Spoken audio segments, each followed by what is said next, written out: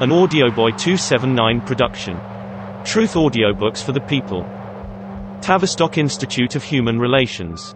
Shaping the Moral, Spiritual, Cultural, Political, and Economic Decline of the United States of America. Forward. The Tavistock Institute of Human Relations was unknown to the people of the United States before Dr. Coleman exposed its existence in his monograph, The Tavistock Institute of Human Relations, Britain's Control of the United States.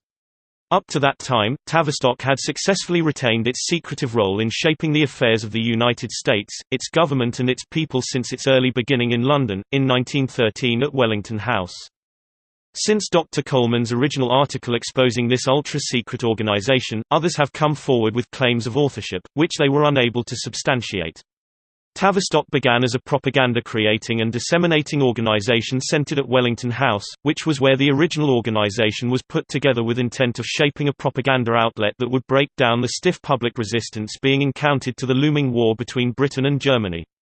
The project was given to Lords Rothermere and Northcliffe, and their mandate was to produce an organization capable of manipulating public opinion and directing that manufactured opinion down the desired pathway to support for a declaration of war by Great Britain against Germany. Funding was provided by the British royal family, and later by the Rothschilds, to whom Lord Northcliffe was related through marriage. Arnold Toynbee was selected as Director of Future Studies. Two Americans, Walter Lippmann and Edward Bernays, were appointed to handle the manipulation of American public opinion in preparation for the entry of the United States into World War I, and to brief and direct President Woodrow Wilson.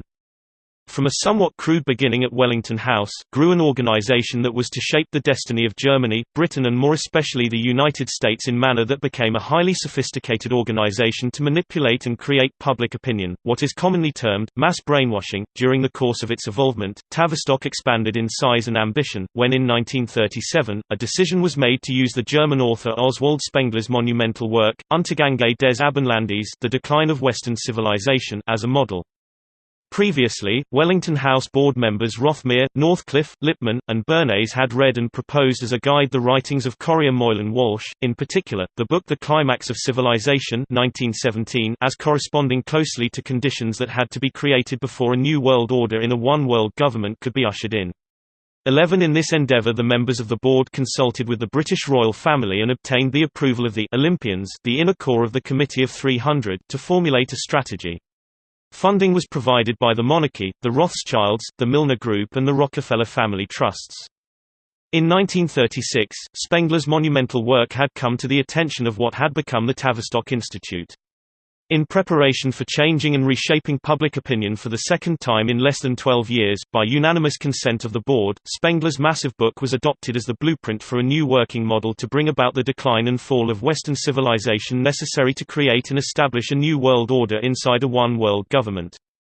Spengler held it bound to happen that alien elements would be introduced into Western civilization in increasing numbers, and that the West would fail at that time to expel the aliens, thereby sealing its fate, a society, whose inward beliefs and sound convictions would become at variance with its outward profession, and thus Western civilization would fall by the wayside in the manner of the ancient civilizations of Greece and Rome. Tavistock thinking was that Spengler had indoctrinated Western civilization to believe that it would err on the side of Roman civilization, and expel the aliens. The genetic loss that has fallen upon Europe and especially on Scandinavia, England, Germany, France, the Anglo-Saxon, Nordic Alpine Germanic races that began just before the Second World War is already so great as to be beyond expectations, and continues at an alarming pace under the skilled guidance of the Tavistock managers. 12 What was a very rare instance became a common occurrence, a black man married to a white woman or vice versa. The two world wars cost the German nation almost 1/4 of its population.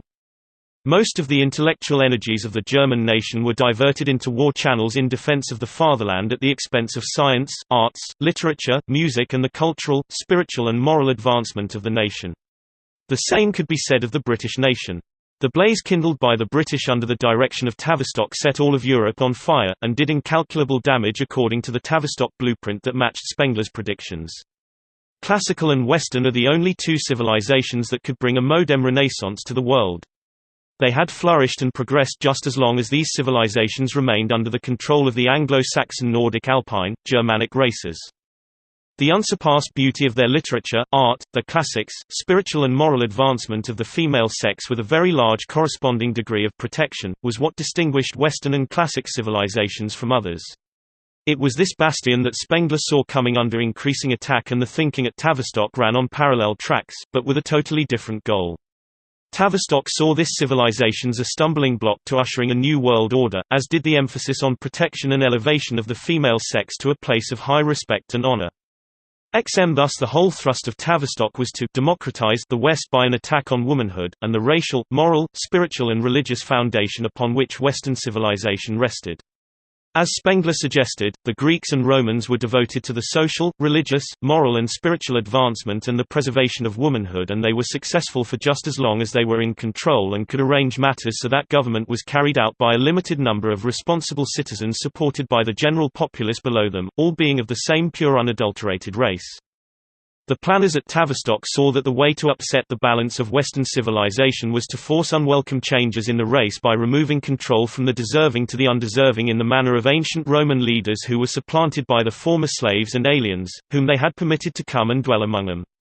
Tavistock, by 1937, had come a long way from its Wellington House beginnings and the successful propaganda campaign that had turned the British public from being strongly anti-war in 1913 to willing participants through the arts of manipulation with the willing cooperation of news communications media.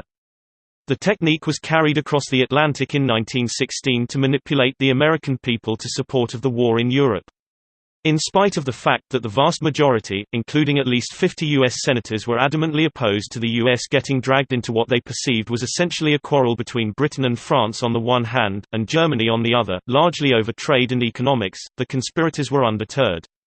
At that point Wellington House introduced the word, isolationists, as a 14 derogatory description of those Americans who opposed U.S. participation in the war.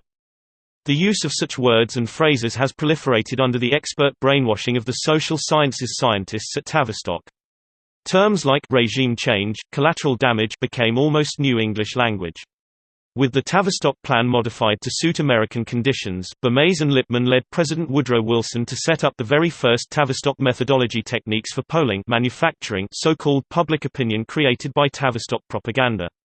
They also taught Wilson to set up a secret body of managers to run the war effort and a body of advisors to assist the president in his decision-making. The Creel Commission was the first such body of opinion makers set up in the United States. Woodrow Wilson was the first American president to publicly proclaim himself in favor of a socialist New World Order inside a socialist One World government. His remarkable acceptance of the New World Order is found in his book The New Freedom. We say, his book, but actually, it was written by socialist William B. Hale. Wilson denounced capitalism. "It is contrary to the common man and it has brought stagnation to our economy," Wilson wrote. Yet, at the time, the United States economy was enjoying prosperity and industrial expansion as it had never experienced before in its history. We stand in the presence of a revolution, not a bloody revolution. America is not given to spilling blood, but a silent revolution, whereby America will insist upon recovering to practice those ideals which she has always professed, upon securing a government devoted to the general and not the special interests. We are upon the threshold of a time when the systematic life of the country will be sustained or at least supplemented at every point by government activity. And now we have to determine what kind of a government activity it shall be, whether, in the first place, it shall be directed from government itself, or whether it shall be indirect, through instrumentalities which have already constituted themselves and which stand ready to supersede government. While the U.S. was still a neutral power under the Wilson presidency, Wellington House poured out a cadence of lies about Germany, and what a threat it was to America. We are reminded of the statement made by Bakunin in 1814 as it tied in so well with the outrageous propaganda that Wilson made use of to bolster his case, lying by diplomacy. Diplomacy has no other mission. Every time a state wants to declare war upon another state, it starts off by launching a manifesto addressed not only to its own subjects but also to the whole world. In this manifesto it declares that right and justice are on its side and endeavors to prove that it is actuated by love of peace and humanity and democracy, and that, imbued with generous and peaceful sentiments, it suffered for a long time in silence until mounting iniquity of its enemy forced it to bear its sword. At the same time it vows that, disdainful of all material conquest and not seeking any increase in territory, it will put an end to this war as soon as justice is re-established. and its antagonists answer with a similar manifesto, in which, naturally, right, justice and humanity and all 16 generous sentiments are to be found respectively on its side. These mutually opposed manifestos are written with the same eloquence, they breath the same righteous indignation, and one is just as sincere as the other, that is to say they are both brazen in their lies, and it is only fools who are deceived by them.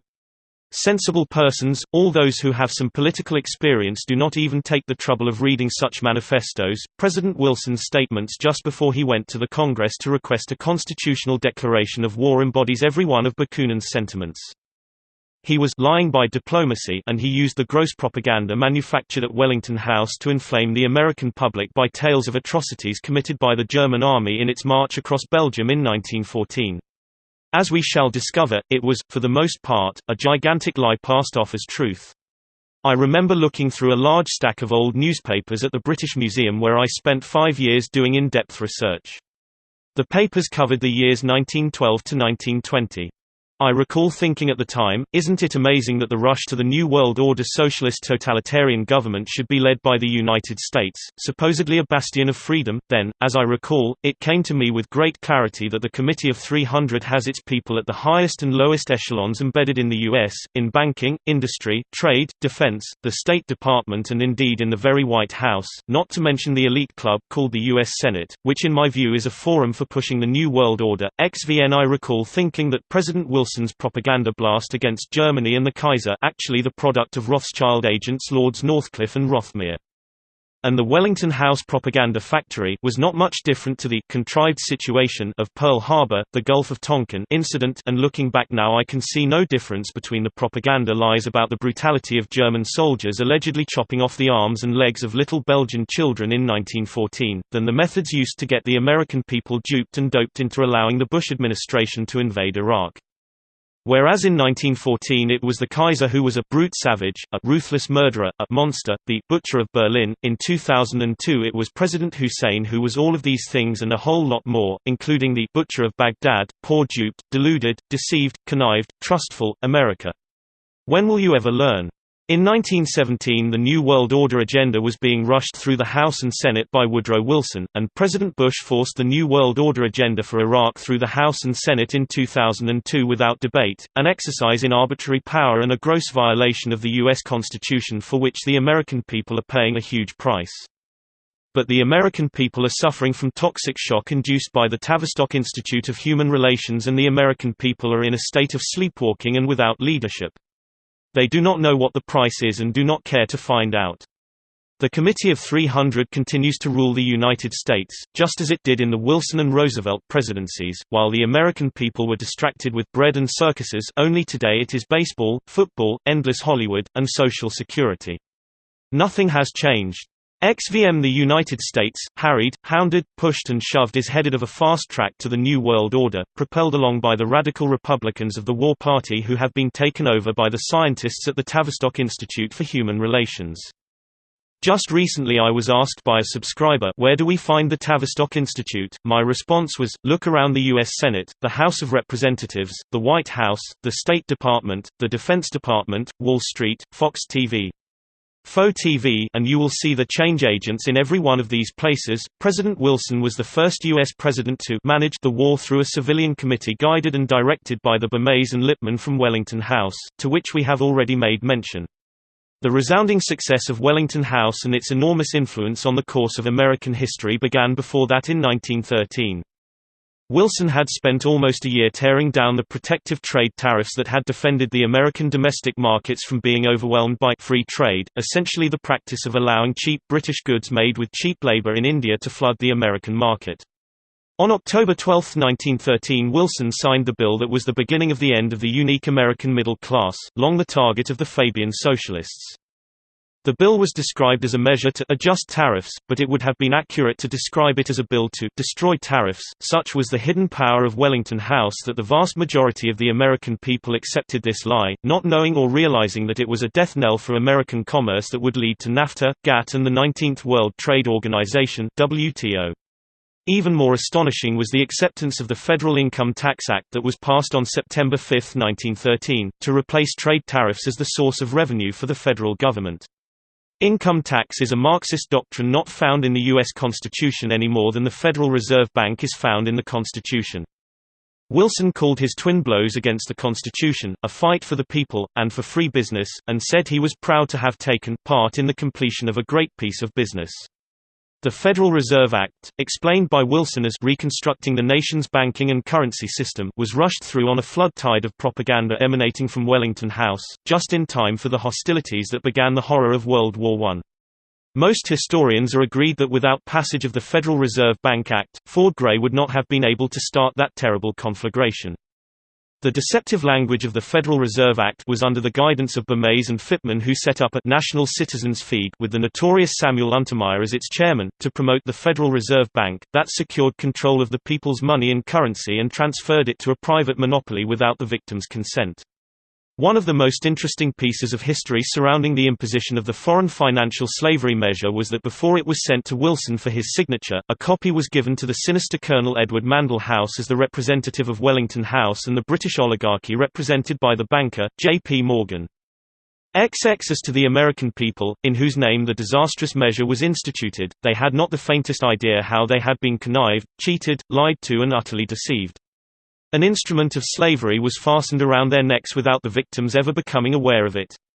Wellington House methodology was at its height when Wilson was coached in how to persuade Congress to declare war on Germany, although he had won election on the solemn promise to keep America out of the war then raging in Europe, a great triumph for the new art of public opinion making.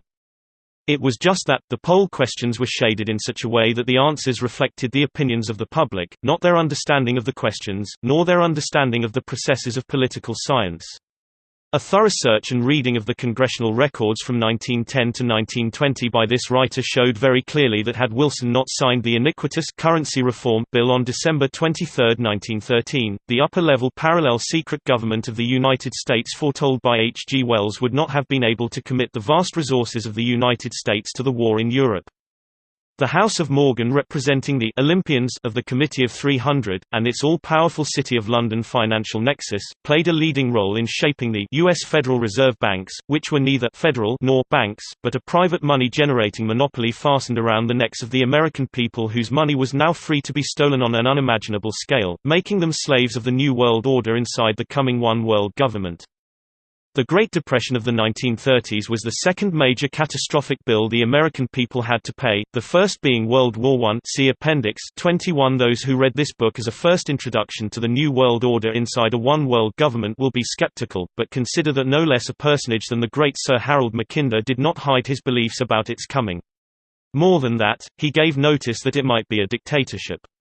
Sir Harold had an impressive resume (CV), having been Professor of Geography at the University of London, a Director of the London School of Economics from 1903 to 1908 and a Member of Parliament from 1910 to 1922. He was also a close associate of Arnold Toynbee, one of the leading lights at Wellington House. He had correctly predicted a core of startling geopolitical events, many of them actually coming to pass. One such prophecy was the founding of two Germanys, the Social Democratic Republic of Germany and the Federal Republic of Germany. Critics suggested that he got the information from Toynbee, that it was merely the long-range planning of the Committee of 300 that Toynbee knew about. After Wellington House, Toynbee moved to the Royal Institute for International Affairs (RIIA), and then to London University, where he held the chair for international history. In his book, America and World Revolution, he said, "If we are to avoid mass suicide, we must have our world state quickly, and this probably means that we must have it in a non-democratic form to begin with. We will have to start building a world state now on the best design that is practicable at the moment." 22 Toynbee went on in a forthright manner, saying this world dictatorship would have to supplant the local national states which litter the present political map. The new world state was to be brought about on the basis of mass mind control and propaganda that would make it acceptable. I explained in my book The Committee of 300, that Bernays blew the whistle on polling in his 1923 and 1928 books, Propaganda, and Crystallizing Public Opinion. This was followed by engineering consent, self-preservation, ambition, pride, hunger, love of family and children, patriotism, imitativeness, the desire to be a leader, love of play. These and other drives are the psychological raw materials which every leader must take into account in his endeavor to win the public to his point of view. To maintain their self-assurance, most people need to feel certain that whatever they believe about anything is true. These revealing works are examined, and we should add that in writing them, the Tavistock hierarchy apparently felt secure enough to gloat over their control of the United States and Great Britain that had blossomed into an open conspiracy along the lines first suggested by H. G. Wells, with the advent of Wellington House, funded by the British monarchy and later by Rockefeller, Rothschild in the United States. Western civilization entered into the first phase of a plan that would provide a secret government to rule the world, namely, the Committee of 300. 23 Tavistock Institute of Human Relations was its creation. As this book is not about the Committee of 300, we would suggest that readers obtain copies of the first and second book, The Committee of 300. The 300's carefully structured blueprint has been followed to the letter, and today as we reach the end of 2005, looking back, it is fairly easy for knowledgeable persons to trace the course that was laid out for Western civilization and to mark its progression to the point where we are today. This book is an attempt to do just that.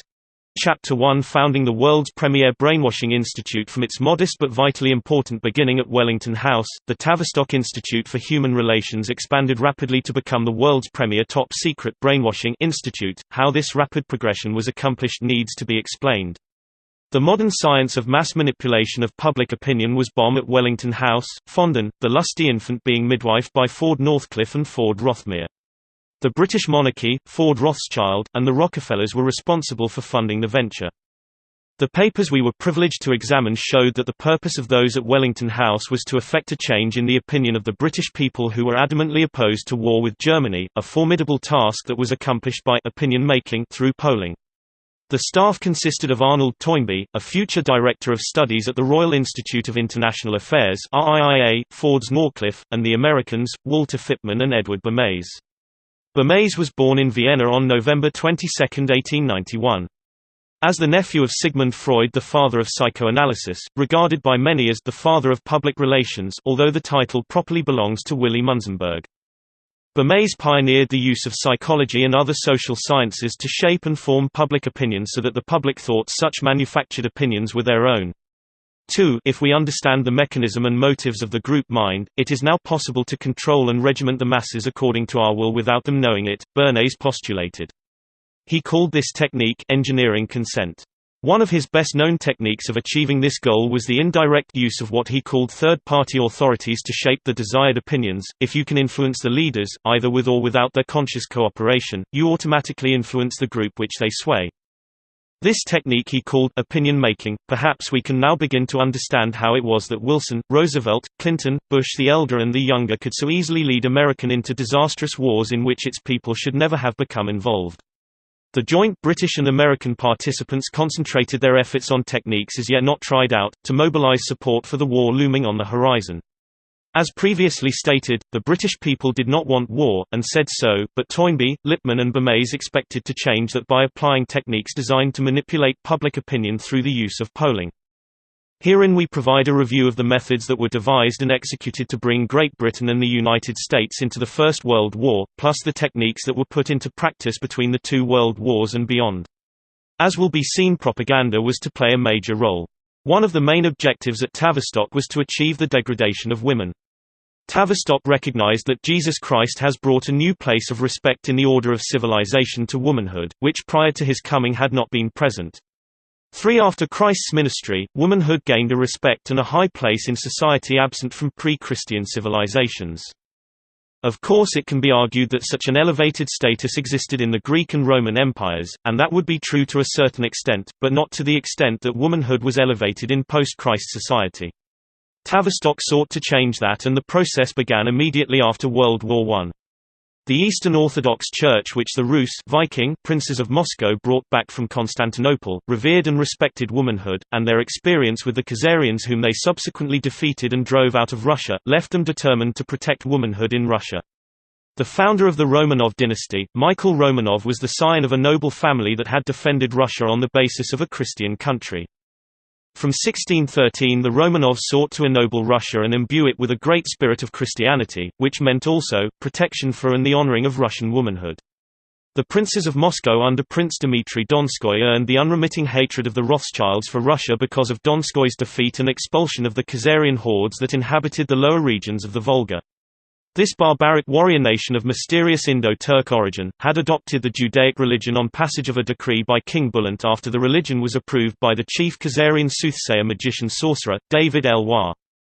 It was El-Wah's personal flag, now called the Star of David, that became the official flag of the Khazarian nation when they settled in Poland after being forced out of Russia.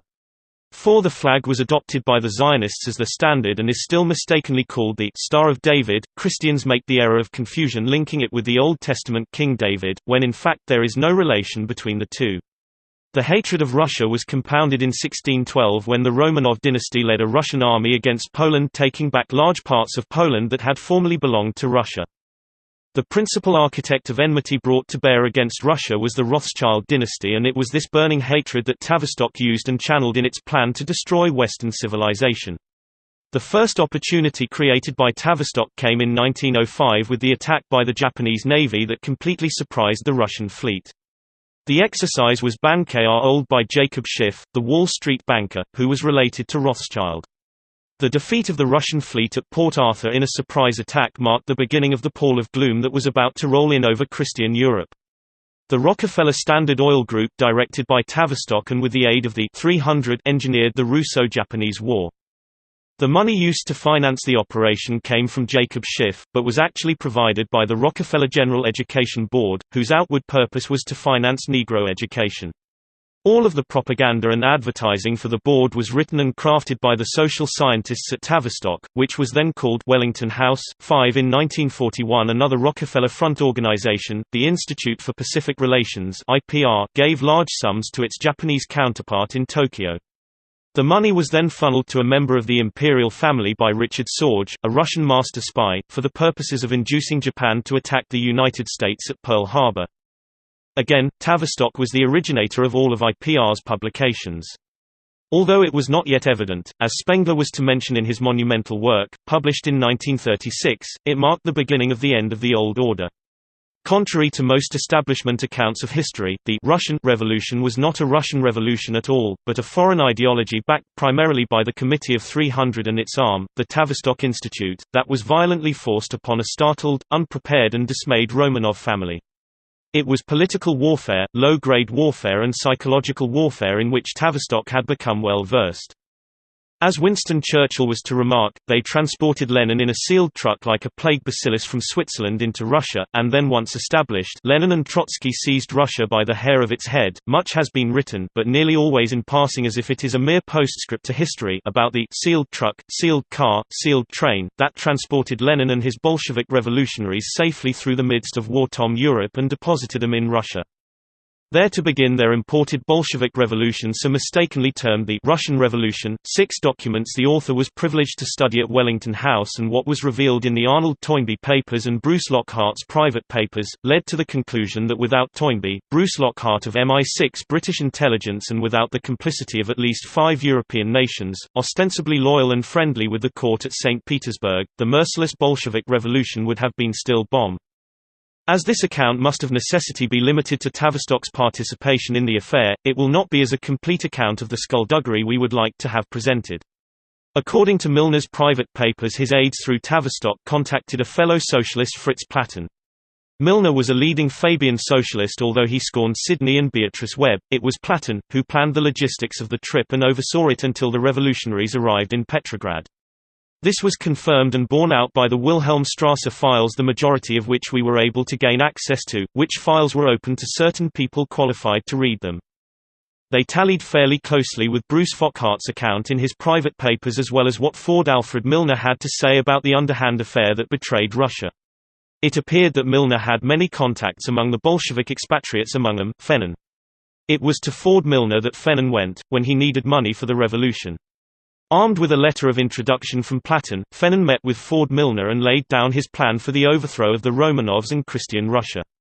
Milner agreed on condition that he could send his agent Bruce Fockhart of MI6 to supervise the day-to-day affairs and report back on Fennon. 7 Lord Rothschild and the Rockefellers demanded that they be allowed to send Sidney Reilly to Russia to supervise transfer of Russia's natural resources and the gold rubles held in the central bank to London. This was agreed to by Lenin, and later Trotsky. To seal the bargain, Lord Milner, on behalf of the Rothschilds, gave Lennon £60 million in gold sovereigns while the Rockefellers contributed around $40 million. Countries in complicity with the «sealed train» affair were Great Britain, Germany, Finland, Switzerland and Sweden. While the United States was not directly involved, it must have been aware of what was going on. After all, on the orders of President Wilson, a brand new American passport was issued to Leon Trotsky, whose real name was Lev Bronstein, so that he could travel in peace, although Trotsky was not a U.S. citizen. Lenin and his compatriots were provided with a private well-appointed rail carriage by the top German government functionaries and always kept locked by agreements with stations along the line. Platon was in charge and he laid down the rules for the trip, some of which are listed in the Wilhelmstrasse files. The carriage was to remain locked for the entire trip. No one could board the carriage without Platon's permission. The train would have extraterritorial status. No passports were to be asked at borders. Tickets would be bought at regular prices. No security issues to be raised by the military or police of any country en route. 8 According to the Wilhelmstrasse files, the trip was authorized and approved by General Ludendorff and Kaiser Wilhelm. Ludendorff went so far as to say that if Sweden refused to let the Bolsheviks pass, he would guarantee them passage into Russia through the German lines. As it turned out, the Swedish government raised no objection and neither did the Finnish government. One of the notable revolutionaries, who joined the train when it arrived at the German frontier with Switzerland, was Radek, who was to play a leading role in the bloody Bolshevik Revolution. There were some lighter moments too. The Wilhelmstrasse files describe how the carriage missed its engine at Frankfurt, resulting in it being shunted to and fro for about 8 hours. The party had to detrain in the German Baltic town of Sassnitz where they were accorded decent accommodation by the German government. The Swedish government kindly gave them ferry transport to Malmö, from where they sailed to Stockholm, where nice accommodation awaited the Bolshevik party for an overnight layover, and then it was on to the Finnish border. There, the intrepid Platon left the high-spirited party and the final journey into Russia was made by train to Petrograd. Thus an epic journey that began in Zurich, Switzerland, ended in Petrograd. Lenin had arrived on the scene and Russia was about to be brought low. And throughout, Bernays and Lippmann and their associates at Wellington House, Tavistock, kept up a steady flow of brainwashing propaganda that it is safe to conclude, duped much of the world. Chapter 2 Europe falls off the precipice. 9 Europe after World War I and the close of the Bolshevik Revolution was forced to change according to the Tavistock blueprint. When, thanks to the British engendered and instigated First World War, Europe fell off a precipice into the end of their world, or perhaps it might be more appropriate to say, shambled along like zombies until the last of the era vanished into the darkness of the abyss, the forced changes became very much apparent. This is not a book about the First World War per se.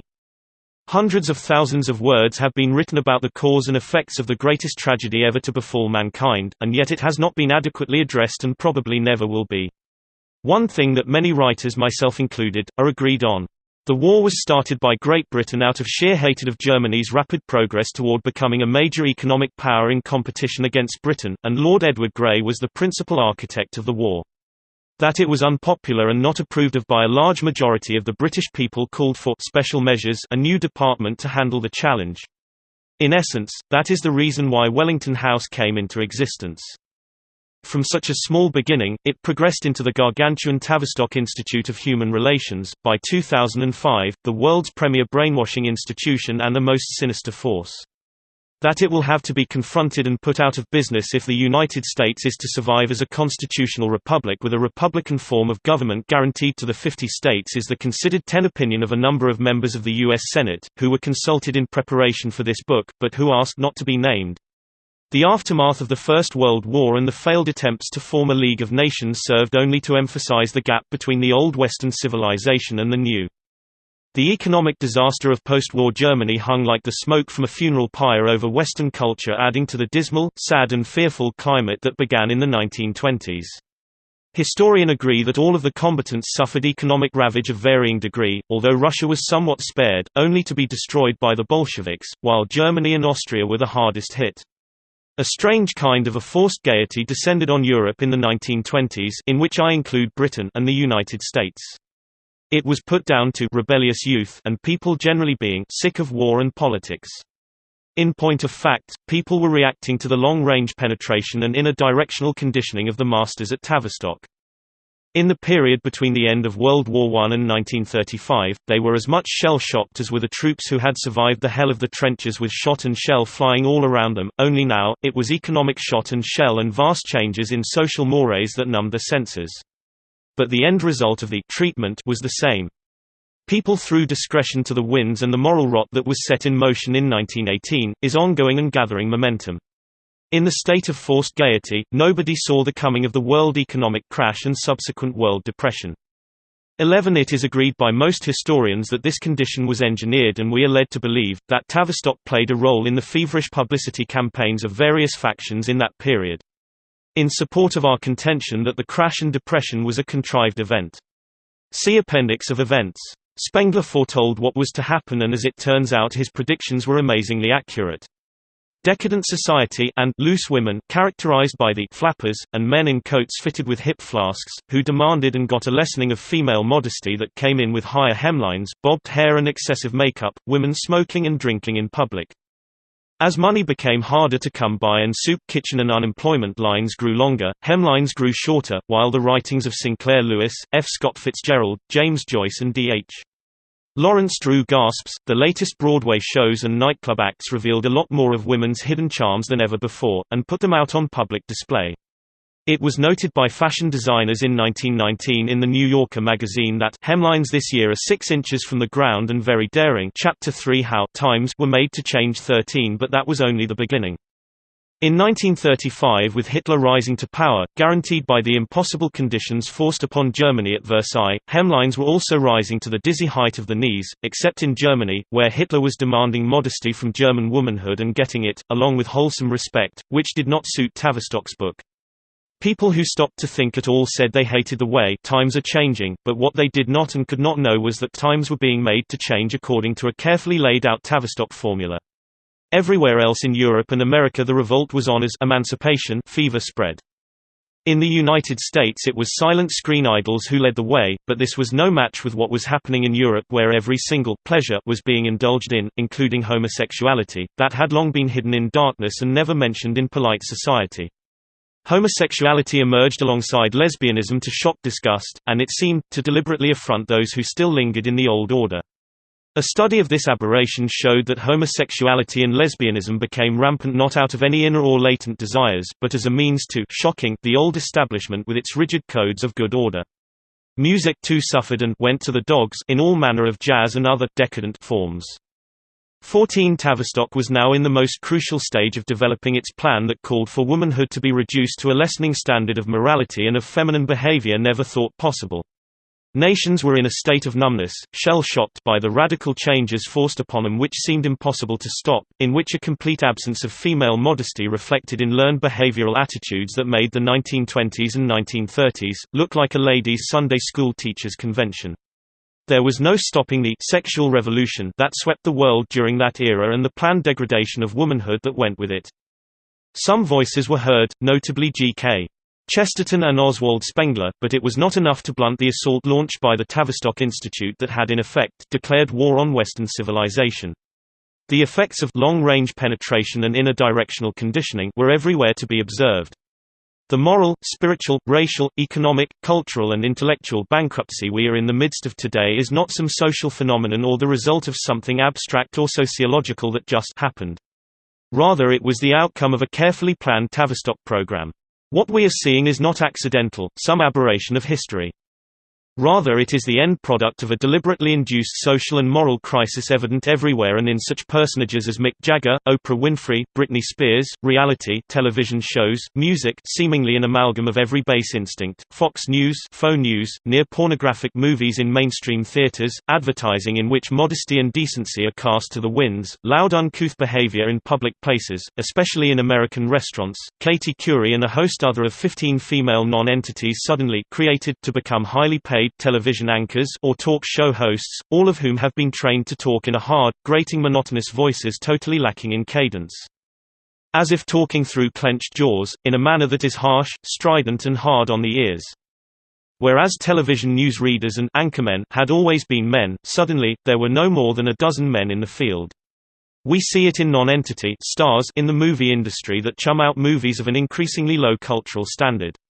We see it also in the glorification of interracial marriages, divorce on demand, abortion, and blatant homosexual and lesbian behavior, in the loss of religious beliefs and in Western civilization family life.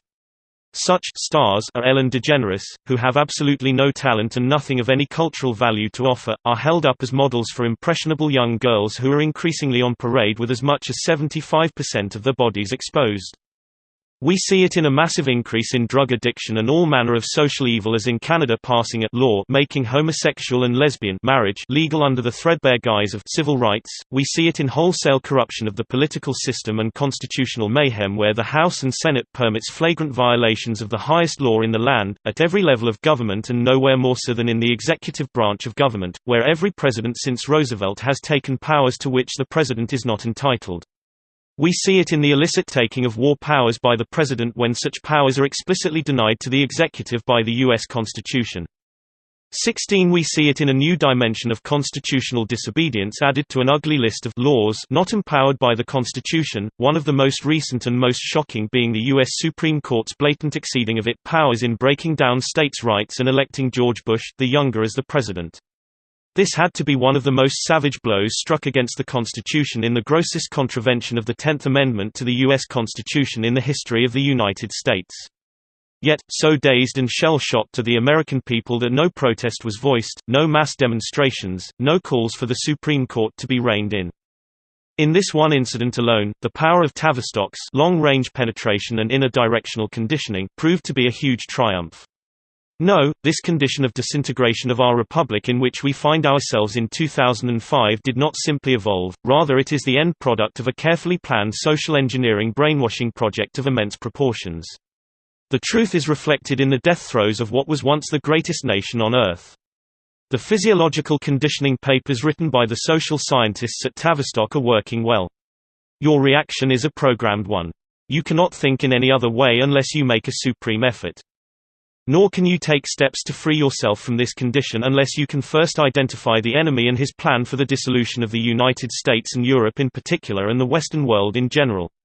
That enemy is called the Tavistock Institute for Human Relations, and it has been at war with Western civilization since its earliest days before it found form and substance at Wellington House and from there evolved into its present facilities at Sussex University 17 and the Tavistock Clinic in London. Before I unmasked this institution in 1969, it was unknown in the United States. It is without doubt the world's premier brainwashing social engineering establishment. We shall see what it achieved in its early days in pre-World War I England and since then in the run-up to World War II and post-World War II to the present time.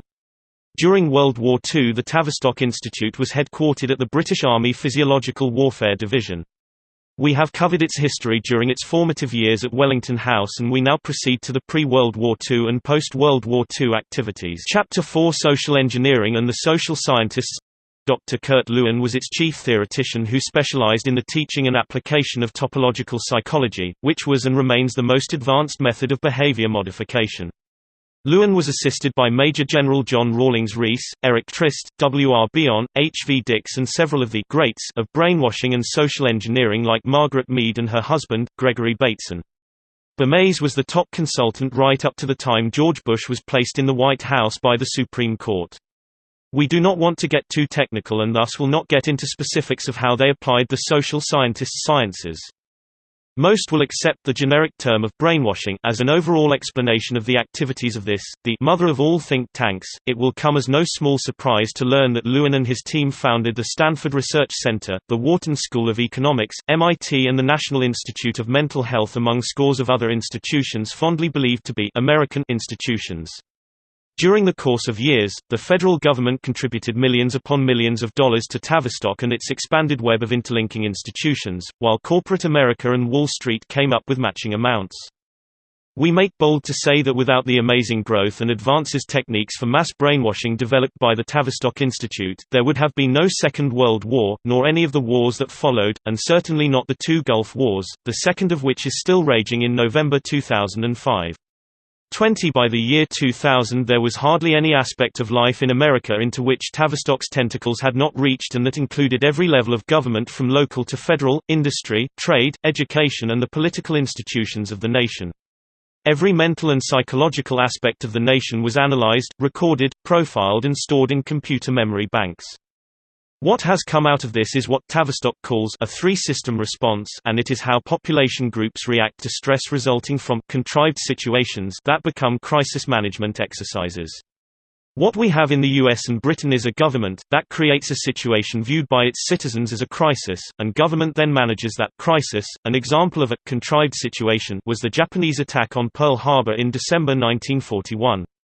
The attack on Pearl Harbor was contrived, as previously explained herein, with the transfer of Rockefeller cash to Richard Sorge, the master spy, and then to a member of the imperial family to prompt Japan to fire the first shots so that the Roosevelt administration could take the United States into World War II.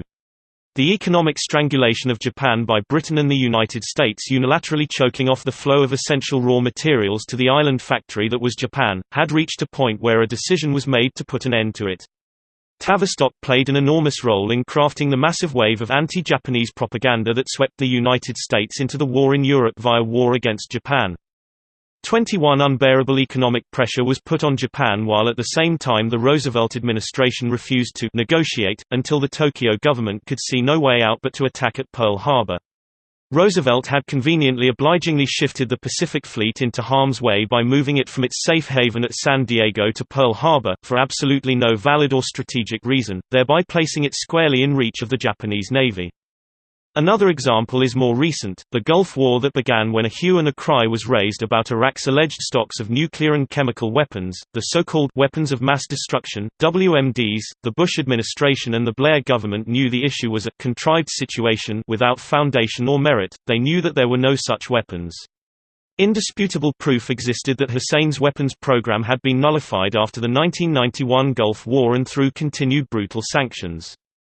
In short, the two Western leaders were caught out in a web of lies, yet such is the power of the Committee of 300 and the brainwashing power of Tavistock, that they remained in office, although it is an accepted fact that because of their lies, at least 1 million Iraqis and more than 2,000 American servicemen dead and 25,999 wounded. Russia's GRU military intelligence figures, of which 53% are maimed, with the cost in monetary terms as of October 2005, exceeding $550 billion. The Iraqi death toll is the total of both Gulf Wars, of which the majority are civilians who died from the lack of food, clean water and medicine as a result of the criminal sanctions imposed by the British and US governments under cover of the UN 22. In carrying out sanctions against Iraq, the UN violated its own charter and from then on became a crippled institution lacking credibility. There is no parallel in history where a man holding the highest office was proved to be a liar and deceiver and yet could remain in power as if nothing had stained his office, a state of affairs that demonstrates the power of the Tavistock Institute's long-range penetration and inner conditioning treatment of the American people, that would cause them docilely to accept such a turgid, horror-filled situation without ever taking to the streets in rage. Well did Henry Ford say that people deserve the government they get if the people do nothing to turn that government out of office, such as is the right of the American people under their U.S. Constitution, then they deserve to have liars and deceivers running their nation and their lives. On the other hand, the American people may well be going through one of the three phases of what Dr. Fred Emery, at one time the senior psychiatrist at Tavistock, once described as social environmental turbulence. According to Emery, large populations groups manifest the following symptoms when subjected to conditions of violent social changes, stress and turbulence, which can be divided into well-defined categories. Superficiality is the condition that manifests itself when the threatened population group reacts by adopting shallow sloganeering, which they attempt to pass off as ideals. Very little ego investment takes place, making the first phase a maladaptive response because, as Emery stated, the cause of the crisis is not isolated and identified, and 23 the crisis and tension is not abated, but continues for as long as the controller want it to last.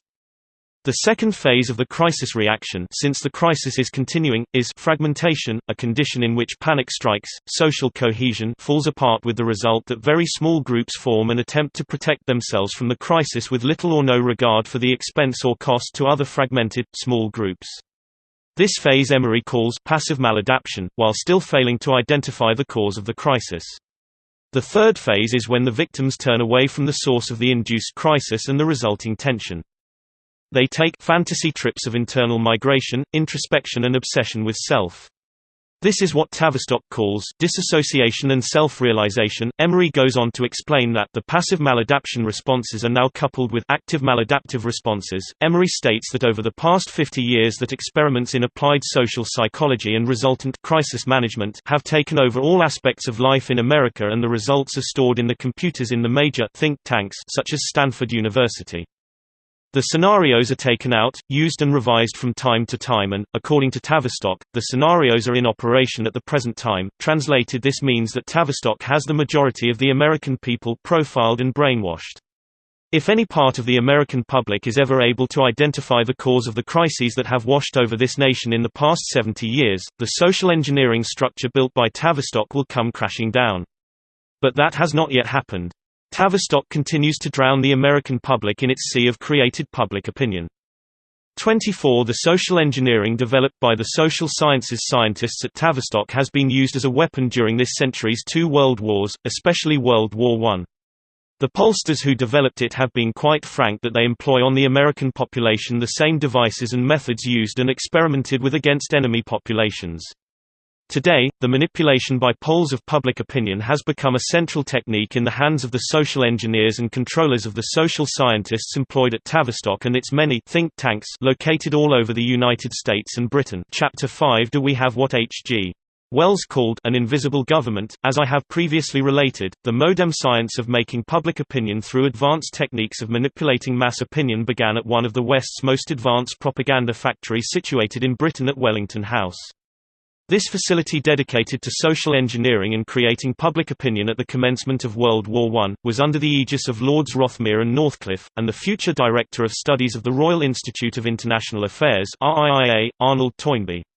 Wellington House had an American section, whose most prominent members were Walter Lippmann and Edward Bernays. As we discovered later, Bernays was the nephew of Sigmund Freud, a fact carefully hidden from public view. Jointly, they centered work on techniques to mobilize support for World War I among the masses of people who were opposed to war with Germany. The public perception was that Germany was a friend of the British people, not an enemy, and the British people saw no need to fight Germany. After all, was it not true that Queen Victoria was the cousin of Kaiser Wilhelm II? Toynbee, Lippmann and Bernays worked to persuade them that war was necessary, using the techniques of the new science through new arts of mass manipulation via the communications media for its propaganda purposes, tinged with willingness to lie, which was just getting into its stride, having learned a great deal of experience during the Anglo-Boer War 1899–1902. It was not only the British public whose perception of events had to be altered, but also a recalcitrant American public. 26. To this end, Bernays and Lippmann were instrumental in getting Woodrow Wilson to establish the Creel Committee, which created the first body of methodological techniques for dissemination of successful propaganda and for the science of polling to secure the correct opinion. From the beginning, the techniques were designed in such a way that polling, public opinion making, was based on one obvious, but striking feature: it was concerned with people's opinions, not with their understanding of the processes of science. Thus, by intent, the pollsters elevated an essentially irrational element of mind to a primary level of public focus. This was a conscious decision to undermine the grasps of reality of masses of people in an increasingly complex industrial society. If you have ever watched Fox News, where viewers are given the results of a poll about what Americans are thinking, and then for the next hour found yourself shaking your head and wondering what the results of the poll reflected about your own thinking processes, then you could only have felt more puzzled than ever. The key to understanding Fox News and the poll might lie in what Lippmann had to say about such matters. In his 1922 book, Public Opinion, Lippmann outlined Tavistock's psychological warfare methodology. In an introductory chapter, The World Outside and the Pictures in Our Heads, Lippmann stressed that the object of study of the public opinion social analyst is reality as defined by internal perception or images of that reality. Public opinion deals with indirect, unseen, and puzzling facts, and there is nothing obvious about them. The situations to which public opinions refer are known only as opinions. 27. The pictures inside the heads of these human beings, the pictures of themselves, of others, of their needs, purposes, and relationship, are the public opinions. Those pictures, which are acted upon by groups of people, or by individuals acting in the name of groups, are public opinion with capital letters. The picture inside so often misleads men in their dealings with the world outside. From this evaluation, it is easy to take the next decisive step made by Bernays, that the elites who run society can and do marshal the resources of mass communications to mobilize and alter the herd mind. 1 year after Lippmann's book, Bernays authored Crystallizing Public Opinion. He followed that in 1928 with a book entitled quite simply, Propaganda.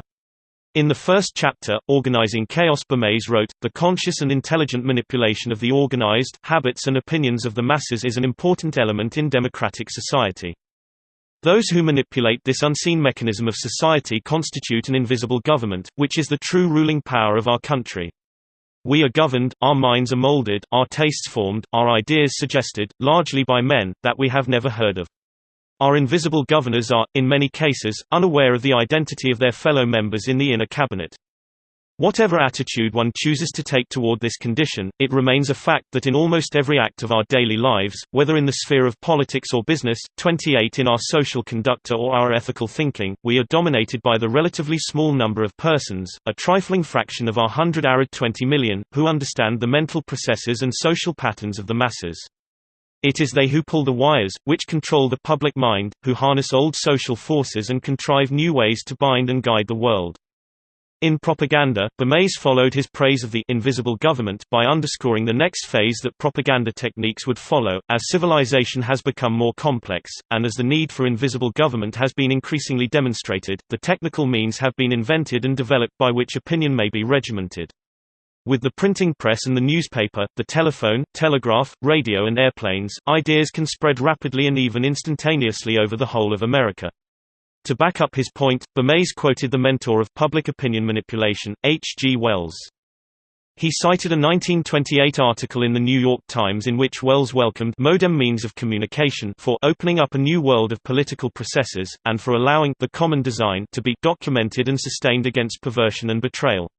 For Wells, the advent of mass communication leading up to television meant fantastic new paths for social control beyond the wildest dreams of the earlier mass manipulation fanatics of the British Fabian Society. We shall return to this vitally important subject later herein. Chapter 6 Mass Communications Ushers in the Polling Industry. For Bernays, his recognition of Wells' idea won him a key place in the hierarchy of U.S. public opinion controllers. In 1929, he won a position at CBS, which had recently been taken over by William Paley. By the same token, the advent of mass communications ushered in the polling, sampling industry, to organize the perceptions of the masses for the media mafia, part of the invisible government running the show from behind the scenes. By 1935–36, polling was in full swing. In the same year, Elmo Roper began his Fortune magazine for surveys, which evolved into his What People Are Thinking column for the New York Herald Tribune. George Gallup initiated the American Institute of Public Opinion. In 1936 he opened up the British Institute of Public Opinion. Gallup was to headquarter his activities around Princeton University, intermeshing with the Office of Public Opinion Research, Institute for International Social Research, Psychology Department complex run by Hadley Cantrell, who was destined to play an increasingly important role in developing the psychological profiling methods later to be used in manufacturing the Aquarian conspiracy. In the same 1935–36 period, the first time use was made of polling in presidential elections, under the impetus of two newspapers owned by the Cowles family, the Minneapolis Star-Tribune and the Des Moines Register. The Cowles are still in the news business. 30 based in Spokane, Washington, they are active opinion makers and their support of the Bush war in Iraq was a crucial factor. It is not certain who introduced the practice of advisors to the president, those persons who are not elected by the citizens and whom they have no opportunity to vet, but who decided the internal and external foreign policies of the nation. Woodrow Wilson was the first American president to make use of the practice. Opinion research and World War II. These were all small lead-ups to the next phase, triggered by two important intersecting developments, the arrival of émigré psychological warfare expert Kurt Lewin in Iowa, and the involvement of the United States in World War II. World War II provided the emerging Tavistock social sciences scientists with enormous scope for experimentation. Lewin's leadership put together the key force that would deploy after World War II to utilize those techniques developed in warfare against the population of the United States. In fact, in 1946, Tavistock declared war on the civilian population of the United States and has remained in a state of war ever since. The basic conceptions expounded by Lewin, Wells, Bernays, and Lippmann remained in place as the guidepost for manipulation of public opinion. The war gave the social scientists the opportunity to apply them in highly concentrated form and to bring together a large number of institutions under their direction to further the ends of their experiments. 31 The core institute, which was the vehicle for making public opinion, was the Committee on National Morale. Ostensibly established to mobilize support for the war in much as President Wilson had set up his management committee to manage World War I, its real purpose was to carry out the intensive profiling of both the Axis and Americans' population for the purposes of creating and maintaining a means of social control. The committee was headed by several leaders of American society, including Robert P. Bass, Herbert Bayard Swapey, among other notables. Its secretary was Margaret Mead's husband, Gregory Bateson, one of the principal instigators of the CIA's notorious MK-Ultra LSD experiments that some experts consider as the launch vehicle for the U.S. counterculture of drugs, rock and sex. The committee's board of trustees included poll taker George Gallup, intelligence agent Ladislas Farrago and Tavistock psychologist Gardner Murphy. The committee ran a number of special projects, the most important being a major study on how best to wage psychological warfare on Germany. The key personnel critical to the development of the Public Opinion Project were Kurt K. Lewin, Education and History, Psychology, Social Sciences Professor Gordon W. Allport, Psychology Professor Edwin G. Boren, Psychology Professor Hadley Cantrell, Psychology Ronald Lippitt, Social Sciences Margaret Mead, Anthropology, Social Sciences, Youth and Child Development 32 The staff numbered more than 100 researchers who comprised the staff of the committee, and several opinion profiling institutions critical to the project. One such a special project team was in the Office and Strategic Services (OSS), the forerunner of the CIA, composed of Margaret Mead, Kurt Lewin, Ronald Lippitt, Dorwin Cartwright, John K. French and public opinion makers like Samuel Stouffer, later chairman of the Laboratory Social Relations Group at Harvard University, Paul Lazarsfeld of Columbia University's Sociology Department, who developed with profiler Harold Lass-Swellen opinion research methodology for the OSS based on detailed content analysis of the local press of enemy countries, and Rensis Likert, a Prudential insurance company key executive immediately before the war, had perfected profiling techniques as the director of research for the Life Insurance Agency Management Association.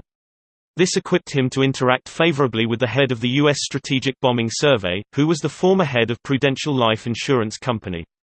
Likert served as director of the Division of Morale of the Strategic Bombing Survey from 1945–1946, from which position he had enormous scope for mass public opinion profiling and manipulation. Chapter 7 The Making of Public Opinion 33 According to Tavistock Institute records, the Strategic Bombing Survey played a key role in forcing Germany to its knees through a highly disciplined program of systematic bombing of German worker housing, which Sir Arthur Harris of the RAF was only too delighted to carry out.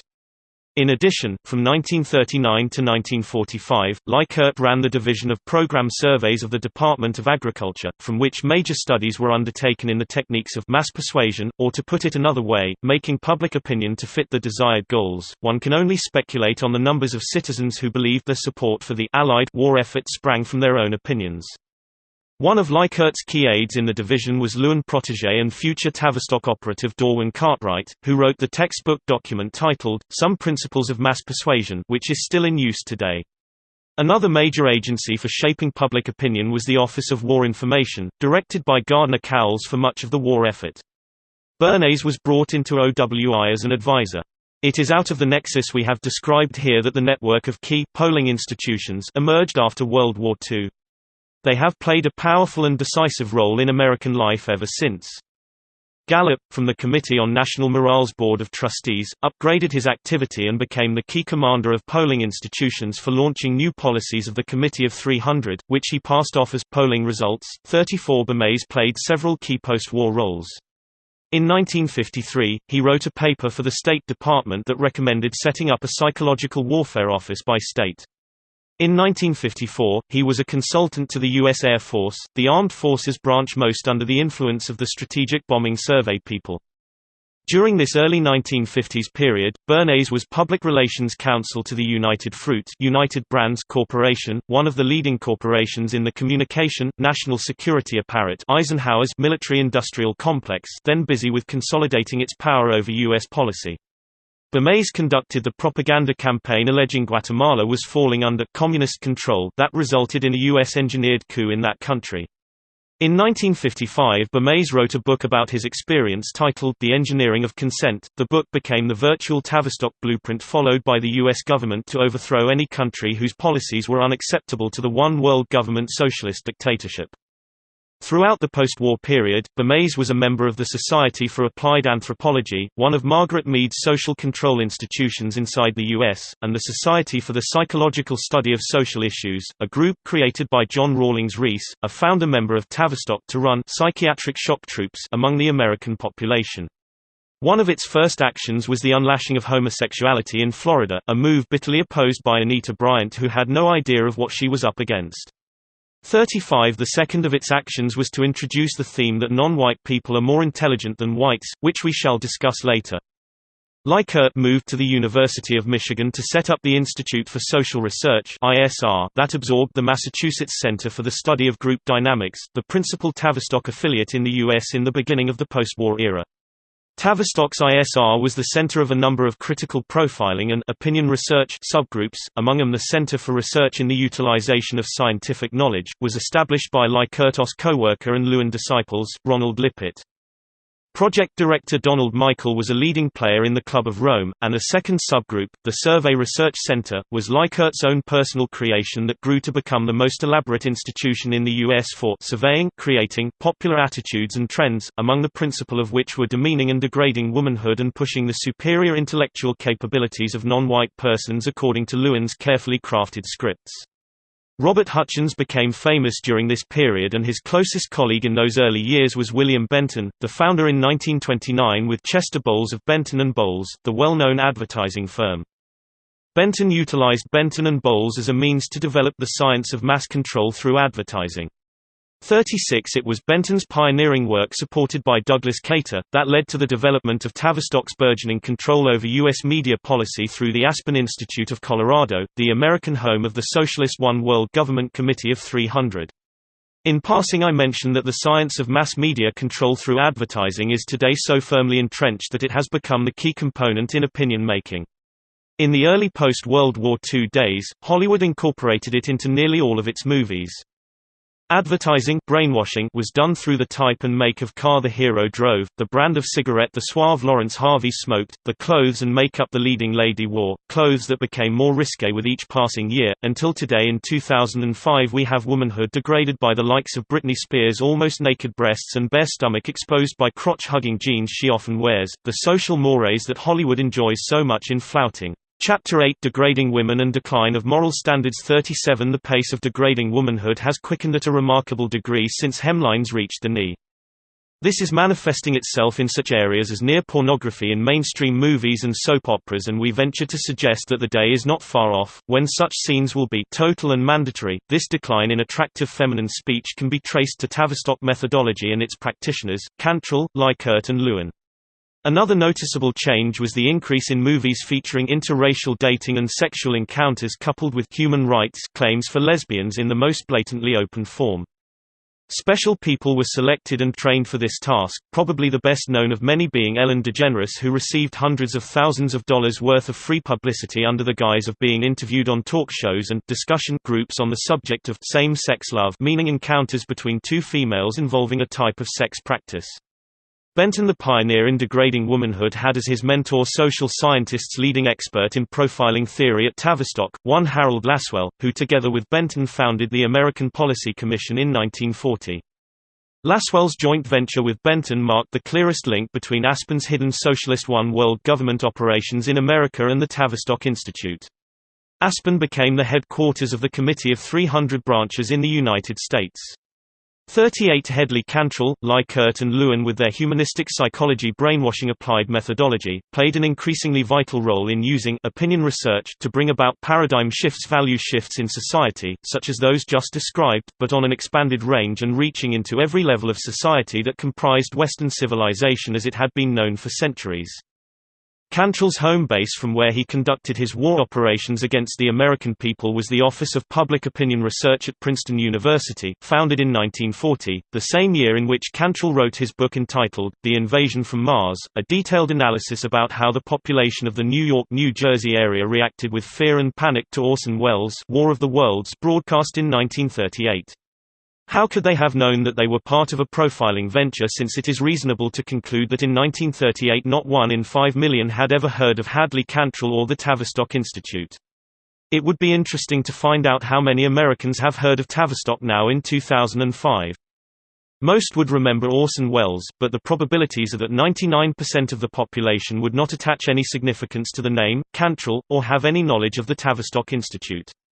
Let us recount the events of the night of October 30, 1938, because the same techniques have been used by the Bush administration, the Defense Department and the CIA to shape the public perception of the events that led up to the invasion of Iraq in 2003 and are still very much in use in 2005.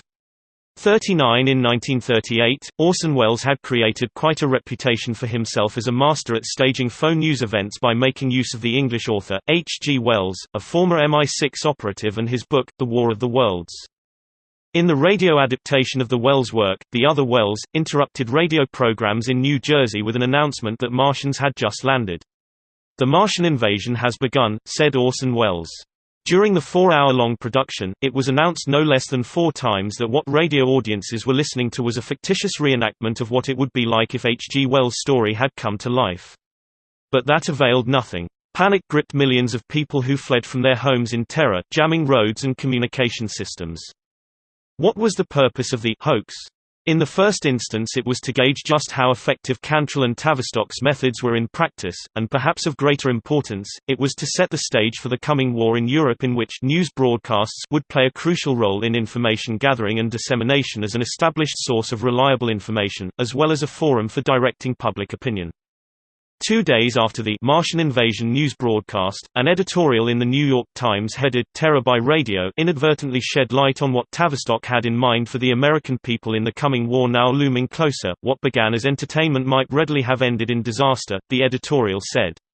Radio officials had a responsibility and should think twice before mingling news techniques with fiction so terrifying. 40 What the Times had inadvertently stumbled onto was the wave of the future seen through the eyes of the theoreticians at Tavistock.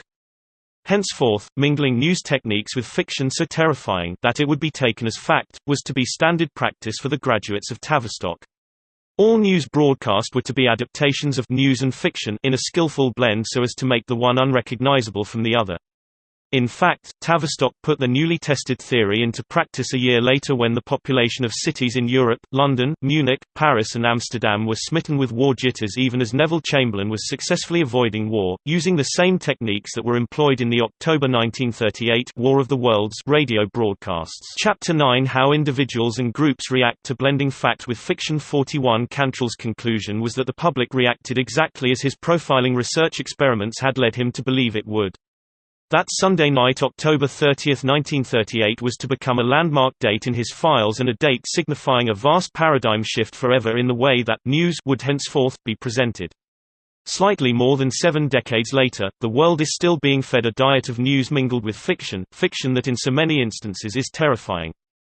The Western world has undergone drastic changes unwillingly forced upon it, that it has become a world so vastly different from what it was on that October night in 1938, as to be another planet. We shall return to this vital subject later in this work.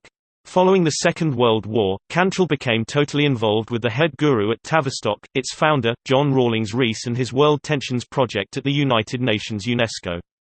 Profiles on how individuals and groups reacted to international tensions were formulated on the basis of skillfully blending fact with terrifying fiction in preparation for a campaign to launch World Citizens, of a one-world government socialist communist dictatorship, that began to be employed to weaken national boundaries, language and culture and to discredit pride of nation and sovereignty of nation-states, in preparation for the coming of the socialist New World Order, one world government. That President Woodrow Wilson said America would make safe for democracy. 42 Those fresh-faced young American boys from Arkansas and North Carolina were sent marching off to Europe believing they were fighting for their country, never knowing that the democracy Wilson sent them to make safe for the world was a socialist international communist one-world government dictatorship. John Rawlings Rees was the publisher of Tavistock's magazine Journal of Humanistic Psychology. The joint thinking mentality is seen in the 1955 monograph, Toward a Humanistic Psychology, and as a progression of Cantrell's support for the Tavistock-trained Gordon Airport's perception of the personality, as he expressed it in the 1947 book, Understanding Man's Social Behavior. In a chapter on causality, Cantrell's methodology was based on the conception that the particular environment in which growth takes place gives the particular individual a particular direction for growth. Cantrell's endeavors are good examples of the breakdown of boundaries between supposedly neutral opinion-taking and social engineering opinion-making. Tavistock's commitment to forcing major shifts in personality and behavior in all sectors of targeted population groups such as we have sought to describe.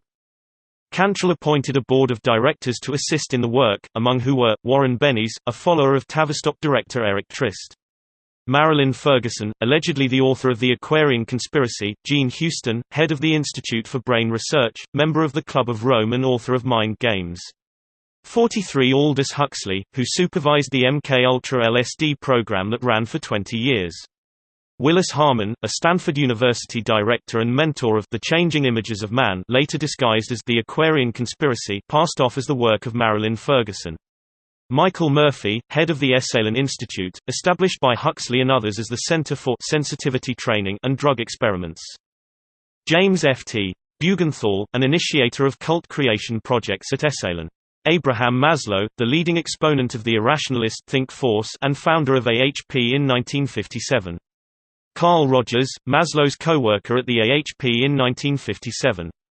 AHP's reigning ideology was exemplified by a book review in a 1966 issue of its journal, The Journal of Humanistic Psychology. Reviewing Maslow's book, The Psychology of Science, Willis Harman, a year before his 1967–69 Stanford research study, welcomed the challenge to science from extrasensory perception, psychokinesis, mysticism, and consciousness-expanding drugs, particularly LSD and mescaline.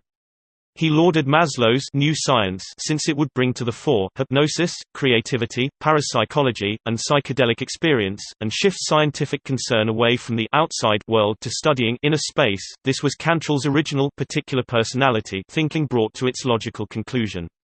To Cantrell goes the glory and honor of forcing a vast paradigm shift on the way the Western world thinks and behaves.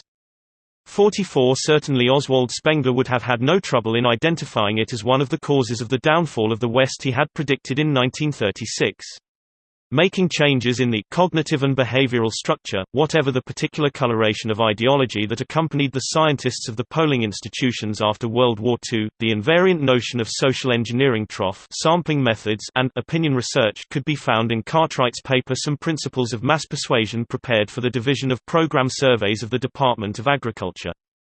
The paper was subtitled, Selected Findings of Research on the Sale of United States War Bonds, but as Cartwright makes clear, the war-related aspect of the survey was just a pretext for conducting an analysis on the principles of how perception can be modified to suit whatever ends the controller might have in mind. One would be puzzled as to what the sale of war bonds had to do with agriculture, but that was part of Cartwright's methodology. It was the Bernays-Lippmann-Cantrell-Cartwright hypothesis synthesized and concentrated in a World War II setting. The article was featured in Tavistock's journal, Human Relations, which ought to immediately brought the reader to attention. Among the many technological advances of the past century that have produced changes in social organization, Cartwright began, the development of the mass media of communication promises to be the most far-reaching. This heightened interdependence of people means that the possibilities of mobilizing mass social action have been 45 greatly increased. It is conceivable that one persuasive person could, through the use of mass media, bend the world's population to his will. We do not believe that Cartwright had Jesus Christ in mind when he made that statement. Under a subheading, Creating a Particular Cognitive Structure, Cartwright continues, Principle 1, it is considered a truism by virtually all psychologists that a person's behavior is guided by his perception of the world in which he lives. It follows from this formulation that one way to change a person's behavior is to modify his cognitive structure. The modification of cognitive structure in individuals by means of the mass media has several prerequisites. These may be stated in the form of principles. Interspersing his account with examples from the application of his study to the World War II war bonds sale drive, Cartwright then elaborated the principles. The message, i.e., information, facts, etc., must reach the sense organs of the persons who are to be influenced. Total stimulus situations are selected or rejected on the basis of an impression of their general characteristics, etc. A second set of principles investigated more deeply the methods of altering cognitive structure. Principle 2, having reached the sense organs, message must be accepted as part of the person's cognitive structure. Cartwright noted in this section that any effort to change behavior through a modification of this cognitive structure must overcome the forces tending to maintain the present structure. 46 Only when a given cognitive structure seems to the person to be unsatisfactory for his adjustment is he likely readily to receive influences designed to change that structure. Under creating a particular motivational structure, Cartwright analyzed further the social inductions the governors of the U.S. Federal Reserve System in Washington into turmoil for a protracted period. Chapter 10 Polling comes of age 47. The Tavistock Clinic in London was where Sigmund Freud had settled when he arrived from Germany, and where his nephew, Edward Bernays, later held court. Thus it was that England became the world centre for mass brainwashing, social engineering experimenting that spread to post-war clinics spread all over the United States. During World War II, Tavistock was the headquarters of the British Army's Psychological Warfare Bureau which, through the arrangements of the British Special Operation Executive (SOE), later known as MI6, dictated policy to the United States Armed Forces in matters of psychological warfare. Toward the end of the war, Tavistock personnel took over the World Federation of Mental Health and the Psychological Warfare Division of the Supreme Headquarters, Allied Expeditionary Force in Europe. Tavistock's chief theoretician, Dr. Kurt Lewin, came to the United States to organize the Harvard Psychological Clinic, the MIT Research Center for Groups Dynamics, the Institute of Social Research at the University of Michigan, while his colleagues, Cartwright and Cantrell, joined him to play a pivotal policy role at the Psychological Department of the Office of Strategic Services the Office of Naval Research ONI, the U.S. Strategic Bombing Survey and the Committee of National Morale. 48 Moreover, a large number of influential people at top policy levels were trained in Dr. Lewin's theory of topological psychology, which is to this day the world's most advanced method of behavior modification brainwashing. Important colleagues of Kurt Lewin at Tavistock, Eric Trist, John Rawlings Rees, H. V. Dix, W. R. Bion and Richard Crossman plus selected personnel from the Strategic Bombing Survey, the Committee on National Morale and the National Defense Resources Council, joined Lewin at RAND Corporation, the Stanford Research Institute, the Wharton School, the National Training Laboratories and the National Institute of Mental Health. The United States government began contracting multi-million-dollar projects with all these institutions. Over a period of the 40 years, tens of billions of dollars have been allocated by the federal government to fund the work of these groups, while additional tens of billions of dollars found their way into these institutions from private foundations. As years passed, these institutions grew and the scope of projects they contracted grew with them. Every aspect of the mental and psychological life of the American people was profiled, recorded and stored into computer memory banks. The institutions, personnel and networks kept on expanding and penetrating deeply into every nook and cranny of federal, state and local governments.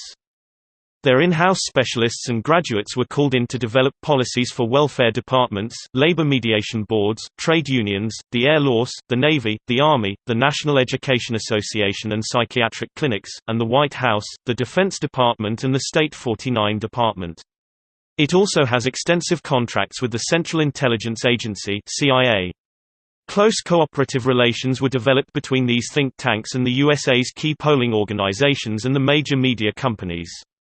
Gallup poll, the Yankelevich, CBS New York Times poll, the National Opinion Research Center and others incessantly conducted psychological profiles of the entire population, sharing the results for evaluation and processing with the ubiquitous social psychologists. What the public sees in newspapers as opinion polls represents only a fractional portion of the work that the pollsters undertook to do. A key to the control of Tavistock over key sectors of the daily business of government in the U.S. is that it now has its own de facto television outlet in Fox News, since its acquisition by Richard Murdoch, a virtual seamless propaganda machine for the government. Above this closely knit grouping of social psychologists, pollsters and media manipulators, presides an elite of powerful patrons, the gods of Olympus, the Committee of 300. It is known in informed circles, that the group controls everything in the world with the exception of Russia and latterly, China. It plans and acts out long-term strategies in a totally, disciplined and unified manner. It commands over 400 of the top Fortune 500 companies in the U.S. with interlocking connections that reach into every facet of government, trade, banking, foreign policy, intelligence agencies and the military establishment. 50. It has absorbed all the other power groups of earlier U.S. history, the Rothschild, Morgan, Rockefeller Group, the Eastern liberal establishment personified by the Perkins, Cabot, Lodge families, the creme of the old East India opium trade that generated billions of dollars. Its hierarchy comprises the old families descended from the British East India Company with its vast fortunes derived from the opium trade that is run from the top down, including European royalty among others. In the deeper recesses of the intelligence establishment in Washington, veteran intelligence officers refer to this awesome group, in hushed tones and mysterious language, as the Committee of 300. The leaders are called the Olympians. No U.S. president is elected or remains in office save and except by their favor. Those who buck their control are removed. Examples are John F. Kennedy, Richard Nixon and Lyndon Johnson. The Committee of 300 is the international socialist one-world government that runs the New World Order from behind the scenes, where it will remain, until it is ready to emerge and take open and full control of all governments of the world in an international communist dictatorship. Chapter 11. The paradigm shift in education. During the 1970s, a dramatic paradigm shift in school curricula at all levels came into effect, apparently to the point that students were awarded school credits for courses in civics instead of reading, writing and arithmetic. An epidemic of casual sex and drug-taking overwhelmed school-age teens and swept over the entire country. In July 1980, a major international conference was held in Toronto, Canada, under the auspices of First Global Conference on the Future, in which 4,000 social engineers, cybernetics experts and futurologists from all the think tanks participated. The conference was under the direction of the Tavistock Institute's billionaire chairman, Maurice Strong, who set the theme, "The time has come to move from thinking and dialogue to action."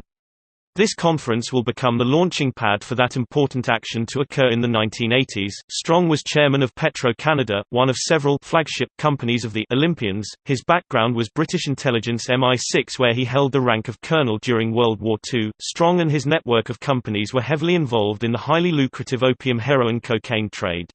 Strong and Aldous Huxley were responsible for the FSD plague that swept the United States and later, Europe.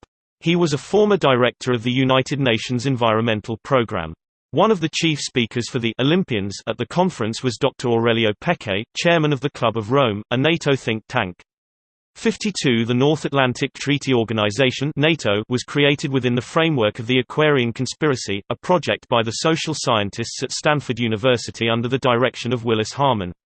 NATO in turn formed and promoted a new branch called the Club of Rome, the name being designed to confuse and dissemble as it had nothing to do with the Catholic Church.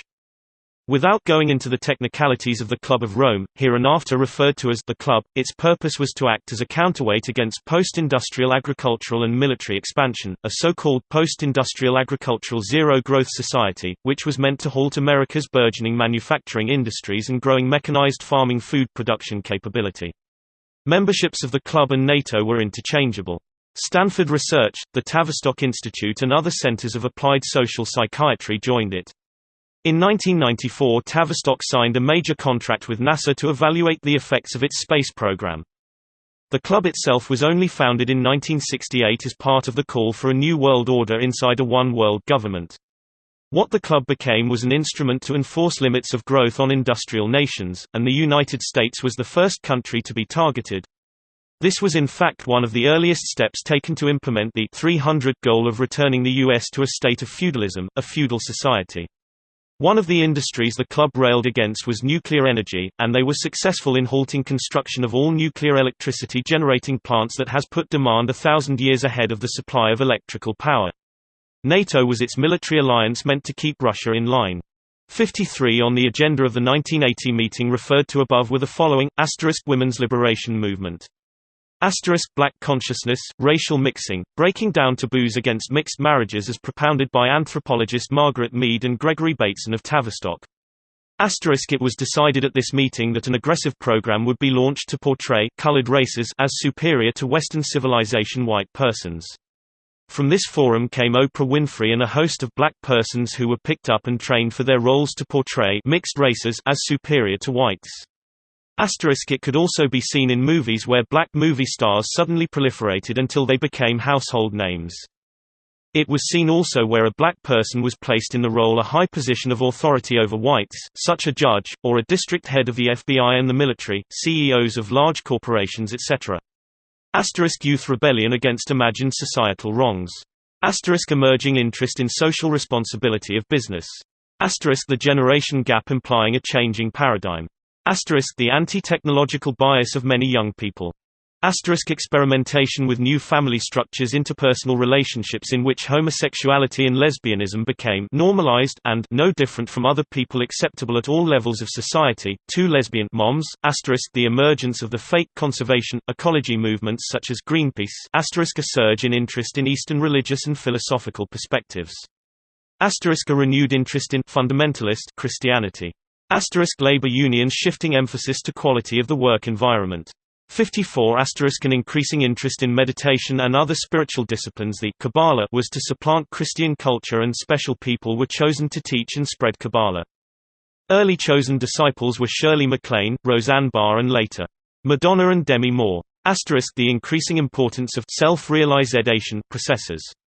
Reinvention of music, hip-hop, and rap by such groups as Ice Cube. A new language form in which English is so mutilated as to be unintelligible. This is being carried over into news readers on prime-time television. These disparate trends signified the emergence of a created climate of social upheaval and far-reaching changes as a new image of human beings began to take hold, bringing with them radical changes in Western civilization.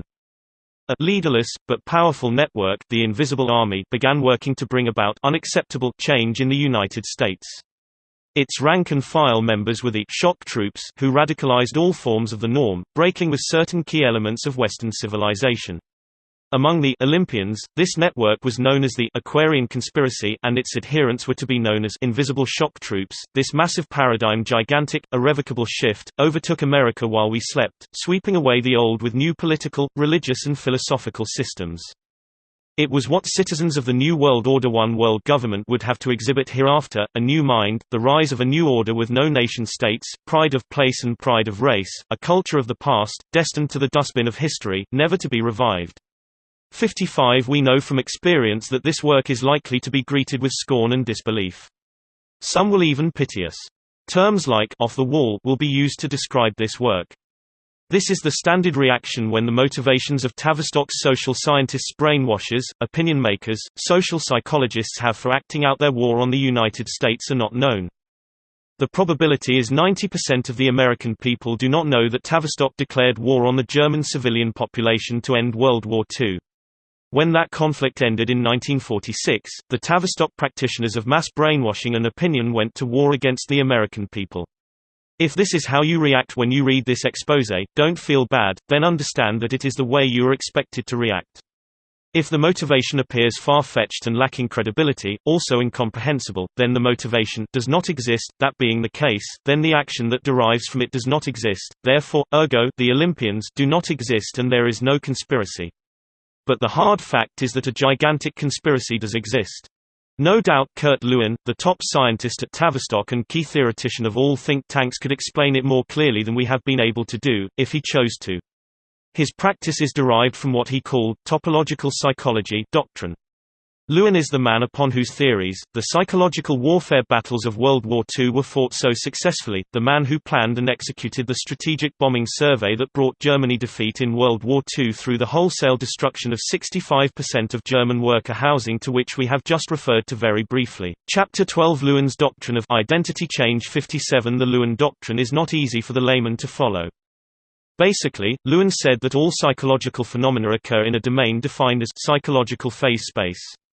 This space is composed of two interdependent fields, the environment and the self. The concept of controlled environment arose from the study that if you have a fixed personality, one susceptible to being predictably profiled, and if you want to elicit from this personality a particular type of behavior, then all you have to do is control the third variable of the equation and thus produce the desired behavior. This was the norm in social psychology formulas.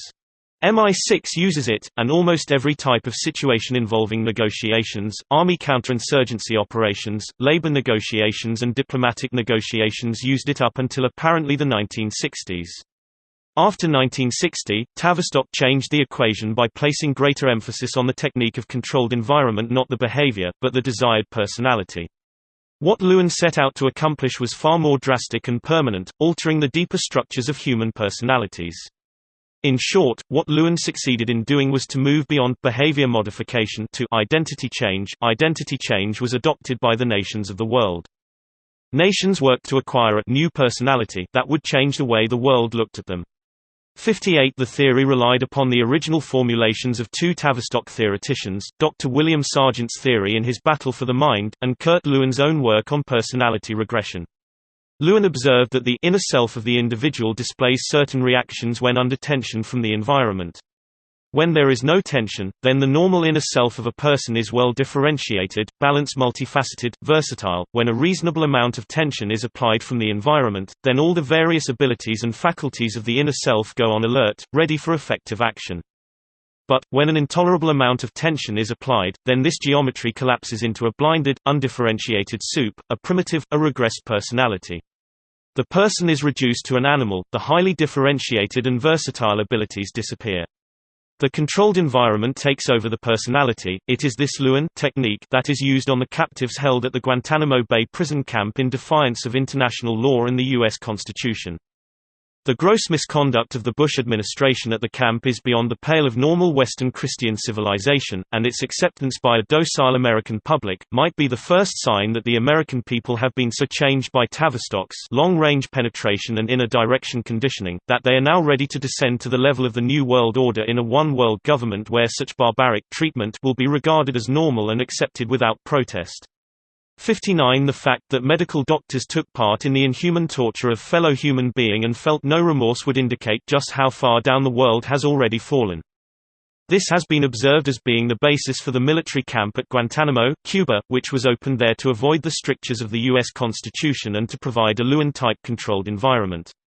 The men being held at this psychological prison are now in the state of regression where they have been reduced to the level of animals. Guantanamo is the type of camp that we predict will be established all over the United States and the world, when the New World Order One World Government assumes total world control. It is sadistic, inhuman and beastly, designed to break the natural pride of the victims, to break the will to resist and to reduce the prisoners to the level of beasts. During the first world government experiment in the then USSR, men were allowed to use toilets only to be interrupted in the middle of evacuating and hustled out before they could clean themselves. Abu Ghraib and Guantanamo were about at that level when the controllers were roughly subjected to worldwide scrutiny. General Miller, who was the chief capo, has since disappeared from sight. Dissidents, who insist on the U.S. government obeying the Constitution and demand their constitutional rights, will in future be treated as dissidents, exactly like Stalin treated dissidents in Russia. Future Guantanamos that have sprung up all over America are a portent of the future. On that we can rely. Chapter 13 The induced decline of Western civilization between two world wars. Of all European nations, in the period between the two world wars, Germany, as the super-economic, super-racial purity, super-warrior nation, suffered the most, as was the intention. The League of Nations was the first draft of the last approaching New World Order inside a one-world government, and the peace proposals at the Paris Peace Conference, directed and controlled by Tavistock, was meant to cripple Germany and make it a permanent second-class European power, their self-respect destroyed through the social demotion to pauperism or at best proletarian status. It is hardly surprising that the German people turned savage and gave Hitler the mass following he needed to convert his latent nationalistic movement into a revival force. We shall never know whether Tavistock miscalculated or indeed, set the stage in this manner for a bigger and bloodier war. After all, Meade and Bertrand Russell had stated, that what was needed was a world populated by docile subjects. Russell had remarked on the childlike character of the American Negro he had encountered during his travels to the United States. Russell said he preferred them to the white people. He also said that if the white race was to survive, it would have to learn to behave in the childlike manner of the Negro. Yet, in the same breath the Tavistock emissary called black people useless eaters and declared that they ought to be wiped out, en masse. 62 Russell also liked the docility of the Brazilian people, brought about, he thought, by inter-race breeding with Africans brought over as slaves. There is a school of thought that one of the primary objectives of the fiends who planned both world wars was that they would be fought for the most part by young white men. It is certainly true that Germany, Britain, the US and Russia lost millions of the flower of their male population who were removed from the nation-building stock forever. In the Tavistock-engineered World War I, war fronts and battles were arranged in such a manner that Russia lost 9 million men killed or 70% of its entire military strength. With the exception of Russia, the aristocracy suffered much less than the bourgeoisie from the economic consequences of war and revolution. Traditionally, much of their wealth was in land, which did not depreciate as much during inflation as some tangibles. The disintegration of the monarchies, except in England, hit the old order of society of the upper classes, who could not continue to serve society in their roles as officers or diplomats, as there no longer a much demand for their services. Opportunities for such service were far fewer than they had been before the war. Some of the Russia aristocracy courageously accepted proletarian or even menial status, like the Russian taxi drivers, nightclub doormen, and headwaiters in post-war Paris. Others went into business. Most, however, fell into a life of social denigration. Where the strictly guarded frontier between societies was once impassable in the old monarchic capitals, and café society, now appeared large gaps as the lines gradually became blurred. 63 As the Duke of Windsor put it in his memoirs, A King's Story, the force of change had not yet thrust so deeply into the texture of British society as to have obliterated much of the old elegance. During the so-called London season, the West End was an almost continuous ball from midnight until dawn. The evening could always be saved by recourse to one or another of the gay nightclubs, which had then become so fashionable and almost respectable. The word gay at that time meant happy. It was not co-opted as a euphemism for sodomy until the mid-50s, nor did the Duke explain that the force of change was expertly applied by the Tavistock Institute. The declining female modesty that became noticeable soon after the end of World War I suddenly appeared everywhere and with increased velocity. To the uninformed, it was a social phenomenon. Nobody could have suspected that Wellington House and its sinister social engineers were its cause. Accompanying this testamentary emancipation was a movement of revolt, particularly among young people, against every conventional restraint of mind or body coming to a close amid the shattered idols of the fallen empires.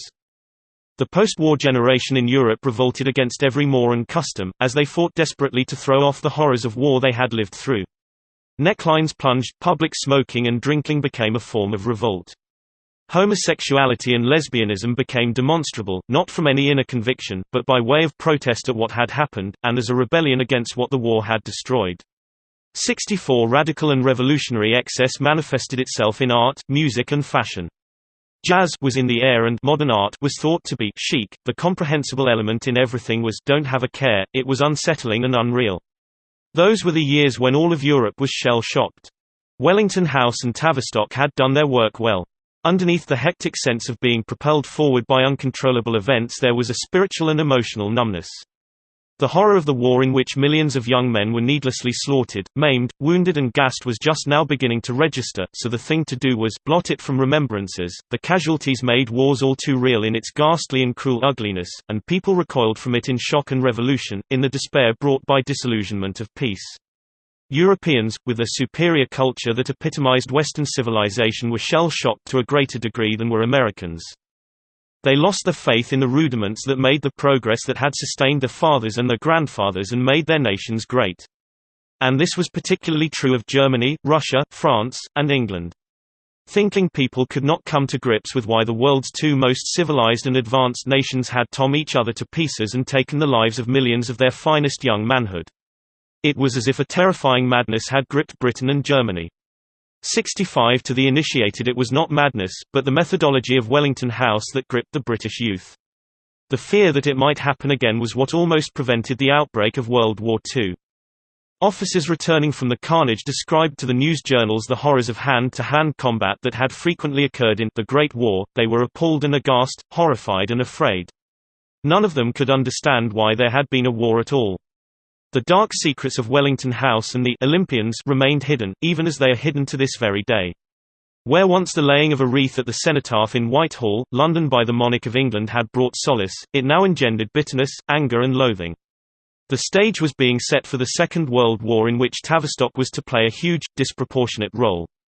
There were the few thinkers who did have something to say, Spengler, in history for example, Hemingway, Evelyn Waugh in literature, and in America Upton Sinclair and Jack London, but their message was also gloomy, even gloomier than Spengler's dark foreboding of the inevitable decline of Western civilization. It was confirmed by the post-war degradation of personal relationships. Divorce and cheating on one's wife happened more frequently.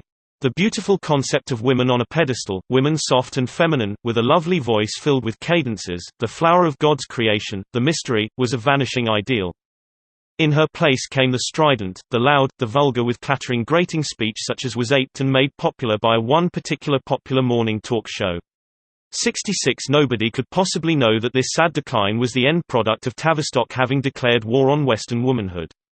In Europe after World War I, the Montparnasse in Paris had become a sad place. Post-war Vienna, emptied by the tide of war that had swept so many of her sons away, was even sadder. But Berlin, once so bustling and so clean, became the Babylon of Europe and perhaps the saddest place of them all. Whoever lived through these apocalyptic months, these years, became disgusted and embittered, sensed the coming of a counter-blow, a horrible reaction, wrote the historian, Zweig. The political, spiritual, and social bankruptcy of the new power elites, who succeeded the monarchs, the aristocrats and the old-fashioned bourgeois dynasties, was in many respects more spectacular than that of their predecessors, and nowhere more so than in the United States, with the coming of the socialist era under Franklin D. Roosevelt. This time, however, the eclipse of leadership was not localized in one continent or limited to any particular class of society. The geographical New World, in terms of the problems that confronted it, the America of Franklin Roosevelt soon demonstrated that the United States was scarcely less anachronistic than the Austria-Hungary of Franz Joseph had been.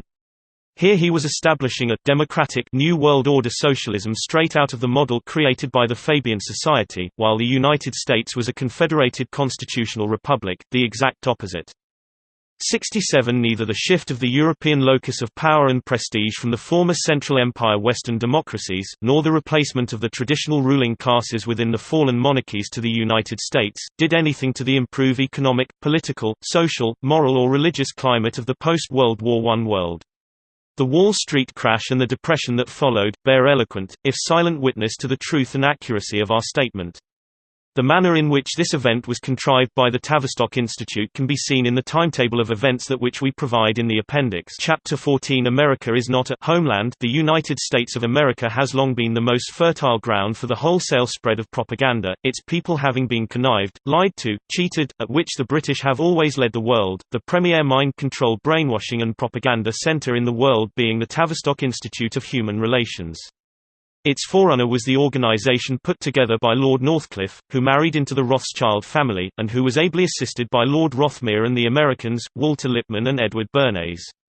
From this modest beginning in 1914 grew the Tavistock Institute of Human Relations, which has no peer when it came to creating propaganda.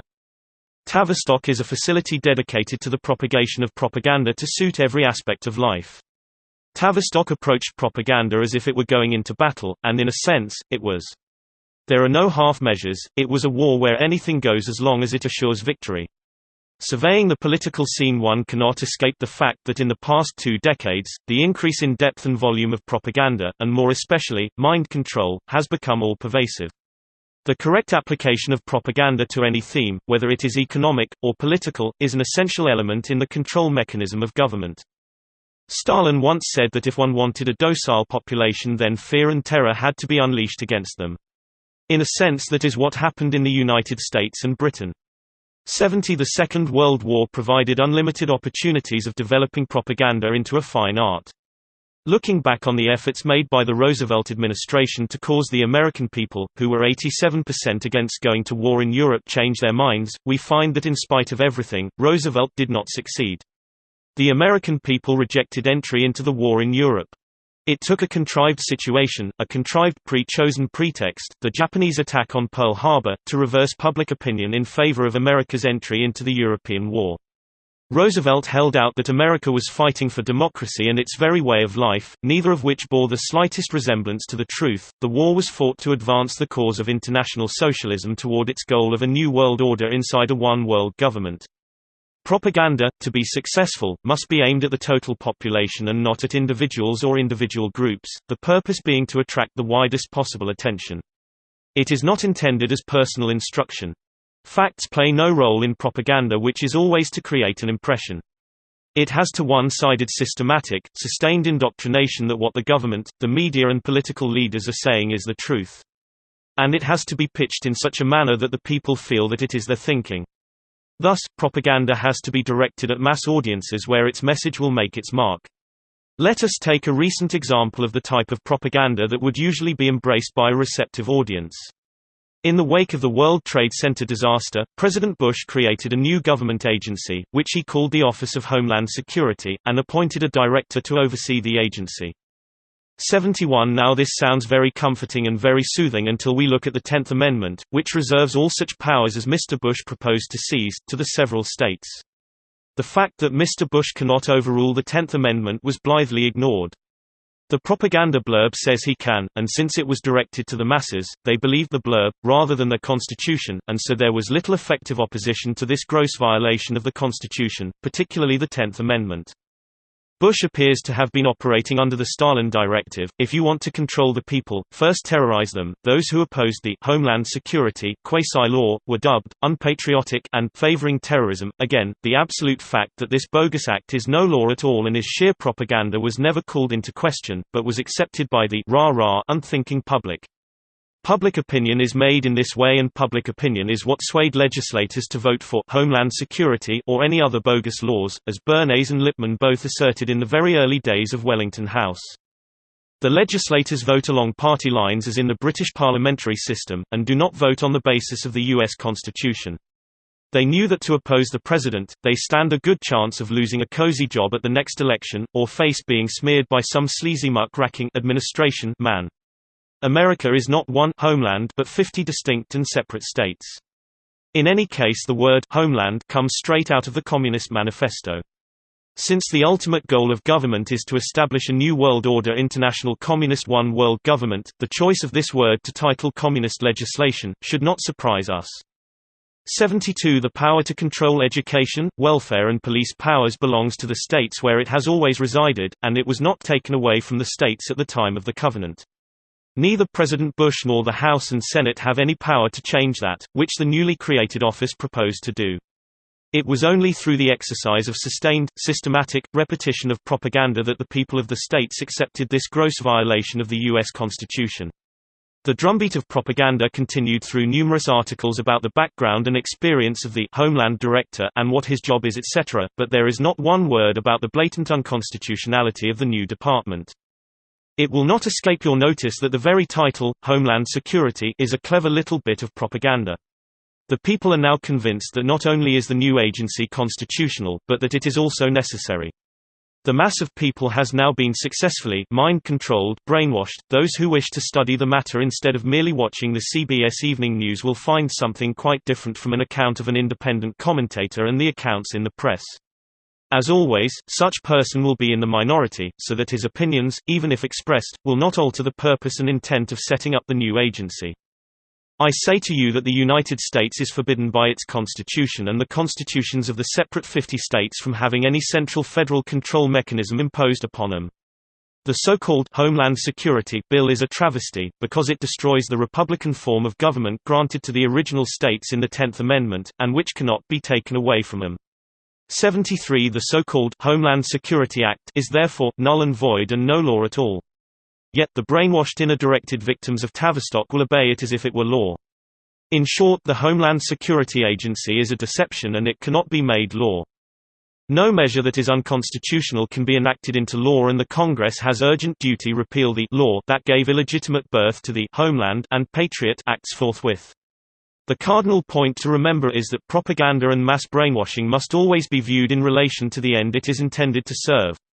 In this instance, it convinces the populace that liberties must be sacrificed in exchange for protection. Henry Clay, the greatest constitutional scholar who ever lived, called the ploy a doctrine of necessity, a doctrine from hell, and utterly condemned such attempts. H. V. Dix taught at Tavistock. He stated that individual rights have to be sacrificed for the good of all. That includes the measure violating the highest law of the land. It must be accepted because it is for the good of all. This is better explained if we take as an example, the propaganda and brainwashing that accompanied President Roosevelt's desperate efforts to involve the United States in the war going on in Europe, via Japan. When the anticipated attack on Pearl Harbor happened, Roosevelt knew the day and the time it would take place, announced in his speeches written for him by the Tavistock Institute, that the American people would be fighting for the highest and noblest of causes, the defense of the nation, defense of freedom, and for the future security and well-being of the nation. As is usual in such cases, the facts spoke of a far different set of objectives. 74 Roosevelt did not say that the American people were going to war to fight for the advancement of international socialism and for the goals of the New World Order: international communism, one world government. The American people were told that Germany intended to enslave the world. This was a very good line because even the most poorly educated of people realize that slavery is one of the worst fates that mankind could be called on to suffer. By introducing the word slavery, a sympathetic chord was struck. Once again, propaganda bore no relationship to the facts. Thinking persons, not susceptible to propaganda, would have realized that a small nation like Germany could not possibly enslave the world even if had wanted to do so. The resources and manpower were just not there. Germany did not possess the vast maritime fleet to make such an attack on the United States a real possibility. The promoters of the war realized from the very outset that for momentum to be maintained, a sustained blast of propaganda would be necessary. The same principle was followed by Vice President Cheney in the weeks preceding the U.S. attack on Iraq. He distorted facts, delivered blast after blast of fear rhetoric, and twisted intelligence information to fit his purposes. Nobody worked harder than Cheney to ensure that war with Iraq would not be prevented at the last minute. It was important that Roosevelt attract the attention of the masses, the issues, and bring them home to the people, hence the endless press reports, the newsreels shown endlessly at cinemas, and the endless brainwashing speeches of the politicians. 75 Propaganda has to be in a medium easily understood by the lowest level of intelligence among the nation, such as posters depicting workers in munitions factories, shipyards, aircraft assembly plants all working on the home front for the war effort, and so on. In the aftermath of the WTC tragedy, much of that type of mass brainwashing propaganda was revived. America at War, The Front Line, and Munitions Dumps, Enemy Troop Positions appeared as subheadings on almost everything television screened. The fact that the United States was not at war because war had not been declared, and that there were no enemy troops other than loosely knit guerrilla groups, was of course omitted. Dictionaries define troops as a body of soldiers, an army, generally in the plural. The Taliban had no army, and therefore, no troops. Besides which, war could not be declared on terrorism or Bolshevism or any other ism. War can only be declared against sovereign nations, this according to the U.S. Constitution. War can only be declared on a country or a particular nation of people inhabiting that country. Anything else is Tavistock balderdash dished up on a platter decorated with waving flags and to the accompaniment of martial music. To say that the United States is at war with the Taliban is the height of deception. To be at war of necessity demands a prior declaration of war. Without a declaration of war it is deception, in effect no war at all. A new dimension was added. President Bush, denied war-making powers and law-making powers by the U.S. Constitution, was suddenly imbued with powers, which didn't exist in the U.S. Constitution. 76 He began to be called the Commander-in-Chief, when he was not entitled to the temporary title, which can only be conferred by the Congress in the wake of a full declaration of war. That never happened. He was mystically declared as having the power to label any person he so chose an enemy combatant. That there is no such empowerment in the U.S. Constitution, nor is it expressly implied, did not faze Mr. Bush for a moment. As far as he was concerned from then on, he was the law. Thus, the illicit, unconstitutional seizure of powers by a sitting U.S. president that began with Woodrow Wilson taking 10 additional powers to which he was absolutely not entitled, expanded with Roosevelt taking 30 and G. W. Bush taking 35 and counting, powers denied by the U.S. Constitution. Indeed, the United States has become a lawless nation under the expert guidance of the Tavistock Institute, whose inner directional conditioning and long-range penetration brainwashing of the American public made it all possible. In passing, let me add that the British propaganda establishment used the self-same language of lies against the Boers in South Africa in the war launched by the British to take control of the massive gold deposits in that land. The British press was full of accounts of the Boer army when the Boers had no army, only a farmer-citizen guerrilla force. Like Kaiser Wilhelm II in 1913–1914, Paul Kruger, the God-fearing patriarch of the Transvaal Republic, was demonized in the British press as a vicious tyrant who brutally repressed the black population, none of which bore the slightest resemblance to the truth. 77 Eventually, a formula was arrived at through a series of trials and errors in World War I and World War II, and it was revived and adapted for use in the U.S. attack on Afghanistan. It was enough to catch the fancy and the attention of the bulk of the American population because it was pitched to their psychological level. The lessons learned in the art of propaganda in the two world wars were simply switched from the European theater to mainstream USA, and later, to Iraq, Serbia and Afghanistan. The brainwashing was kept strictly to bare essentials, embodied in simplistic slogans, catchphrases using stereotyped formulas first developed by Lord Northcliffe at Wellington House in London in 1912. The British people had to be educated that the German people were the enemy, everything evil and cruel was imputed all things German, so that the mass of British people began to believe that the Germans actually were cruel barbarians who would stop at nothing. Posters depicting the Boche butchers killing Belgian women and children sprang up all over the place. Chapter 15 The media's role in propaganda. 79 As the media played a huge role in propaganda, it is perhaps a good idea to see where this started and how it has come to pass that the media in the US almost in its entirety is now a fully controlled, propaganda organ. The period prior to the First World War was a classic series of events in which personalities were manipulated, the worst offenders being the British and American newspapers. As in all wars, someone has to be demonized to get the public involved. In 1913 it was Kaiser Wilhelm II of Germany who was demonized before, during and after that terrible war. One of the principal creators of propaganda of that period was Lord Northcliffe, the noted press baron, a relative of the Rothschilds and a hater of Germany. Northcliffe ran Wellington House as a major centre for anti-German propaganda, and he harboured a particular hatred of Wilhelm II, who was a cousin of Queen Victoria of the notorious Black Guelph dynasty of Venice. Northcliffe abused Wilhelm II on every possible occasion, especially on the occasions when the Kaiser talked about Germany's military might and prowess. Wilhelm was given to childish boasting, and most European governments knew him as a man who liked to play soldiers, and dressing in outlandishly decorated uniforms. Wilhelm was very distinctly not a military man. As a Rothschild, this irked Northcliffe, who began warning that Germany's place in the sun, as the Kaiser liked to call it, was a danger to the rest of Europe. That this claim was without the slightest foundation did not seem to bother Northcliffe, who maximized it to the extent where it was marvelous to behold. 80 The truth is that Germany was not a threat at that time, and nor was the Kaiser a mighty warrior waiting to strike, but rather, a man prone to nervous breakdowns, of which he had 3 in 5 years, and a near useless withered arm, which did not project a martial man at all. The nearest one can say that Wilhelm got to being martial, was his love of dressing up in extravagantly bedecked uniforms. In truth, Wilhelm II had little if any control over the German military, a fact that Northcliffe was well aware of and yet chose to ignore. In this the Kaiser was on the same level as the British monarch, King George V, who had no control of the British Expeditionary Force.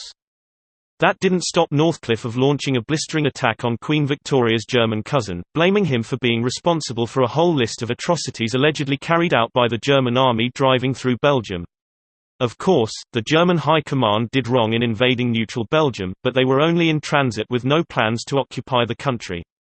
It was all part of a tactical plan to march on Paris, taking a shortcut through Belgium to outflank the French army. There would have been nothing to gain by deliberately killing civilians, a fact the German High Command has stressed. Northcliffe called the Kaiser a megalomaniac with a hunger to rule the world, which in any case was quite beyond the capabilities of any European power. In 1940 Churchill accused Hitler of having the same desire to rule the world, knowing it to be false. Churchill also declared Hitler a madman, knowing his characterization of the Chancellor to be false. But not to be discouraged, Northcliffe had his media outlets constantly refer to Wilhelm II as the Mad Dog of Europe. 81 Wellington House engaged the services of a cartoonist who regularly depicted Wilhelm II as a slavering mad dog, an ape-like creature. The cheap cartoons were made up into book form, and quickly granted a status by the press that was absolute nonsense. The cartoons were in poor taste and even poorer execution. The book was what the English used to call a penny horrible, showing the power of the press. Northcliffe got the media to give rave reviews about the book. Lord Asquith, the Prime Minister, was persuaded to write a foreword to what was essentially an absolute farce. President Wilson invited the artist, a Dutchman by the name of Raymakers, to the White House when he was on a book-selling tour of the U.S. As was expected, Wilson lionized the cartoonist and gave his blessing to the book. Even the legendary Punch magazine joined in the campaign to depict Wilhelm in the most unfavorable light. It seemed that no journal escaped having to print the torrent of sewage that poured forth from Wellington House. It was propaganda in its rawest form. It was not long thereafter that the effect rubbed off on the people, who began insisting that the Kaiser be hanged, and one minister of religion went as far as to say that he would forgive Germany as long as all Germans were shot. Hollywood soon joined in the act of condemning the Kaiser, of whom it knew nothing. First off was the movie My 4 Years in Germany, adapted from a book written by U.S. Ambassador to Berlin, James W. Gerard. The movie was depicted as a factual account of the Kaiser preparing for war. Wilhelm was given the IQ of a paranoid 6-year-old child and depicted as a man riding a hobby horse. Scathing descriptions of his disability were repeated hundreds of times. 82 worse was TC come with the Hollywood version of history entitled The Beast of Berlin that portrayed the Kaiser gloating over slaughtered Belgian civilians and chuckling in mirth over torpedoed ships. None of which was true, but it served its purpose, generating a fierce hate against Germans and all things German that spread across the US with astonishing rapidity. It was the basis of the worst type of propaganda ever seen, and it was carried out in a relentless fashion by the British government, not only at home, but also where it counted the most, in the United States. Wellington House was counting on the United States to defeat Germany on the field of battle. In the late 1990s it was but a very short step for the mass of the American people to believe the same of the Taliban and of President Hussein of Iraq, with who the Taliban was not connected. In fact, they hated each other. The fundamental question, were the Taliban as a whole, and the people of Afghanistan, separate from the Taliban, responsible for the dastardly bombing of the WTC? Does the Taliban actually exist? Or is Osama bin Laden just another Kaiser Wilhelm II? Perhaps, 50 years hence we might find out the truth. In the meantime, the Tavistock Institute played the propaganda card to the limit, and once again, it succeeded. After the end of the war, the myth of Kaiser Wilhelm II persisted. In fact, the same propaganda machine that had demonized him before and during the war, did not give way until July 13, 1959, the 100th anniversary of Kaiser Wilhelm II's birthday, which was celebrated by the BBC in the form of a documentary about the much-abused former German leader. 83 It explained how the British people were terrorized by blood-curdling accounts of the Kaiser slashing arms off Belgian children with his sword while columns of German soldiers raped women in the Belgian villages they passed through, none of the accounts bearing even a faint resemblance to the truth. Even intelligent members of the British Parliament were taken in by the relentless storm of hatred stirred up by Northcliffe and his crew that included the Americans Lippmann and Bernays. However, as good as it was, the BBC documentary made no effort to explain how the myth of a monstrous Kaiser Wilhelm could suddenly arise as if from nowhere, to take up the headlines in the newspapers. In the same way, no one has explained to my satisfaction how Osama bin Laden suddenly appeared on the scene, and how he became the villain in the manner of the Kaiser in an amazingly short period of time. How did this happen? It is an historical fact, that President Wilson rushed the bill to establish the Federal Reserve Banks to the House, just in time for the start of World War I period. Without paper dollars, printed at will, it is doubtful, that the war would have occurred. How could the Kaiser have suddenly come alive from the cartoon character staring out of thousands of newspapers, magazines and billboards? We know now that he was the product of the vast British War Office's propaganda machine, which remained secret as it still remains a big secret organisation to this very day. The machinery remains as covert today as it was in 1913, although some of us have managed to tear away some of its shrouding. 84 One thing we unearthed through research is that the Tavistock Institute was the birthplace of some of the most preposterous lies ever to be manufactured and held up as truth. Chapter 16 Scientific propaganda can deceive the very elect. 85 The vast majority of people in the world today will surely have heard of the Beast of Berlin and how the Allies put to an end to his mad rampage through Europe. Most people in recent times have also heard of the Beast of Baghdad, but how many have heard of the name Sir Harold Nicolson, a distinguished scholar, whose thorough examination of literally hundreds of thousands of documents from 1912 to 1925, absolutely exonerated Kaiser Wilhelm II from starting World War I? How many people know this? Put it to the test. Try your local talk show whiz, and see what happens. Thus for more than 25 years the myth of the Kaiser dominated the headlines and had the effect of turning millions of people in Britain and America against Germany in an unjust and unfortunate byproduct of the vast propaganda machine that has the British people by the throat since it was first opened for business in 1913. We speak of Wellington House and its successor, the Tavistock Institute for Human Relations. The amazing thing about the myth is how long it lasted. But the purpose of propaganda is precisely to perpetuate a myth, a lie or some piece of misinformation that lives long after the truth is forgotten. Japan will forever be blamed for Pearl Harbor, and for the rape of Nanking, while Churchill will forever be hailed as a great man, instead of a BMTAL warmonger. In the same way, Colin Powell recently visited Iraq and came out with a banner headline statement about Hussein gassing Kurds during the Iraq-Iran war. 86 The truth is that the gas-filled missiles that fell on the Kurdish village were phosgene, a type not possessed by Iraq, but they were in the arsenal of Iran. What happened was that during an Iraqi offensive, the Iranians fired a large number of gas-filled rockets at Iraqi position, but some fell short among the Kurds along the border. This was confirmed by the U.S. Military College of War report, which entirely exonerated Iraq. Yet, although the accusation was thoroughly refuted, in 2005, almost 30 years later, while on a goodwill tour of Malaysia, Karen Hughes representing President George Bush repeated the lie, embellishing it by claiming that 30,000 Kurds had been gassed to death by Saddam Hussein. A member of the audience contested her statement, and the next day Hughes was forced to retract her story, saying that she had misspoken herself. An investigation into the incident revealed that Hughes actually believed the lies she had heard repeated over and over again, by President Bush, Prime Minister Blair, Secretary of State Colin Powell, and Secretary of Defense Donald Rumsfeld, which ought to tell us a great deal about the power of propaganda. The facts of the case reported by the War College were later confirmed by the U.S. Army and by a second U.S. source. Does the world know this? We doubt it. Truth is forgotten while a lie lives on. Thus Colin Powell's propaganda against Iraq will go the way of the propaganda against Kaiser Wilhelm II, on and on for more than 100 years, while the truth died the moment the first propaganda blast appeared in the newspapers. In this lies the value of propaganda. The social scientists at Tavistock know this, and today, they can profile any audience to accept lies best suited to their perception without understanding the issues behind it.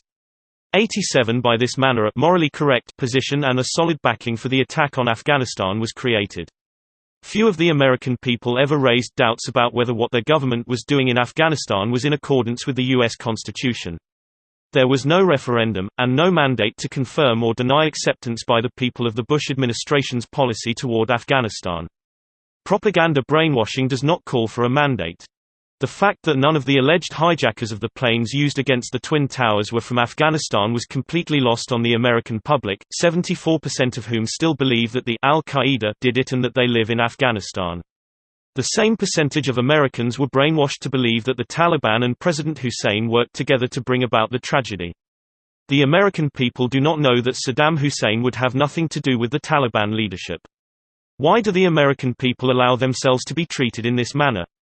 Why do they allow politicians to lie, cheat, connive, dissemble, prevaricate, obfuscate and continually deceive them?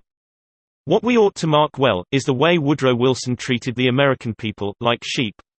When asked why he kept a small flock of sheep grazing on the White House lawns, Wilson replied, "They remind me of the American people." Wilson had a burning ambition to rush America into World War I, and he used Wellington House lies propaganda against dissenters, the bulk of the people, to persuade them to change their outlook. 88 Roosevelt repeated the ploy to get the U.S. into World War II through lies and propaganda, most often than not the same thing, culminating in the success of Pearl Harbor. We saw the same line used by Clinton. In the run-up to and during the unjust war against Serbia, Clinton's entire persuasion consisted of lies and disinformation, not to mention misinformation. No wonder that Rumsfeld pronouncements are always met with suspicion.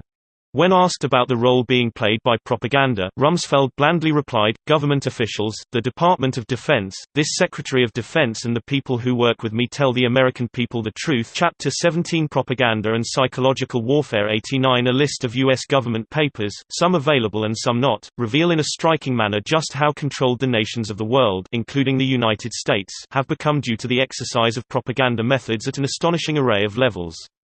At best, I can only mention the titles and paraphrase content because of the vastness of the material. I hope the information we have put together will shock the American people out of their slumbering apathy and make them realize just how far they are on the road to becoming slaves of the socialist New World Order inside a one-world government. Official definitions, a useful collection of terms and definitions is used by the Washington power establishment. Without exception, every single one of the programs cited herein are Tavistock born and bred. Social sciences and political intervention, what passes itself off as project-centered development assistance, may in reality consist of dangerous manipulation of culture and social relations in the Southern Hemisphere. Because of the enormous monetary advantage enjoyed by donors of aid, they are often in a position to do extensive psychosocial studies of target groups and to exploit them in ways that would not occur to most people, even in their worst nightmares. It is typical of everything John Rawlings Rees taught at Tavistock, and it was carried into every aspect of American life. 90 Shock and Awe, Achieving Rapid Dominance. This is the National Defense University text 1996 that became the theory behind U.S. intervention in the Middle East and the war against Iraq in March and April of 2003. Shock and awe, says the text, is intended to be the non-nuclear equivalent of the bombing of Hiroshima and Nagasaki in 1945. Says the now out-of-print study guide of that terrible tragedy says, the impact of those weapons was sufficient to transform both the mindset of the average Japanese citizen and the outlook of the leadership through this condition of shock and awe.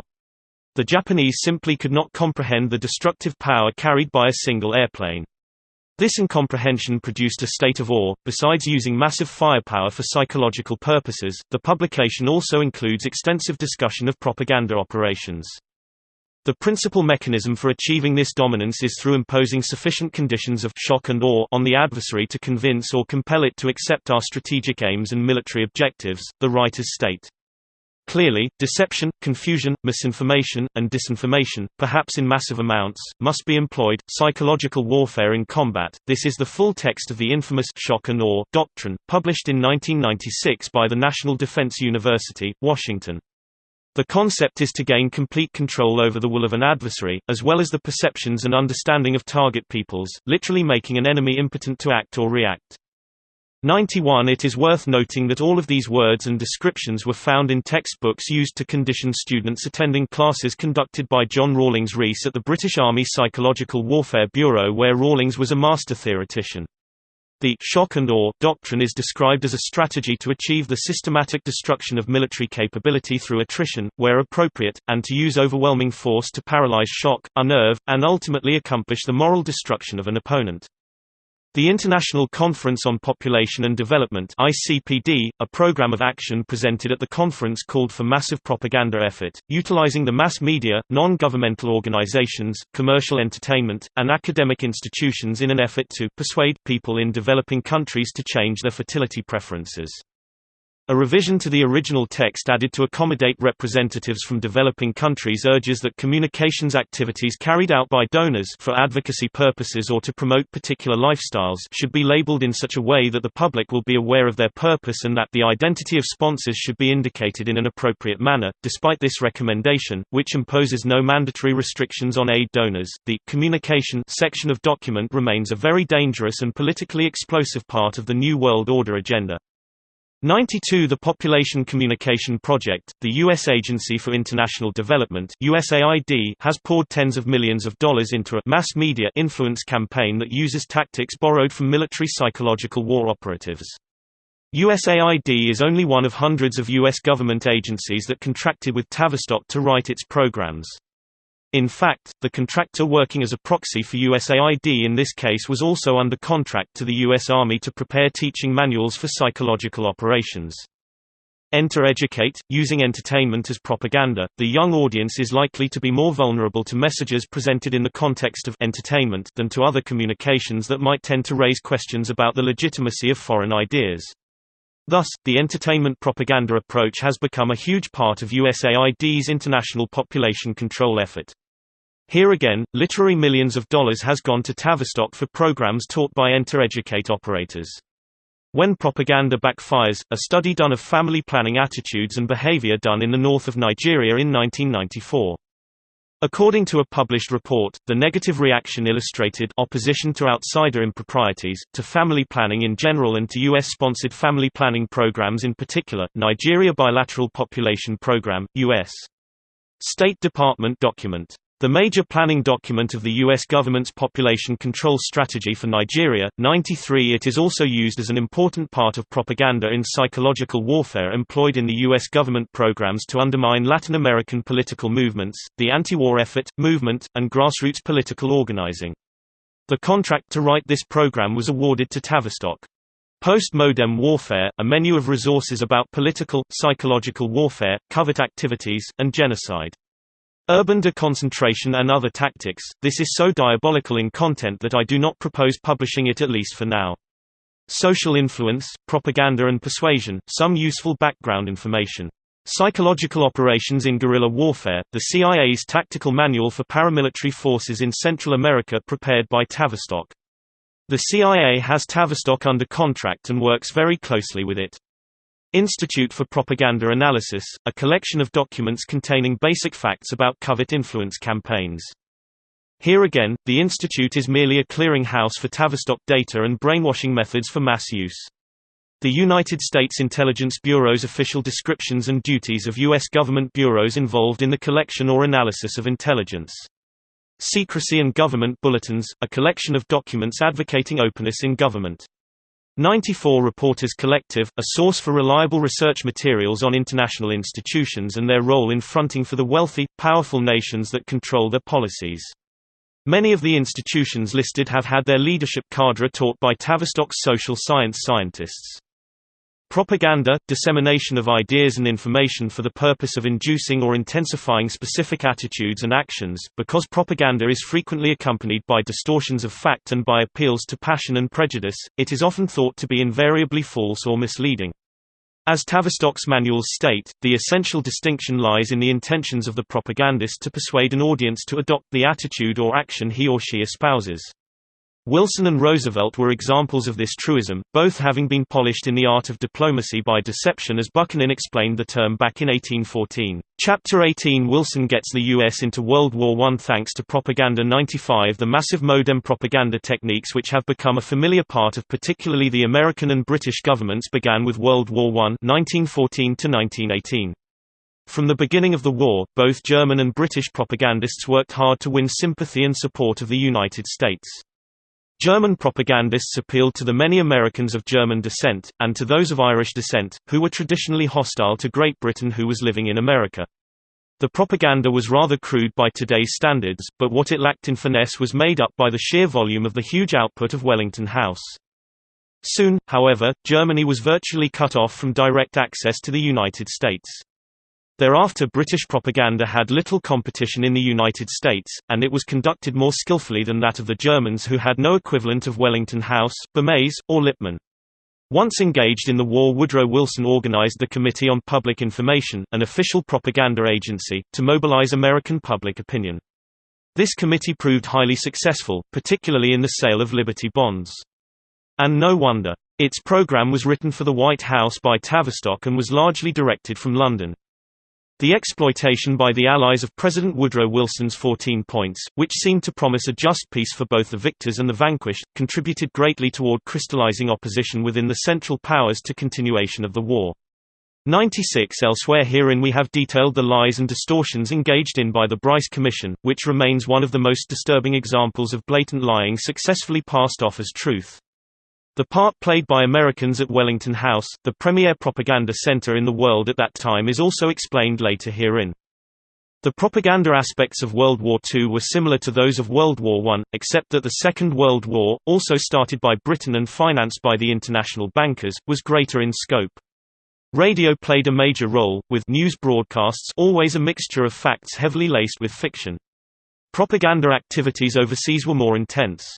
The Tavistock Institute was able to put into practice all of the valuable lessons it had learned in 1914 to 1919, and it used its experience in a number of new ways in the old as well as new countries. Both Germany and the United Kingdom again sought to sway American opinion. German propagandists played on anti-British sentiment, represented the war as a struggle against communism, and pictured Germany as the invincible champion of a new wave of anti-communism. German agents also gave their support to movements in the United States that backed isolationism, a descriptive tag attached to all Americans who opposed war with Germany. German propaganda efforts were no match against the expertise of Wellington House and Tavistock or the resources of Britain, secretly aided with huge amounts of money by the Roosevelt administration, and once again it proved ineffective. 97 The carefully planned attack on Pearl Harbor was well known by Roosevelt, Stimson and Knox for months before the actual attack. December 1941 was a godsend for Roosevelt, who had been trying desperately to force the U.S. to go to war on the side of Britain, especially after the Japanese attack on Pearl Harbor. American people were persuaded by propaganda and outright lies that Germany was the aggressor. The dire warnings by Lindbergh, the famous aviator, and a number of other anti-war senators that Roosevelt was not to be trusted, and that, as was the case in World War I, the U.S. had no business interjecting itself into the war in Germany, was blunted by propaganda. Also, the contrived situation at Pearl Harbor changed public opinion, as Roosevelt well knew it would. Allied propaganda efforts that flowed from Tavistock were aimed at separating the peoples of the Axis nations from their governments, which were held solely to blame for the war. Radio broadcasts and leaflets dropped from the air carried Allied propaganda to the enemy. The official U.S. propaganda agencies during World War II were the Office of War Information (OWI), charged with disseminating Tavistock information at home and abroad, and the Office of Strategic Service (OSS), forerunner of the CIA and a creation of Tavistock, charged with conducting psychological warfare against the enemy. At Supreme Headquarters in the European Theatre of Operations, the OWI and OSS were coordinated with military activities by the Psychological Warfare Division under the direction of social scientists from the Tavistock Institute. 98 In the period of the Cold War, a marked conflict of interests between the United States and the Soviet Union following World War II, propaganda continued to be a significant instrument of national policy. Both the democratic and communist blocs of states attempted by sustained campaigns, to win to their side the great masses of uncommitted peoples, and thereby, achieve their objectives, without resorting to armed conflict. Every aspect of national life and policy was exploited for purposes of propaganda. The Cold War was also marked by the use of defectors, trials, and confessions for propaganda purposes. In this propaganda war the communist nations seemed initially to have a distinct advantage. Because their governments controlled all media, they could largely seal off their people from Western propaganda. At the same time, the highly centralized governments could plan elaborate propaganda campaigns and mobilize resources to carry out their plans. They could also count on aid from communist parties and sympathizers in other countries. Democratic states, on the other hand, could neither prevent their peoples from being exposed to communist propaganda nor mobilize all their resources to counter it. This apparent advantage for communist governments eroded during the 1980s, as communications technology advanced. Inability to control the spread of information was a major factor in the disintegration of many communist regimes in Eastern Europe at the end of the decade. The United States Information Agency (USIA), established in 1953 to conduct propaganda and cultural activities abroad, operates the Voice of America, a radio network that carries news and information about the United States in more than 40 languages to all parts of the world. Chapter 19 is history being repeated. The case of Lord Bryce, with historians heavily involved in either defending or damning the war in Iraq. It might be good time to ponder the case of Viscount James Bryce, the highly respected historian who sold out and went to his grave as a confirmed, dastardly, unrepentant liar. Before his unfortunate involvement with Wellington House, Bryce had enjoyed wide respect as an honest historian. From the start of World War I, stories of German atrocities filled British and American newspapers. By far the bulk of them were prepared at Wellington House and spread through media channels. Mostly, they were supposed to have emanated from eyewitness accounts by reporters and photographers, who accompanied the German army's march through Belgium to outflank French defences in their drive on Paris. Eyewitnesses described German infantrymen spearing Belgian babies on their bayonets as they marched along, singing war songs. Accounts of Belgian boys and girls with amputated hands, supposedly to prevent them from using guns, abounded. Tales of women with amputated breasts multiplied even faster. At the top of the atrocity hit parade were rape stories. One eyewitness claimed the Germans dragged 20 young women out of their houses in a captured Belgian town and stretched them on tables in the village square, where each was violated by at least 12 Huns, while the rest of the division watched and cheered. At British expense, a group of Belgians toured the United States retelling these stories. 100 President Woodrow Wilson solemnly received them in the White House. Their story horrified America. Nobody thought to check their account of the rape they had witnessed. Their accounts of the brutality they allegedly had suffered were never questioned. The Germans angrily denied these stories. So did American reporters with the German army. In 1914 Wilson had not yet managed the battlefield reporters, unlike George Bush in the invasion of Iraq in 2002. There were no embedded reporters with the British Army. Tavistock had yet to learn how to censor the truth by embedding selected reporters with the troops. When British journalists' dispatches began to be published in England, throwing doubt of the atrocities, Northcliffe came up with the idea of appointing Lord Bryce to head an inquiry board to investigate accounts of German atrocities and report back to him. Actually, the suggestion came from Edward Bernays and was approved by Walter Lippmann. Then, early in 1915, the British government made it official by asking Viscount Bryce to head a royal commission to investigate the atrocity reports. Bryce was one of the best-known historians of the era. He had written widely praised books on the American government and on Irish history, sympathetically portraying the Irish people's hard fate under British rule. In 1907, he had worked with an Anglo-Irish diplomat, Roger Casement, to expose horrendous exploitation of Indian peoples on the Amazon River by a British rubber company. From 1907 to 1913, he had served as British ambassador in Washington, where he became a popular, even beloved figure. 101 It would have been hard to find a more admired scholar who had an established reputation of honesty and integrity. Bryce and his 6 fellow commissioners, an amalgam of distinguished lawyers, historians, land jurists, analyzed 1,200 depositions of eyewitnesses, who claimed to have seen all manner of atrocious German behavior. Almost all the testimony came from Belgians who had fled to England as refugees, and there were some statements from Belgian and British soldiers, collected in France.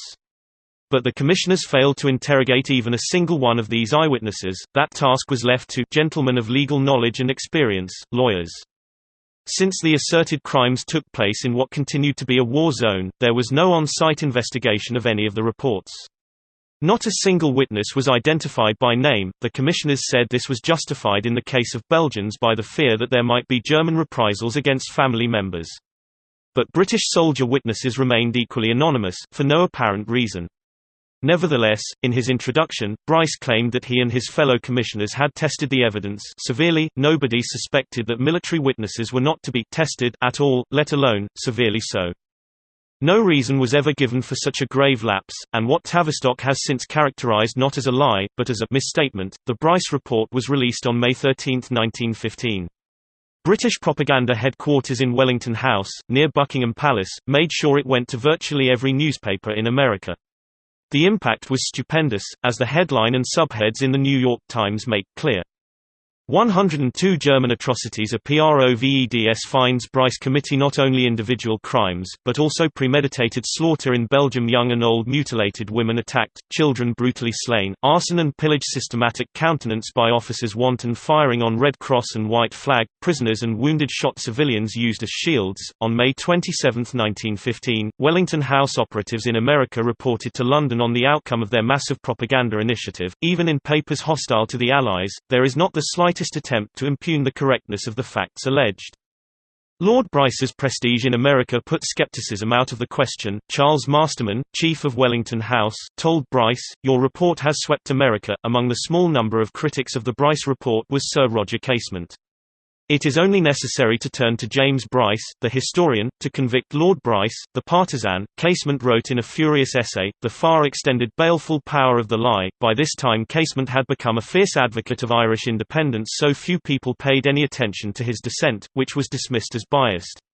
103 Clarence Darrow, the famously iconoclastic American lawyer, who specialized in winning acquittals for ostensibly guilty clients, was another skeptic.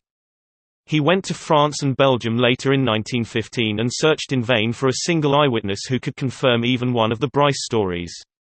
Increasingly dubious, Darrow announced he would pay $000, a very large sum in 1915, more than $17,000 in 21st century money, to anyone who could produce a Belgian or French boy whose hands had been amputated by a German soldier, or a single child of either sex that had been bayoneted by German troops.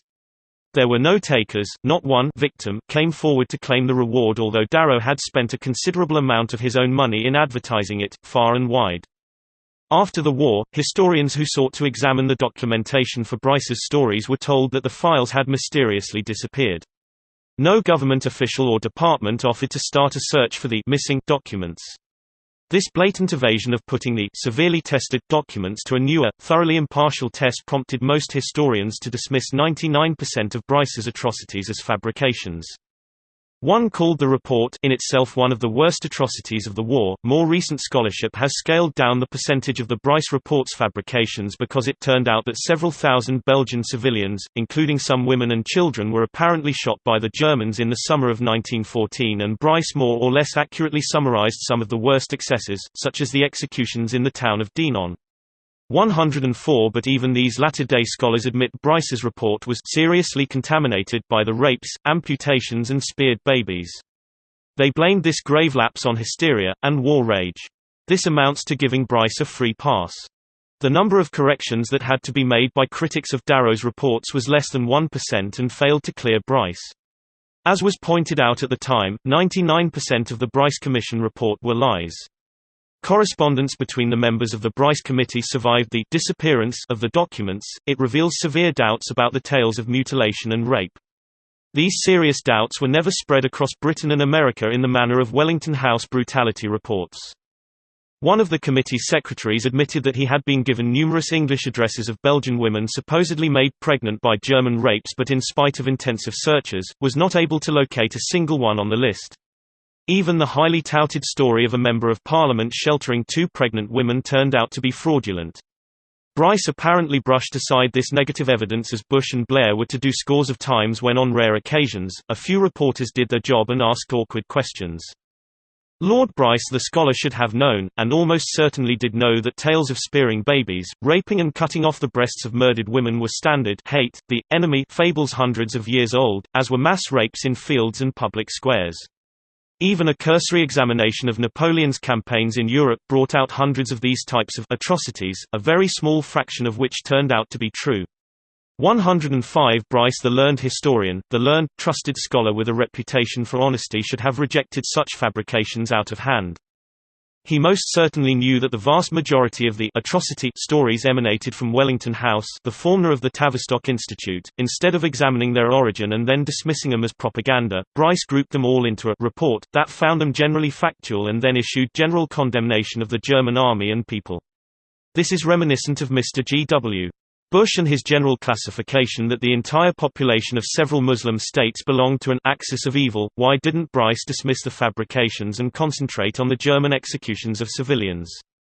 As we have stated, he knew the bulk of the incidents were products of Wellington House, and had he done so, it would have opened up a very sticky subject of the wide use being made of propaganda by the British government.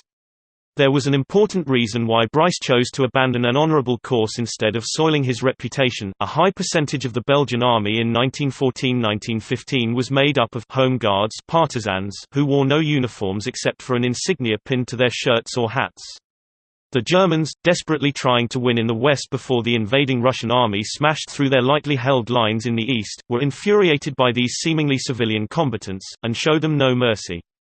That the German army was entitled to return the fire of civilians or even initiate it by the rules of war under the Geneva Conventions applicable at that time, was never brought out in the press. 106 The fact is that in 1915, partisans right up to 1945, were fair game. Civilians, even with badges pinned to their hats, were not given authority to shoot at soldiers in uniform, or afforded protection.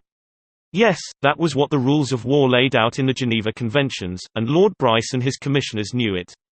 Nor was this important fact trumpeted across England and America in the manner of the propaganda that had successfully captured the hearts and minds of the British and American people. Some German field commanders obviously lost their heads and retaliated excessively against whole towns, such as Dinant. But a defense of sorts could be mounted, even for these men. The ensuing debate as to what the Geneva Convention allowed would have produced yawns in newspaper readers. They wanted what Bryce gave them: blood and lust, rape and horror perpetrated by the German Boche beasts against women and young children and unarmed civilians. They wanted proof that the German Hun was a barbarian, a savage beast. And if the public had not been deceived, Wellington House, and the British government's war effort, would have been in deep trouble. The Bryce report unquestionably helped England win the war. Unquestionably it swayed the opinions of the American public and convinced millions of Americans and other neutrals. It was translated into 27 languages, that the Germans were ugly beasts in human form. No one except a few biased outsiders such as Sir Roger Casement and Clarence Darrow ever reproached Lord Bryce for the vicious lies he had spread around the world. No fair-minded man could ever forgive Bryce for soiling himself. 107 Through it all, Wellington House remained in the background. Few people knew of its existence, let alone its vital role, but it had done an important job and struck a mighty blow for brainwashing. As for Bryce, he went to his grave loaded with royal and academic honours, a sullied, superior liar, a man who had soiled himself and with the blood of millions on his hands, a brilliant scoundrel, a thief who stole the truth from a public entitled to know it, and who managed to evade detection and exposure and the utter condemnation that was universally afforded to Judas Iscariot. From a perspective of 100 years, we ought to take a much harsher view of this man. The Bryce report had obvious connections to the British decision to maintain the blockade of Germany for 7 months after the armistice in 1918, causing the starvation deaths of an estimated 600,000 elderly and very young Germans, all part of the game plan to so weaken Germany that it would never be a threat to the Allies again. The Wellington House propaganda lies about the German army was far and away the greatest atrocity of World War I, and it made every German man and woman hunger for revenge. By creating blind hatred of Germany, Bryce sowed the dragon's teeth of World War II. Chapter 20 The Black Art of Successful Lying, Gulf War 1991 From this background, what we saw in the Gulf War circa 1991 was frightening enough to very forcefully remind us of the origin of the black art of successful lying practiced by Lord Bryce and what a congenital, witting liar he had turned out to be. It also brought to mind how Wellington House and then Tavistock set its seal on brainwashing as a tool of war. It was one of the deciding factors that made me determined to write this work and expose Tavistock and its injurious, baleful influence. In the Gulf War, the U.S. Department of Defense shut out all news media and appointed its own spokesman who gave his grossly untruthful version of events via television broadcasts. I dubbed the fellow Pentagon Pete, and he talked blithely about collateral damage, a new Tavistock phrase being tried for the first time ever. It took the public a long time to catch on to its meaning: human casualties, human deaths and destruction of property. Then we had a break when CNN was allowed to come in and report on the success of the Patriot missile defense shooting down Iraqi Scuds, which it turned out, was another base exercise in propaganda. According to CNN, at least one Scud attacking Israel was shot down every night. Only World in Review, in the midst of the war, reported that not a single Scud missile had been shot down. Nobody dared to report that a total of 15 Scuds had hit Tel Aviv and other parts of Israel. Disinformation and misinformation prevailed. Only WIR reported the truth, but with a small readership, it didn't matter to the propagandists. 110 Then there was the gigantic fraud perpetrated on the American people by one of the largest public relations companies in Washington, Hilton and Knowles. Here again, only WIR broke the story that the whole tear-jerking episode of Iraqi soldiers pulling out newborn Kuwait babies from incubators and throwing them on the floor, was a gross falsehood. It is interesting that like Benton and Bowles, Hilton and Knowles had long ties to the Tavistock Institute. Both companies were leading advertising agencies. The Hilton and Knowles fabrication, tearfully narrated by an eyewitness, who just happened to be the teenage daughter of the A1 Sabah family's Kuwaiti ambassador to Washington, was what swayed the Senate to violate the U.S. Constitution and give Bush the Elder permission to attack Iraq, despite the fact that no such provision exists in the U.S. Constitution. While Bush the Elder could say, "Well, I didn't know this, I didn't hire Hilton and Knowles," he plainly knew all about the key propaganda stunt pulled off against the American people. Nobody will ever believe that he did not recognize the 16-year-old daughter of the Kuwaiti ambassador, who he had met before.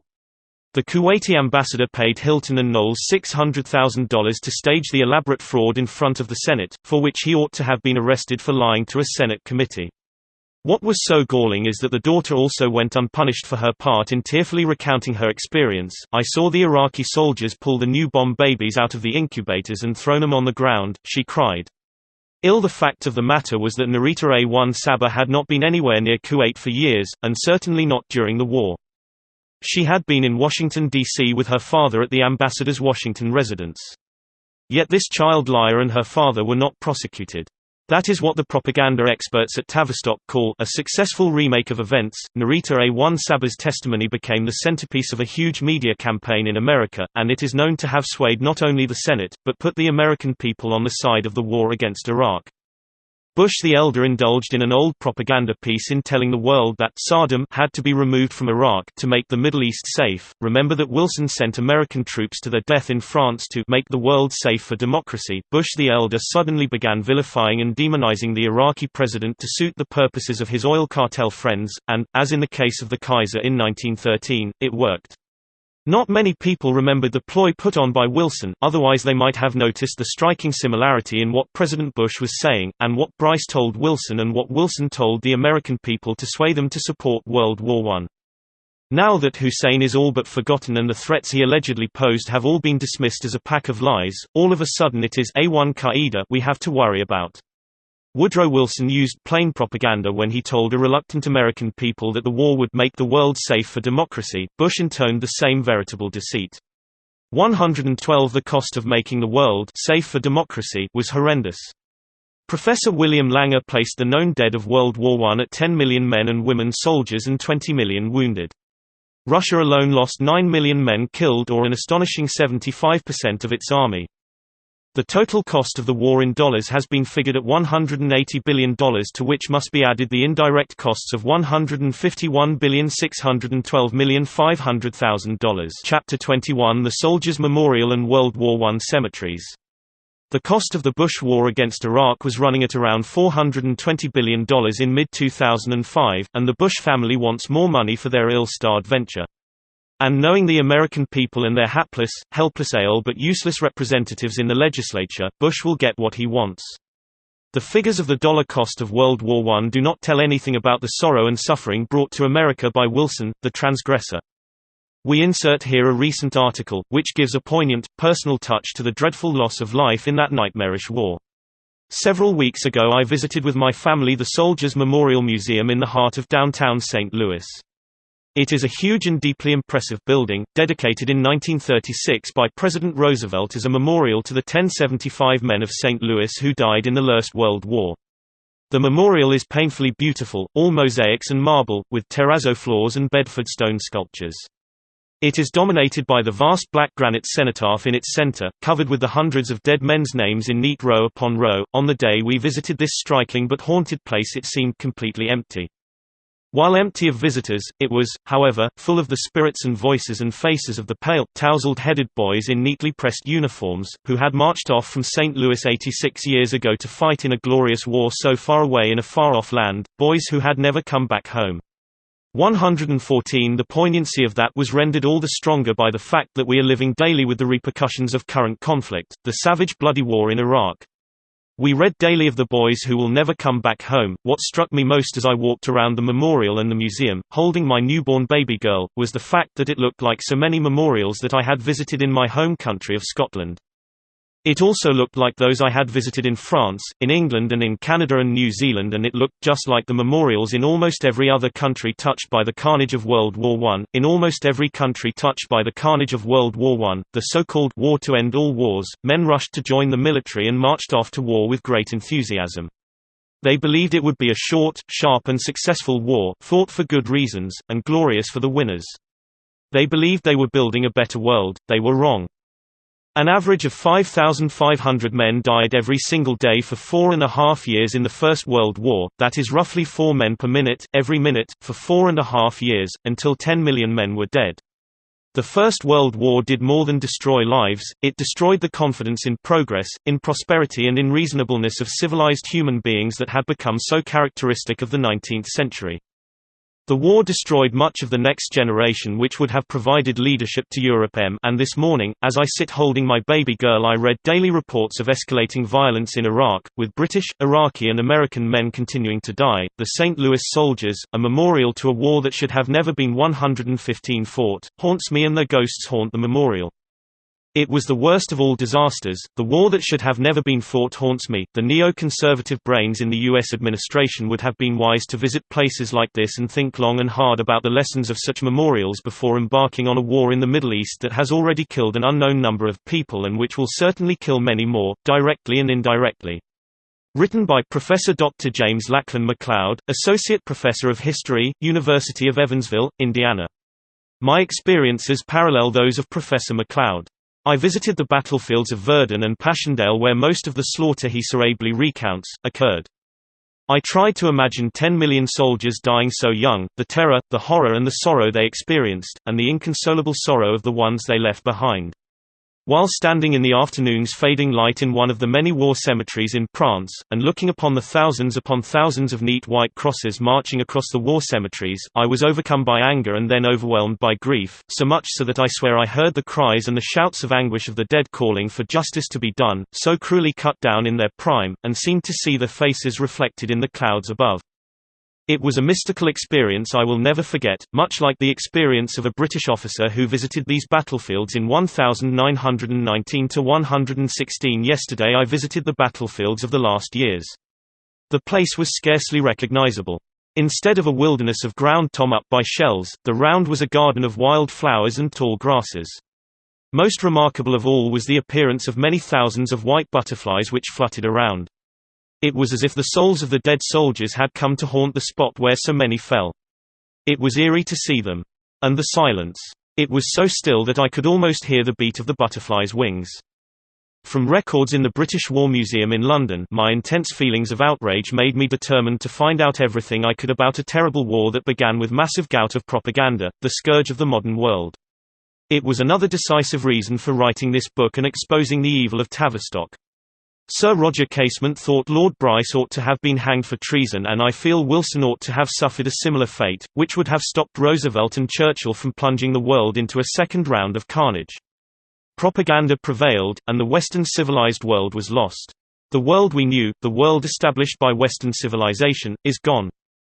Spengler's gloomy predictions proved right. In place of our Western civilized world, we shall soon see the ghastly edifice of the new communist socialist one world government looming up through the darkness of the coming long night.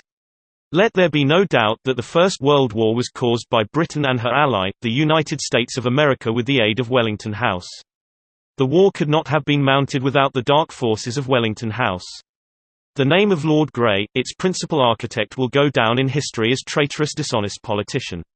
117 There is no consensus as to why Britain started World War I.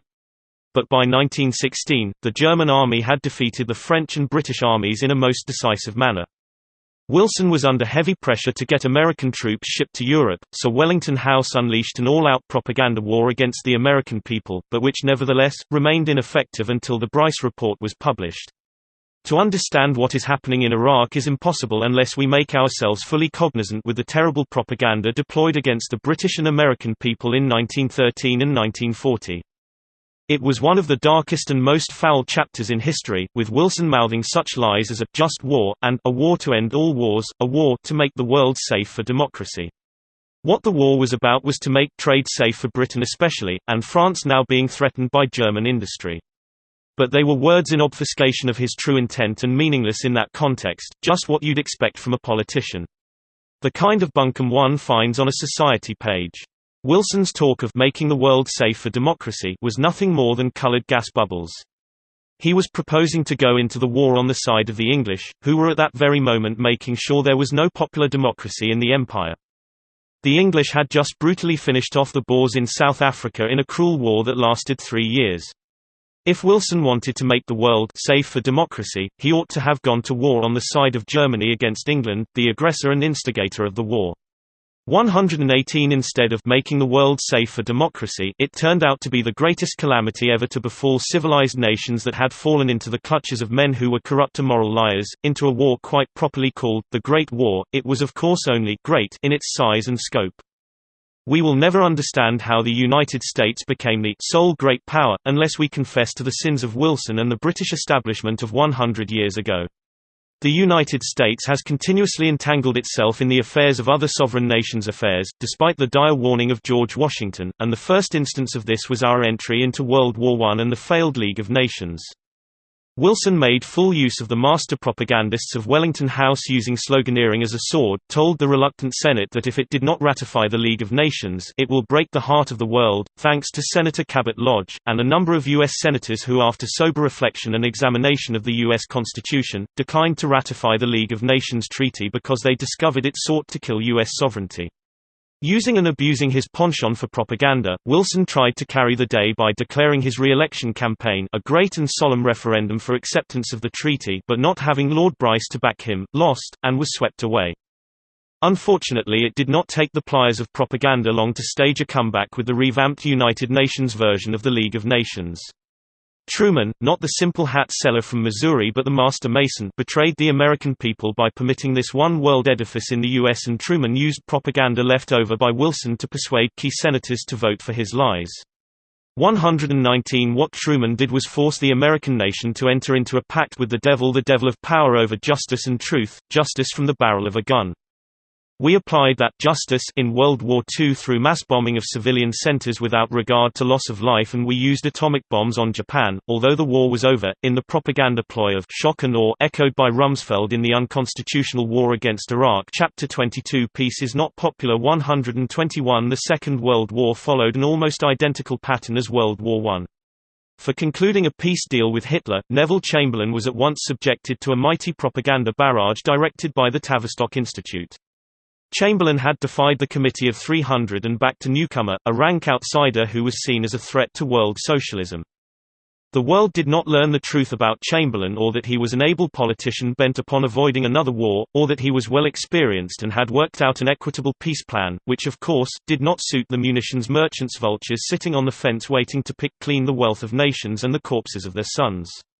The vast propaganda machine set up at the Tavistock Institute in London immediately swung into action against Chamberlain, after he announced his successful peace plan. Shakespeare said that, "The evil that men do lives after them, the good is often interred with their bones." The good done by Chamberlain did not suit the warmongers, and they buried Chamberlain under a catalogue of propaganda and outright lies. These lies were the work of specialists in propaganda employed at the Tavistock Institute, notably, Peter Howard, Michael Foot and Frank Owen. One of these men, employing the pen name of Cato, so vilified Chamberlain that the odium they attached to his name lives even to this day in July of 2005. Such is the power of the might Tavistock propaganda machine. 122 in later years, long after the deceitful propaganda experts had done their work, British historian and scholar David Dutton wrote a book, Neville Chamberlain, in which he gave a balanced assessment of the former Prime Minister.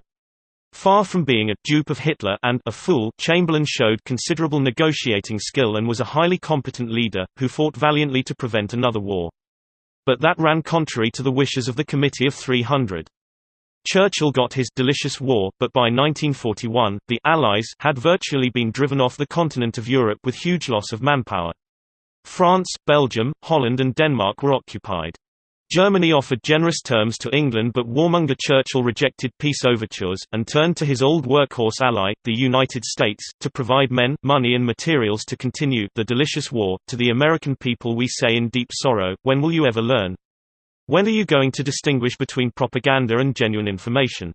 When are you going to put proposal for war to the constitutional test? Wilson was a consummate liar and a hater of the U.S. Constitution, yet, thanks to a huge propaganda drive organized, run and maintained by Wellington House, he was able to accomplish his mission by operating under a banner of patriotism, which overcame vigorous opposition to the war. Between Wilson, Churchill and Roosevelt, tremendous damage was done to Western Christian civilization. Yet in spite of this fact, a wave of propaganda continues to wash over their names, as if to rid them of the blood of millions on their hands. 123 Instead of being vilified, numerous monuments to their honor are to be found all over Europe, and in America a multi-billion-dollar monument is to be erected in honor of Franklin D. Roosevelt, whose treason engineered the Japanese to fire the first shot, as the Stimson Dairies record. Pearl Harbor opened the way to communist control of China, and ultimately the way to a new communist-socialist New World Order inside a one-world government. Our only hope in a veil of despair is that this work might help to open the eyes of the American people, so that they will resolve never again to fall for propaganda, although in the wake of the 9/11 tragedy, it now seems a vain hope. We recently lived through the disturbing experience of being rushed into an unnecessary war in Serbia, Afghanistan and Iraq through the expanded propaganda tools in the hands of Tavistock's experts, the same tool used to vilify the Kaiser and Chamberlain. President Milosevic was demonized, vilified, belittled and finally driven from office. President Milosevic was illegally arrested and illegally transported to Holland for trial by a kangaroo court that has been trying for nearly 4 years to convict him of war crimes. George Bush the Younger refused to give the mediators in Iraq time to work because he knew that it would prevent war. He refused to give the UN weapons inspectors to complete their work, and instead, declared with the evil intent of all propagandists that the world could not wait for 10 days more because of the imminent danger posed by the weapons of mass destruction in the hands of the Iraqi dictator, the Butcher of Baghdad. 124 Thus, once again, the people of the United States were swept along by a flood tide of naked lies put out by the propagandists at Tavistock Institute and echoed by the American media, especially the chief propaganda organ in the United States, Fox News Channel. In one respect Americans are more fortunate this time, we have not had to wait for 100 years to pass for the truth to come out. There were no weapons of mass destruction, no chemical and bacteriological factories, no long-range rockets to cause a mushroom cloud over Boston, courtesy of the apologists for Tavistock propaganda and mass brainwashing, Ms. Rice, and Mr. Bush and his co-partner in crime, British Prime Minister Blair. But in spite of being caught in a web of lies, all the above-mentioned remain in office. They have not been sacked for the scores of lies they swore was the truth, and from which they are now not even bothering to extricate themselves, shrugging of criticism with the help of spin masters, polished liars like Cale Rove and Alastair Campbell. Let us hope that the cause of justice will be served, and that those responsible for the tragedy of the bombing of Serbia and Afghanistan, and the unwarranted invasions of Iraq will be brought before the bar of international justice to account for their crimes. The voices of the dead cry out from the battlefields of Europe, the Pacific, from Serbia and Afghanistan, and from Iraq, lamenting that they died because brainwashing triumphed and propaganda prevailed, the scourge of the modern world, rolling out from the Tavistock Institute like some foul miasma from a dank and noisome bog, enveloping the world, blinding it to the truth. 125 Wellington House propaganda stars. 1 Lord Northcliffe. 2 Walter Lippmann. 3 Edward Bernays. 4 Edward Bernays and Eleanor Roosevelt. 126 Social science scientists at Tavistock. 127 1 Eric L. Trist. Social science scientist at Tavistock Institute. 2 Leon Trotsky. Marxist leader, real name Lev Bronstein. 3 Willy Munzenberg. The brilliant Russian spy and leading propagandist. 4 Lord Northcliffe and Adolf Hitler. 128 1 H.G. Wells. British author. Leading Fabianist, and Secret Service agent. Wrote War of Worlds. 2 George Bernard Shaw. Irish playwright and Fabianist. 3 Walter Rathenau. Leading German industrialist. Financial advisor to Kaiser Wilhelm II. 4 Lord Bertrand Russell. British socialist, author, and elder statesman of the 300, 129 1 Kaiser Wilhelm II. Wellington House falsely maligned the German leader as a bloody butcher. 2 Queen Victoria, was a cousin of Wilhelm II. 3 King George V. 4 Woodrow Wilson, U.S. President. An avowed socialist. The infamous propaganda drawing depicting Kaiser Wilhelm XI standing over Belgian women and children he had shot. This drawing and one like it produced by Wellington House with Wilhelm II standing over Belgian children with a sword dripping in blood from their severed hands, appeared in newspapers across Britain and the United States. Above, Trotsky reviews his troops in Moscow. This is one of the hundreds of propaganda photographs that flooded willing Western newspapers. Below, a depiction of one of the scores of dreadful hand-to-hand battles of World War I. The brutality and slaughter left survivors on both sides mentally crippled and haunted by what they had experienced. 1 *J 1 *JNPIRLs 1 J's J Thunder on the right I Sean Hannity. 2 Rush Limbaugh. 3 Tucker Carlson. 4 Matt Drudge. 5 G Gordon Liddy. 6 Peggy Noonan. 7 Brian Williams.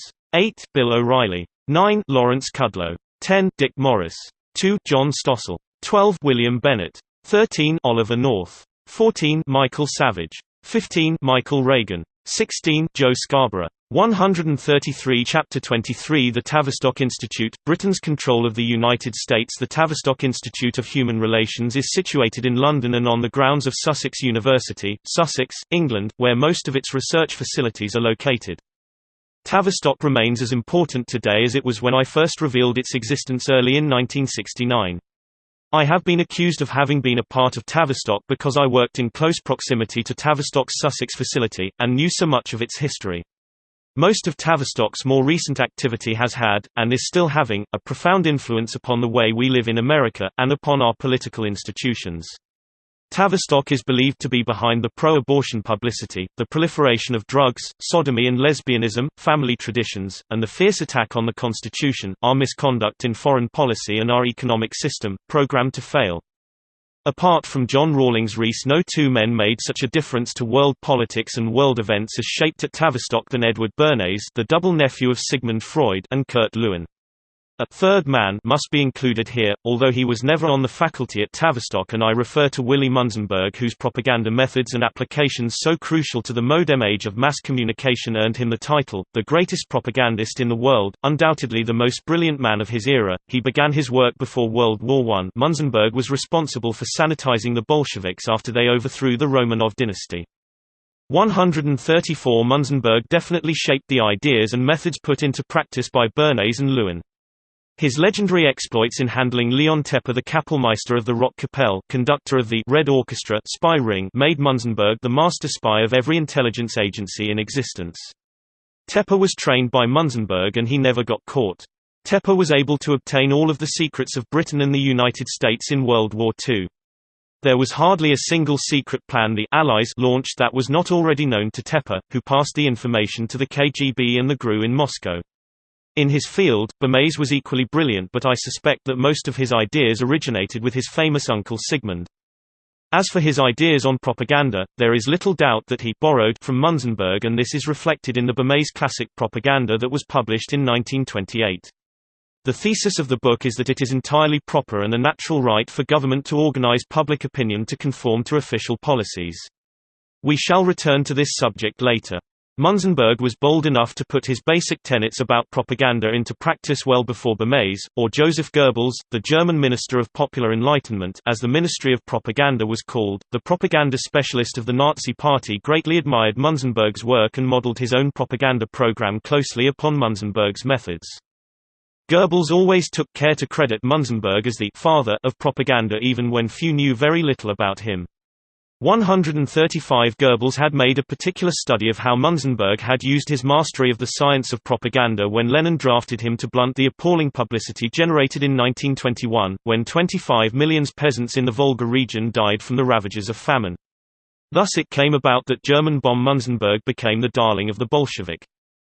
To quote from a recent history account, Munzenberg, who by then had returned to Berlin where he was later elected to the Reichstag as a communist deputy, was charged with setting up a bogus charity, the Foreign Committee for the Organization of Worker Relief for the Hungry in the Soviet Union, the purpose of which was to pretend to the world that humanitarian relief was coming from a source other than Herbert Hoover's American Relief Organization. In this Munzenberg was altogether successful. Munzenberg gained the attention of the directorate of the former Wellington House, which in 1921 had changed its name to the Tavistock Institute of Human Relations under the direction of Major General John Rawlings Rees, formerly of the British Army Psychological Warfare Bureau School. It will not come as a surprise to readers who have followed my work that much of the techniques adopted and perfected by Munzenberg were adopted by Bernays and his colleagues, Kurt Lewin, Eric Trist, Dorwin Cartwright, and H.V. Dix WRB on at Tavistock, who then taught the methods to the Central Intelligence Agency. Munzenberg was not the only communist to profoundly influence events in the United States. I happen to believe that Tavistock aided in preparing the abortion brief, that was subsequently presented to the Supreme Court in 1973, 136 as an original work, when in fact, it was merely a recital of what Madame Kollontai, the founder of the Women's Liberation Movement and Free Love proponent in the USSR, had written.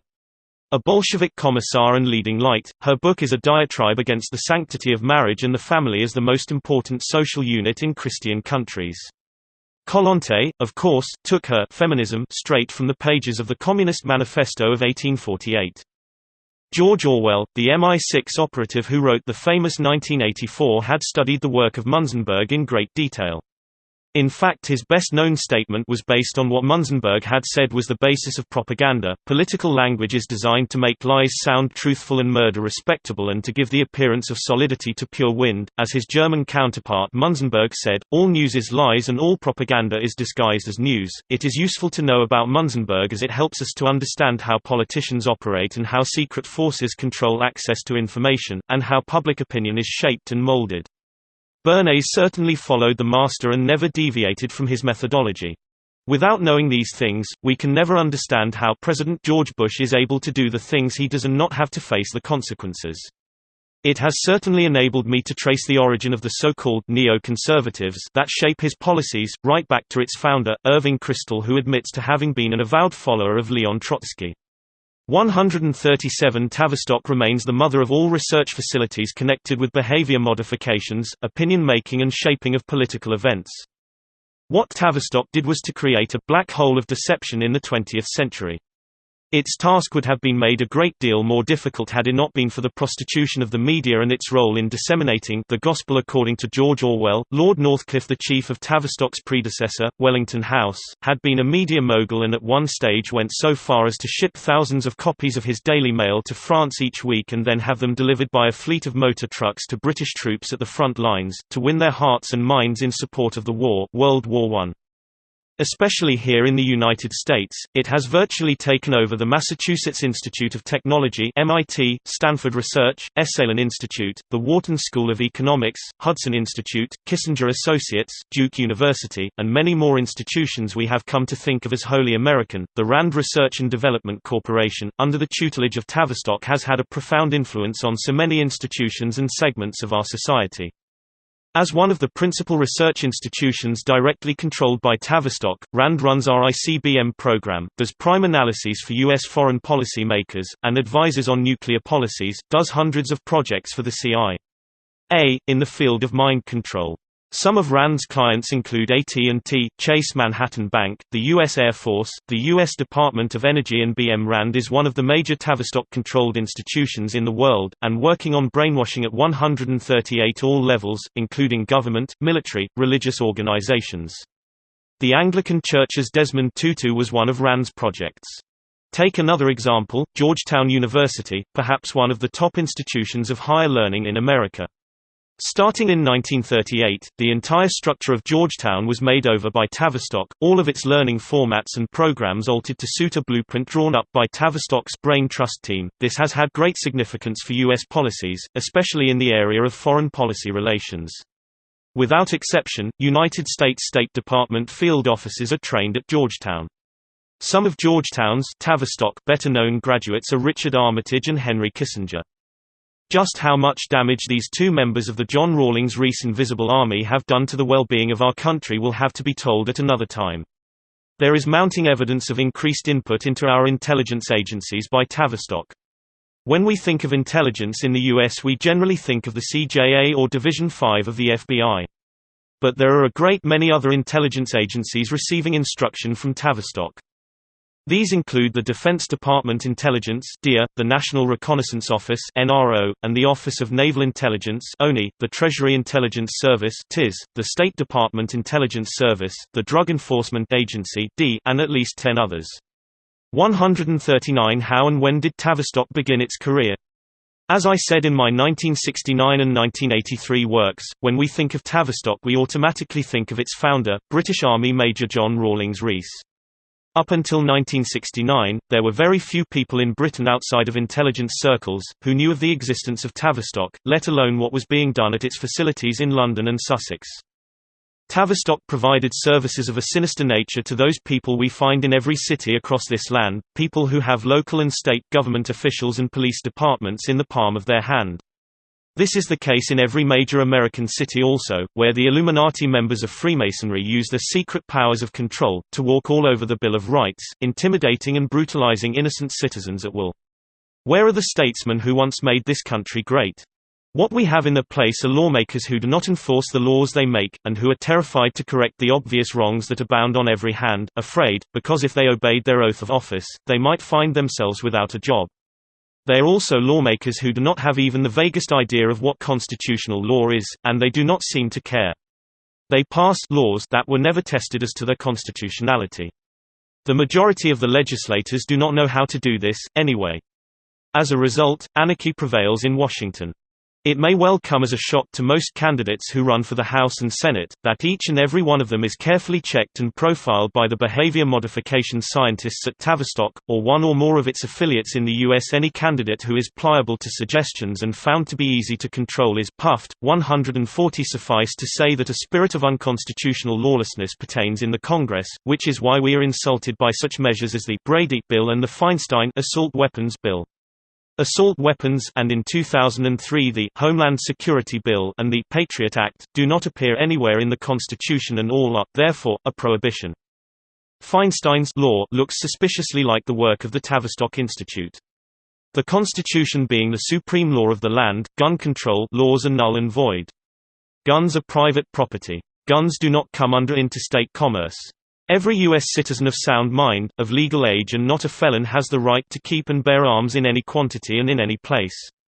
This was stated by the great St. George Tucker, who declared, "The Congress of the United States possesses no power to regulate or interfere with the domestic concerns of any of the states. It belongs to them, the states, to establish any rules respecting the right of property, nor will the Constitution permit any prohibition of arms to the people or peaceful assembly by them for whatever purpose and in any number, whatsoever they may see the occasion."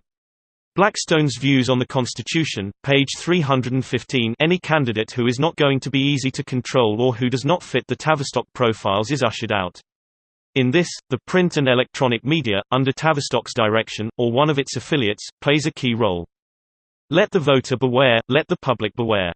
141-hour election process has become a farce, thanks to the work done by Tavistock in controlling the thoughts and ideas of the people of this nation by means of inner directional conditioning and long-distance penetration, of which the mind control science of polling is an integral part. Tavistock serves the black nobility in all of its elements, working to rob us of the victory of the American Revolution of 1776. If the reader is unfamiliar with the black nobility, of course, the term does not refer to black people. It refers to a group of extremely wealthy people, dynasties, whose history dates back for more than 500 years and who make up the backbone of the Committee of 300. On the international front, as well as in areas of those institutions in the U.S. who decide foreign policy, Tavistock does psychological profiling at all levels of government, as well as intruding into private life, on a truly vast scale. Tavistock developed profiles and programs for the Club of Rome, the Cini Foundation, the German Marshall Fund, the Rockefeller Foundation, the Bilderbergers, the CFR and the Trilateral Commission, the Ditchley Foundation, the Bank of International Settlements, the IMF, the United Nations and the World Bank, Microsoft, Citibank, the New York Stock Exchange and so on. This is by no means a complete list of institutions in the hands of Tavistock planners. The propaganda barrage that preceded the 1991 Bush-Gulf War was based around a psychological profile of huge population groups in the U.S. prepared by Tavistock. The results were passed on to the opinion makers, also known as advertising agencies, on Madison Avenue. 142 So effective was this propaganda, that within 2 weeks, people who didn't even know where Iraq was on the map, let alone who its leaders were, began to shout and clamor for war against a dictator who threatens America's interests. Frightening. Yes, but unfortunately 100% true. The very words Gulf Crisis were crafted by Tavistock Institute to arouse maximum support for the Bush war on behalf of a committee of 300 flagship company, British Petroleum (BP). We now know, at least some of us know, just what a big role Tavistock plays when it comes to creating public opinion based on obfuscation, lies, dissembling, misrepresentation and outright fraud. There isn't any other institution in the world that can hold a candle to the Tavistock Institute for Human Relations. Quoting from my updated 1984 report, there are a few institutions and publishing businesses that are catching on to the changes that are occurring. The latest issue of Esquire magazine carries an article entitled, Discovering America. Esquire did not mention Tavistock by name, but this is what it said. During the social revolution, a very significant phrase, of the 70s, most of the rituals and personal interaction and the institutional life were radically altered. Naturally, these changes have affected the way we perceive the future. The economic base of America is changing and new services and products are being offered. The article then went on to state that our professional lives, our leisure time, our educational systems are being altered, and more importantly, the thinking of our children is being altered. The writer of the Esquire article concluded, 143 America is being transformed as is the direction it will take in the future. Occasionally our New American section, promised for future editions of Esquire, won't seem so new, since most of the new thinking has been creeping into the mainstream of American life, but until now, it has gone unnoticed. I could not have given a more fitting description of the fallacy. Time changes things, nothing changes on its own, all changes are engineered, whether in secret or in public. While Esquire didn't say who is responsible for the changes, for the most part about unwanted changes, that we, the people, attempted to resist. Capitals intended, Esquire is not alone in its contention. Millions of Americans living in total ignorance of the forces shaping their future. They are unaware that America is being thoroughly conditioned by Tavistock's inner directional long-range penetration method. The worst part of it is that these millions, because of Tavistock conditioning making Americans think in the way Tavistock would have them think, no longer seem to care. They have been inner conditioned through long-range penetration, the master control plan set up by Tavistock to brainwash the nation for so long that they now suffer a constant state of shell shock. As we shall see, there is good reason for this apathy and ignorance. The unwanted, forced changes we have been subjected to as a nation, were the work of several master theoreticians and technicians who joined John Rawlings Rees at the Tavistock Institute. Chapter 24 Brainwashing Saves a U.S. President 145 I would venture to suggest that even after all my years of exposing Rees and his work, fully 95% of Americans don't know who he is or what harm he has done to the United States. This substantial number of our citizens is even today totally unaware of how they have been manipulated and forced to accept new ideas, new cultures, and new religions. They have been grossly violated and don't know it. They are still being violated and still don't know what is happening, especially when it comes to opinion making through polling. To illustrate my contention, former President Clinton was able to survive scandal after scandal on the basis of the polls showing that the American people didn't care enough about his outlandish behavior to call for impeachment proceedings. Could this be right? Could it be true that people really don't care about public morals anymore? Of course not. The situation is a contrived one taught by Tavistock Institute, and every poll-taker is trained in Tavistock methods of opinion-making and manipulation of public opinion, so that the answers come out right. We can add President G.W. Bush to the survivors. He has not been removed from office notwithstanding the blatant lies that were used to start an illegal unconstitutional in Iraq. It is unconstitutional because war was never constitutionally declared. 146 Also, there is no provision in the U.S. Constitution for the United States to attack another nation that has not committed acts of belligerency against it. How has President Bush got away with not being impeached? The answers lie in the Tavistock Institute and its mass brainwashing capabilities. One of the early tasks undertaken by Tavistock after it launched total war on the U.S. in 1946 was to force acceptance of alternate lifestyles on the American people. Tavistock documents showed how the leaders of a campaign to force legal public acceptance of groups, whose behavior was until the changes were forced through by the Congress, recognized as a crime in almost every state in the Union, and in some states, remains as a crime. I am referring to the gay lifestyle as it has come to be known. The careful profiling that was done before this change program was launched was not believed by the uninitiated, who dismissed it as lurid science fiction, even though it was spelled out in the simplest of terms. A vast majority of Americans never heard and still do not know in 2005 that the Tavistock Institute went to war against them in 1946, nor that the people have been losing that war ever since.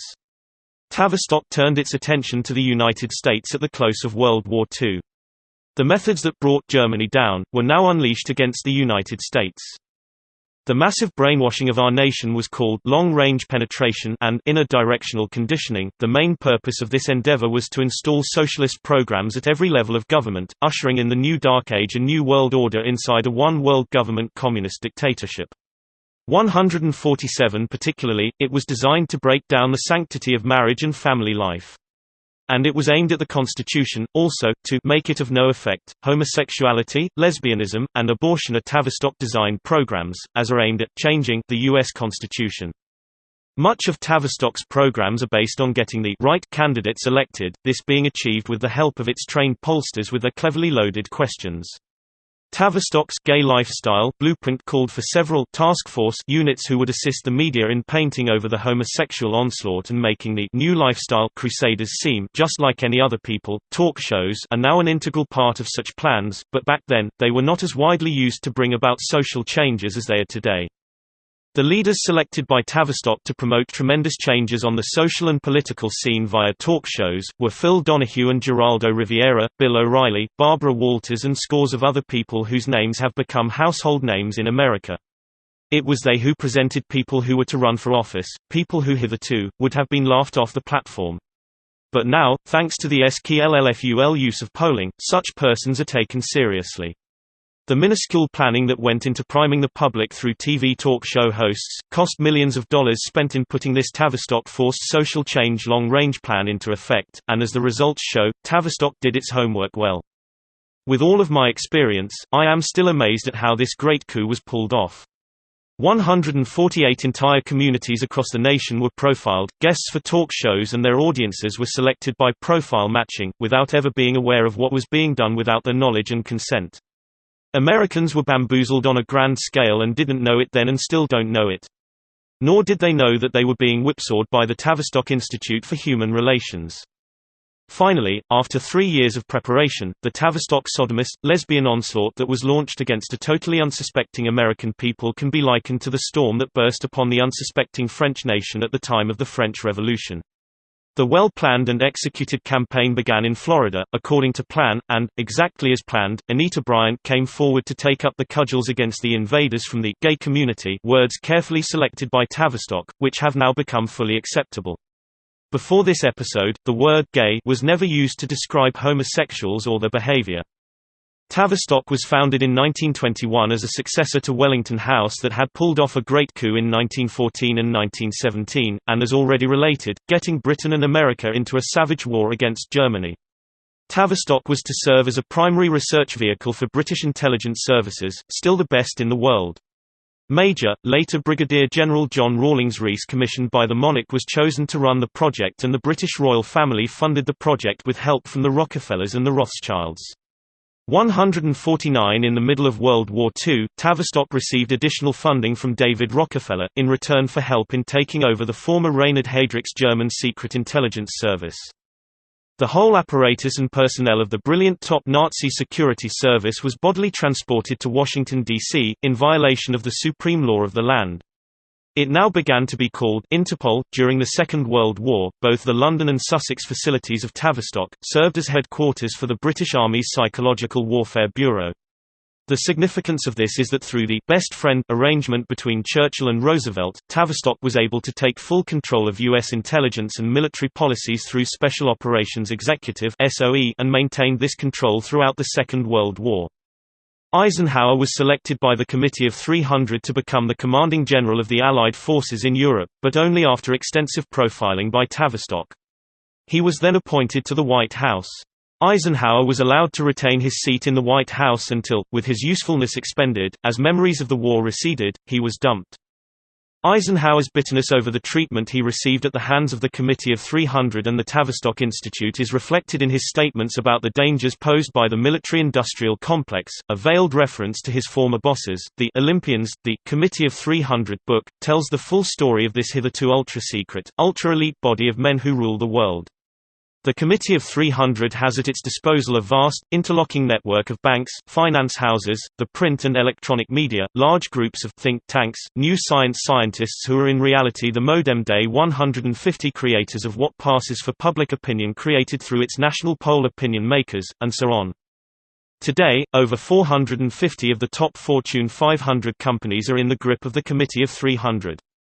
These include Petro-Canada, the Hong Kong and Shanghai Bank, Halliburton, Root, Kellogg and Brown, British Petroleum, Shell, Xerox, Rank, Raytheon, ITT, Eagle Insurance, all the largest insurance companies, all of the top companies and/or organizations in the US, Britain and Canada. The so-called environmental movement is entirely controlled by the committee, through the Tavistock Institute.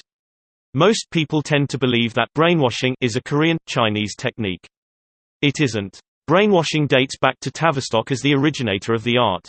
The science of behavioral modifications had its origin in Tavistock, which trained an army of intelligence personnel to go out and do likewise. The United States, perhaps more than any other country, has felt the weight of Tavistock's fist in our national life at almost every level, and its grip on this country has not been lessened. If anything, with the advent of William Jefferson Clinton, and Bush, father and son, it has been considerably tightened. We were truly brainwashed in 1992 and 1996. We are truly a brainwashed nation in 2005. The United States is the principal victim of long-range penetration warfare using the Rees techniques. Other victim countries are Rhodesia, now Zimbabwe, Angola, South Africa, the Philippines, South Korea, Central America, Iran, Iraq, Serbia, Yugoslavia, and Venezuela.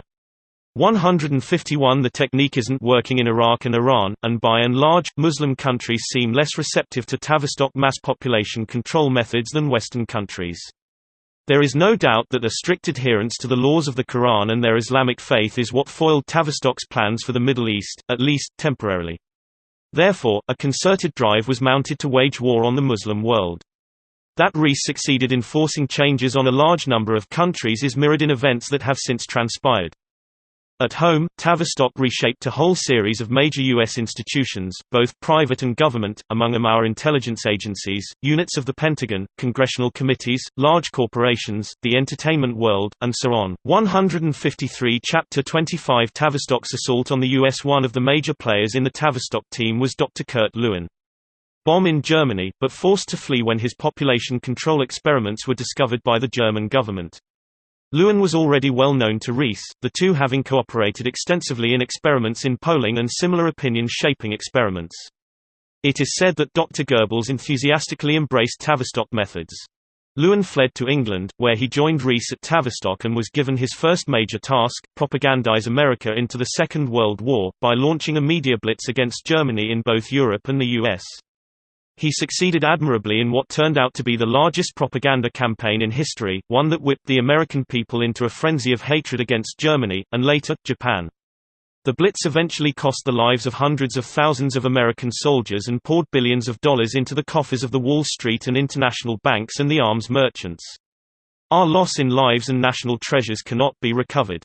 Just prior to the assault on Iraq, the U.S. was subjected to a propaganda blast only slightly below the level of that which was developed to shove the United States into the Second World War.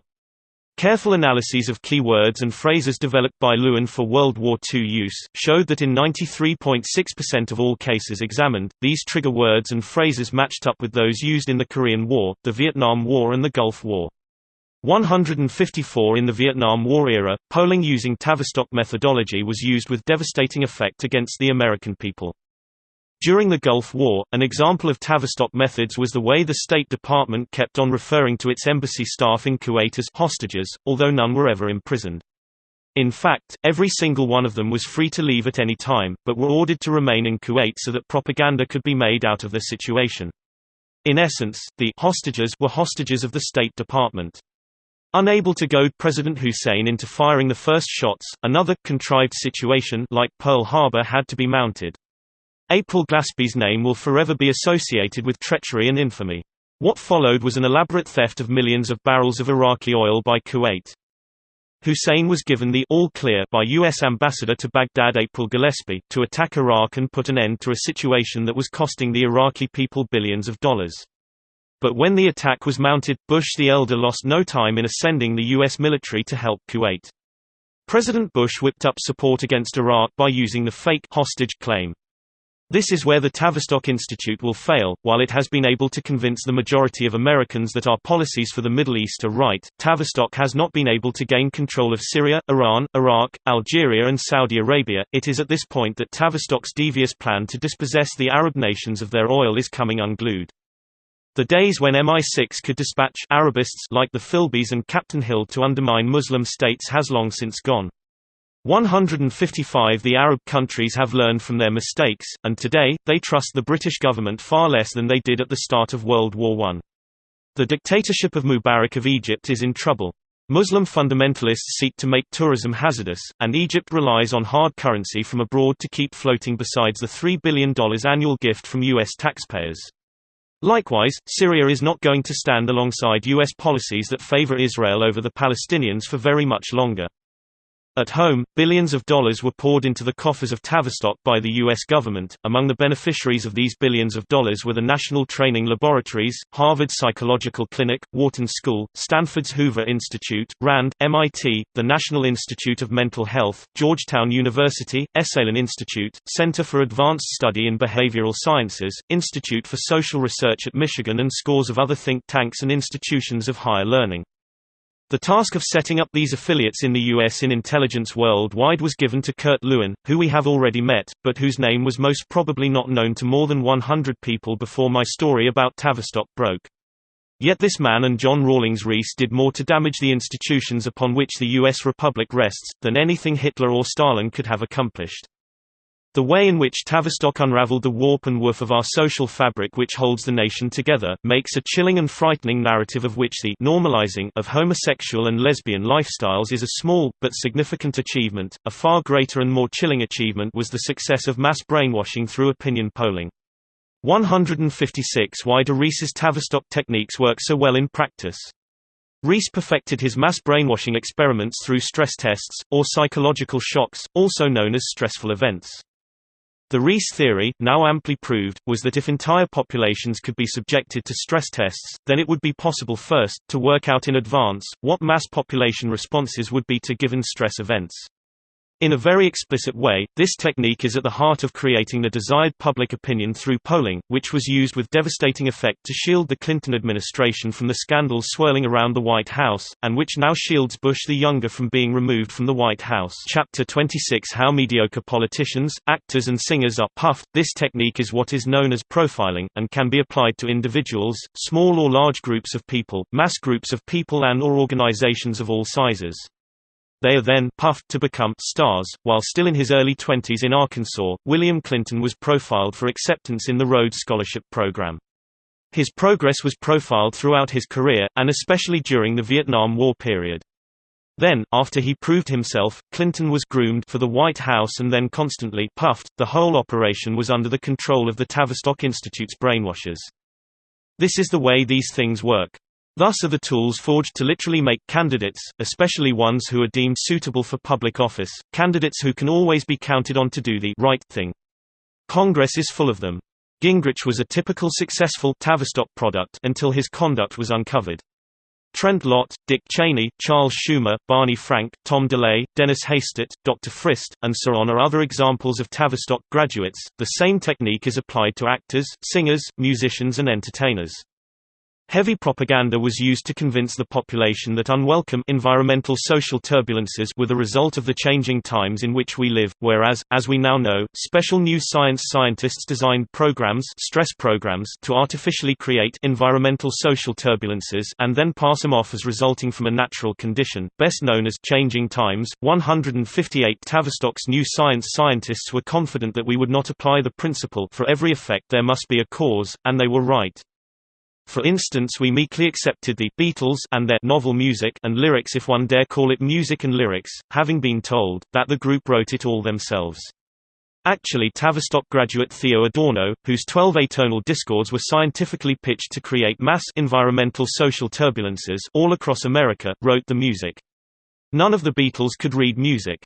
Nevertheless, they were puffed day and night without ceasing until everything about them, lies and all, was accepted as truth.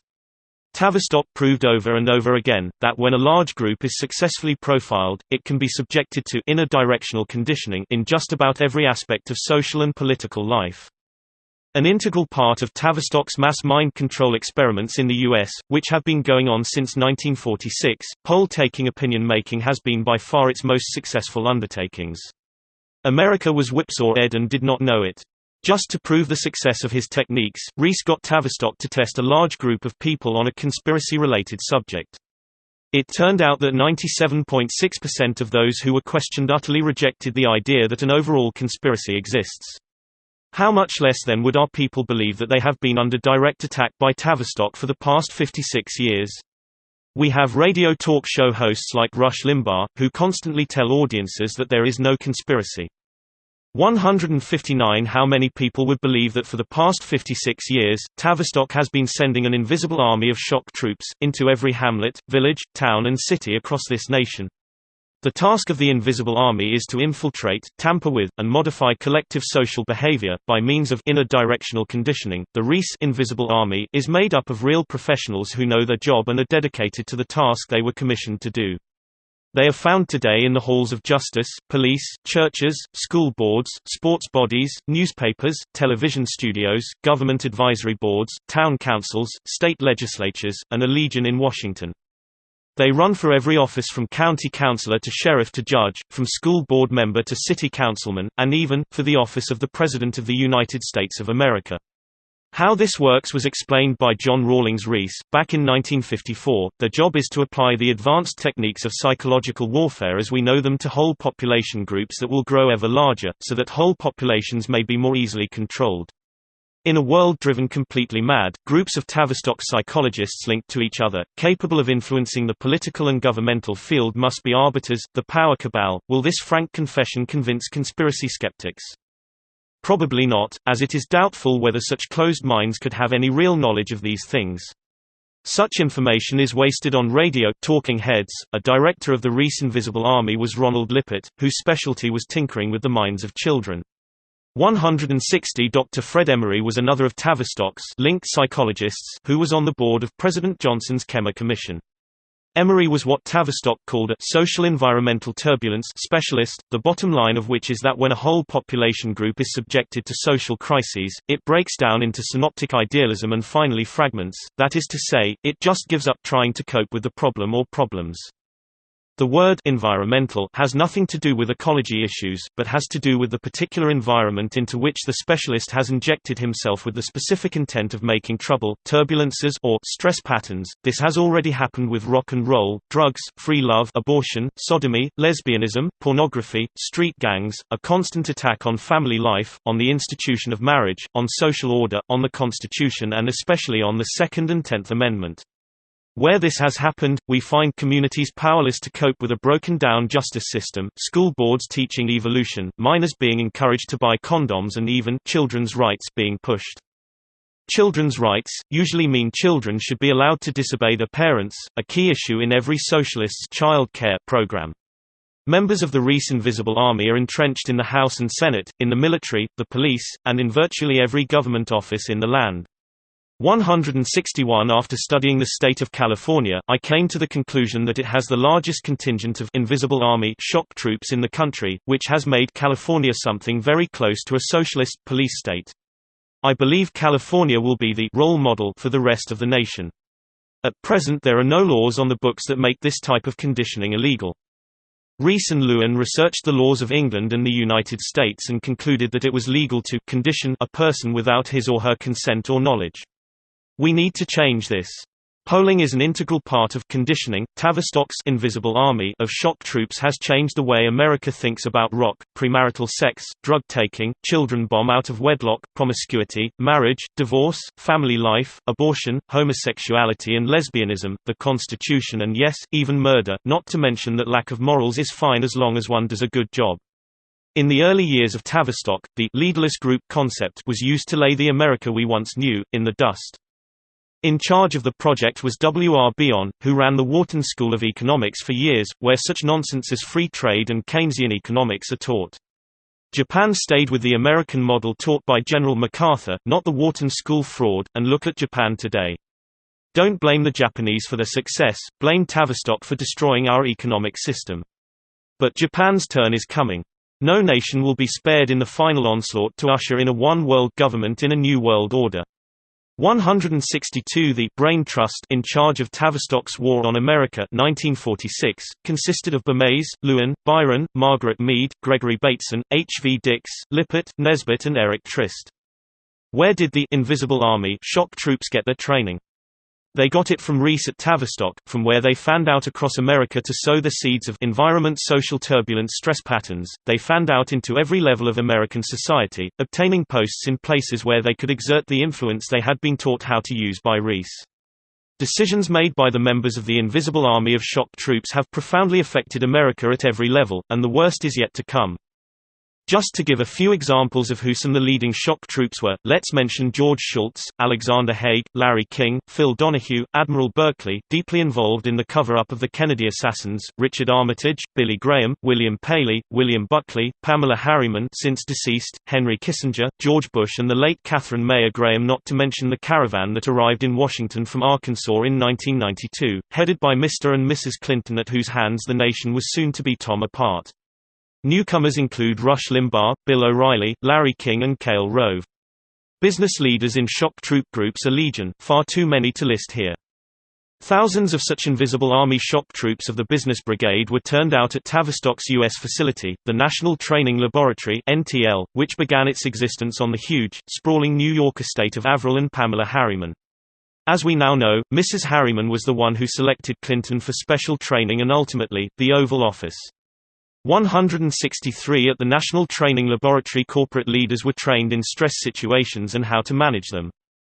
Companies who sent their top executives to NTC to receive for Tavistock training included Westinghouse, B.F. Goodrich, Alcoa, Halliburton, BP, Shell, Mobil, Exxon, Eli Lilly, DuPont, the New York Stock Exchange, Archer Daniels Midland, Shell Oil, Mobil Oil, Conoco, Nestlé, AT&T, IBM and Microsoft.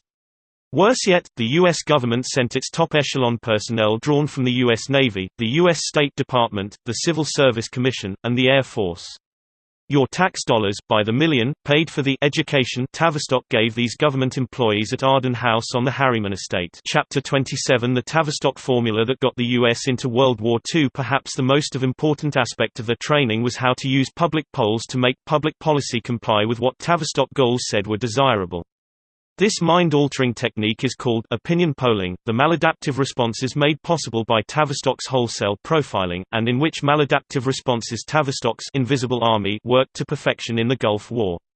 Instead of rebelling against dragging this nation into a war against a friendly country with whom we had no quarrel, a war that was waged without a proper congressional declaration of war, we were turned in its favor. In short, we were badly misled without knowing it, due to the long-range inner directional conditioning the American people had been undergoing since 1946.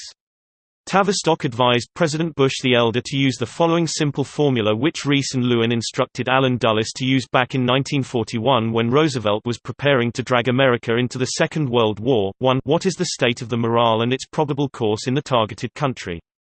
This also applied to morale in the U.S. 2. What is the state of susceptibility in the U.S. to the idea that war in the Persian Gulf is necessary? 3. What techniques could be used to weaken opposition in the U.S. to war in the Persian Gulf? 166. 4. What kind of techniques in psychological warfare would succeed in undermining the morale of the Iraqi people? It was here that Tavistock slipped up very badly. Once Bush committed himself to Prime Minister Thatcher's 1991 Gulf War on behalf of Queen Elizabeth and her BP oil company, Tavistock put together a team, which included psychologists, public opinion makers, led by the brazen liars at Hill and Knowlton, and a host of Tavistock profilers. Every single one of the speeches made by President Bush with the intention of promoting war against Iraq was crafted by multidisciplinary teams of writers trained by Tavistock. Top-secret information on how the Gulf War was propagated and how the American people were swung behind that nasty, corrupt war by President George Bush was given to a congressional committee recently.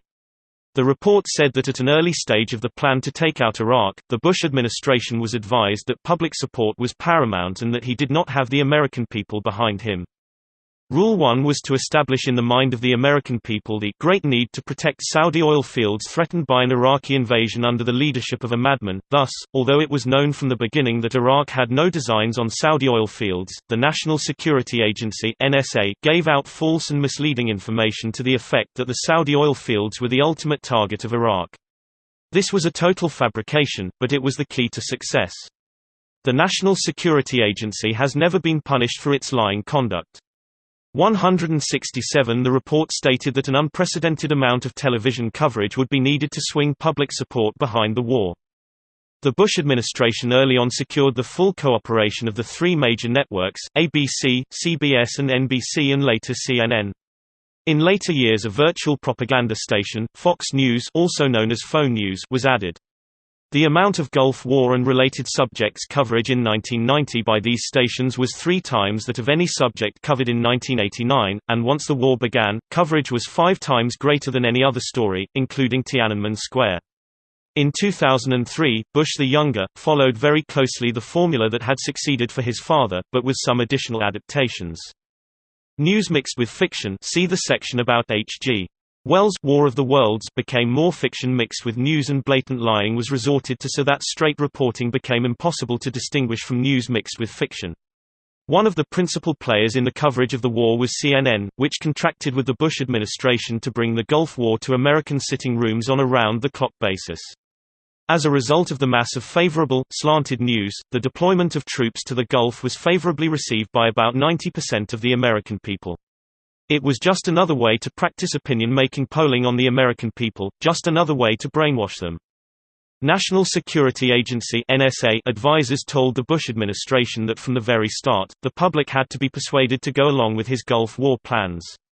It was decided to create a parallel between Hitler and Saddam Hussein, with the words, "Saddam Hussein must be stopped," repeated over and over again, followed by lie that the Iraqi president is acting like Hitler. 168 Later a dire threat was added, that Iraq had the capability to strike at the US with long-range weapons of mass destruction.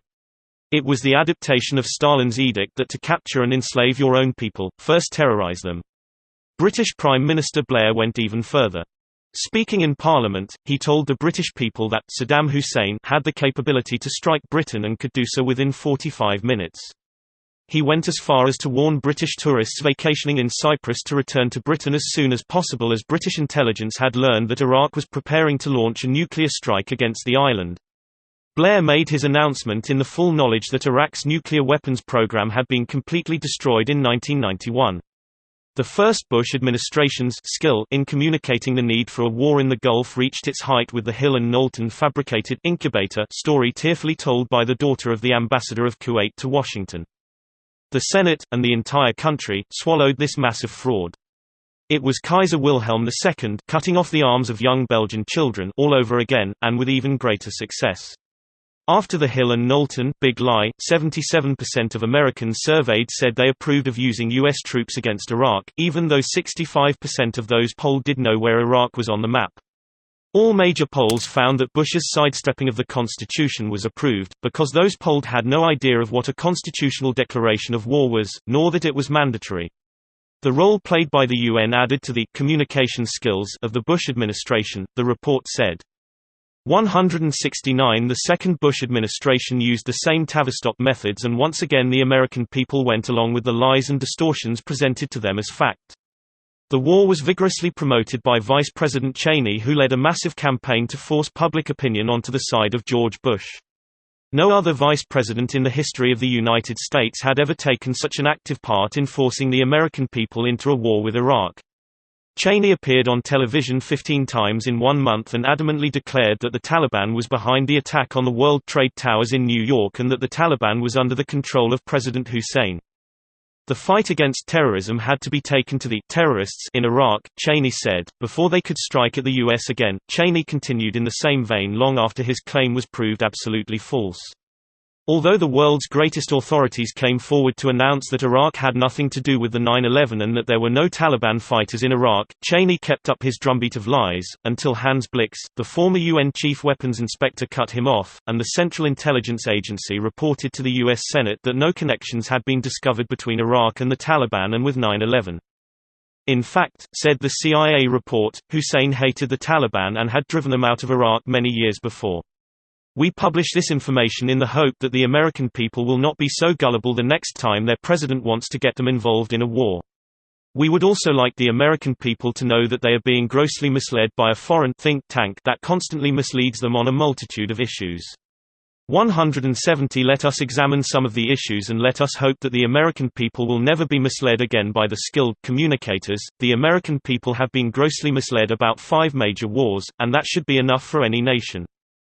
But unfortunately, the non-stop bombing of Iraq and Serbia by U.S.-British aircraft showed that the American people had learned nothing from the Gulf War and how it was instigated, and how they were lied to and manipulated in an utterly reprehensible manner. The Second Gulf War was ample proof that Tavistock's methods still work, so much so that blatant lying was resorted to with the knowledge that even if discovered as lies, the Bush administration knew that their lies would just be shrugged off, because the American people were now thoroughly conditioned in a state of permanent shell shock, to display no concern over what was a very serious position for any nation to find itself in. What can be done about the grip Tavistock and its many affiliated institutions have on the country, the Christian right, the Congress, our intelligence agencies and the State Department, a grip that extends all the way to the President and to our top military brass? As I previously stated, the main problem is to be able to convince the broad mass of Americans that what is happening to them and the country, is not a case of changing times, due to circumstances beyond their control, but a carefully contrived plot, a real menace to the future of all of us, and not just some conspiracy theory. We can arouse the nation, but only if a concerted effort is made at the grassroots level. The solution to the problem lies in educating Americans and by unified action. 171 There is a great and compelling need to educate the millions of people as to what the secret manipulators are doing, and more importantly, just how, and why they are doing it. Urgent constitutional action is needed to bring this about. There are many leading citizens, who have the power and the financial means to start a grassroots campaign. What is not wanted, is a third political party. A grassroots movement, properly educated and acting in concert is the only way, at least in my opinion, that we are going to win our country back from the dark and evil forces that have it by the throat. Together, in a grassroots movement, we can shake America free from the grip of foreign powers, powers the Tavistock Institute serves so well, foreign powers that are bent upon the destruction of America as constituted by our founding fathers.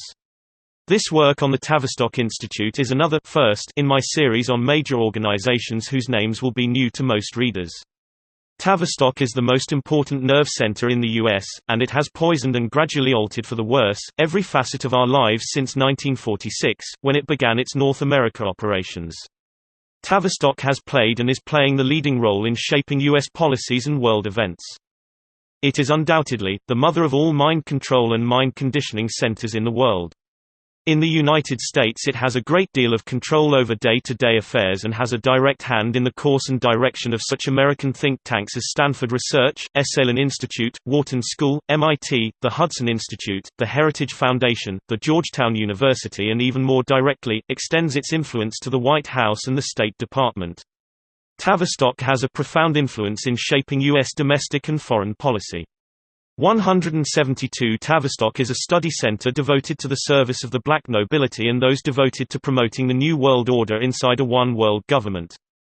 Tavistock does work for the Club of Rome, the CFR, Trilateral Commission, the German Marshall Fund, the Mont Pelerin Society, the Ditchley Group, the Quaker Coronati Freemason Control Lodge and the Bank of International Settlements. Chapter 28 How Tavistock Makes Well People Sick 173 Tavistock's story begins with its founder, Brigadier General John Rawlings Rees in 1921. It was Rees who evolved Tavistock's methods of mass brainwashing. Tavistock was founded as a research center for British Special Intelligence Service (SIS). It was Rees who launched the method of controlling political campaigns, as well as mind control techniques, which continue to this very day, and it was Rees and Tavistock who taught the USSR, North Vietnam, China and Vietnam how to apply his techniques, all they ever wanted to know about how to brainwash individuals or a mass of people. Rees was a close confidant of the late Margaret Mead and her husband Gregory Bateson, both of whom played major roles in shaping U.S. institutions that make government policy. He was also a friend of Kurt Lewin, who was expelled from Germany after being accused of being an active Zionist. Lewin fled Germany when it became apparent that the NSDAP would control Germany. Lewin rose to become Tavistock's director in 1932. He played a major role in preparing the American people for entry into World War II. Lewin was responsible for organizing the greatest propaganda machine known to mankind, which he directed against the whole German nation. Lewin's machine was responsible for whipping the American public opinion into favoring the war by engendering a climate of hatred against Germany. What was it that made the Rees method so successful? Basically, it was this: the same psychotherapy techniques used to cure a mentally sick individual could be applied in the opposite direction. 174 It could also used to make healthy people become mentally ill. Rees began his long series of experiments in the 1930s using British Army recruits as test cases. From there Rees progressed to perfecting mass brainwashing techniques, which he was later to apply to countries slated for change. One such country was the United States, which remains the focus of attention of Tavistock. Rees began applying his behavior modifications techniques against the American people in 1946. Few if any realized the extreme threat to America, which Rees posed. The British Army Psychological Warfare Bureau was set up at Tavistock through secret agreements with Churchill, well before Churchill became Prime Minister. The agreements gave the British Special Operations Executive, commonly known as the SOE, full control over the policies of the U.S. Armed Forces, acting through civilian channels, and which invariably became official U.S. government policy. That agreement is still firmly in place, as unacceptable to patriotic Americans today, as it was when established. It was the discovery of this agreement that led General Eisenhower to issue his historical warning about powers accumulated in the hands of the military-industrial complex, so that we fully understand the influence of Tavistock in the daily political, social, religious and economic life of the U.S. Allow me to explain that it was Kurt Lewin, the second-in-command, who was responsible for founding the following American institutions, many of whom were responsible for making profound changes in U.S. foreign and local policies. 175 * the Harvard Psychological Clinic * the Massachusetts Institute of Technology MIT * the Committee on National Morale * Rand Corporation * National Defense Resources Council * the National Institute for Mental Health * the National Training Laboratories * the Stanford Research Center * the Wharton School of Economics * the New York Police Department * the FBI * the CIA * the Rand Institute. To Lewin fell the task of selecting key personnel for these and other highly prestigious research institutions, including Esalen, the Rand Corporation, the United States Air Force, the Navy, the Joint Chiefs of Staff, and the State Department. In later years Tavistock conditioned those chosen to operate the ELF weather modifications facilities located in Wisconsin and Michigan, as a defense against those operated from the Kola Peninsula in Russia. 176 It was through institutions like Stanford and Rand that the treasonous, infamous MKUltra project got its start. MKUltra was a 20-year experiment utilizing LSD and other mind-altering drugs, carried forward under the direction of Aldous Huxley and the guru of the Ban the Bomb movement, Bertrand Russell, the senior statesman of the 300, for and on behalf of the CIA. In the Second Gulf War, Tavistock trained operatives showed U.S. General Miller how to run systematic torture to extract information from Muslim captives held at Abu Ghraib prison in Iraq and Guantanamo Bay in Cuba that shocked and disgusted the world when they were exposed. Through these and other similar mind control, mood-altering drugs, Lewin, Huxley and Russell were able to do indescribable damage to the youth of America, damage from which we, as a nation, will probably never fully recover. Their horrible drug experiments were carried out from Stanford Research, McGill University, and Bethesda Naval Hospital and at U.S. Army locations scattered all across the land. It is worth repeating that the movement, which sprouted among our youth in the 1950s to 1960s, known as the New Age and/or the Age of Aquarius, was a Tavistock program. There was nothing spontaneous about it. Nudity was introduced in conformity with the course taken to demean women. By 2005 the new fad is called hip-hop, a type of dance game played mainly by children in the poorest suburbs of America's cities. It was picked up by Tavistock and turned into a full-blown industry with the specialists writing the music and lyrics until it is one of the best profit makers for the recording industry. 177 Reese's methods were closely followed by Aldous Huxley, Bertrand Russell, Arnold Toynbee and Aleister Crowley. Russell was particularly adept at working Tavistock methods in forming his CND, Ban the Bomb campaign which opposed U.S. nuclear experiments. Tavistock think tanks received massive U.S. government funding. Such institutions conduct research experiments with mass population conditioning. The CND movement was a front from behind which Huxley dispensed drugs for the youth of Britain. In these experiments the American people have been more of a target than any other national group in the world.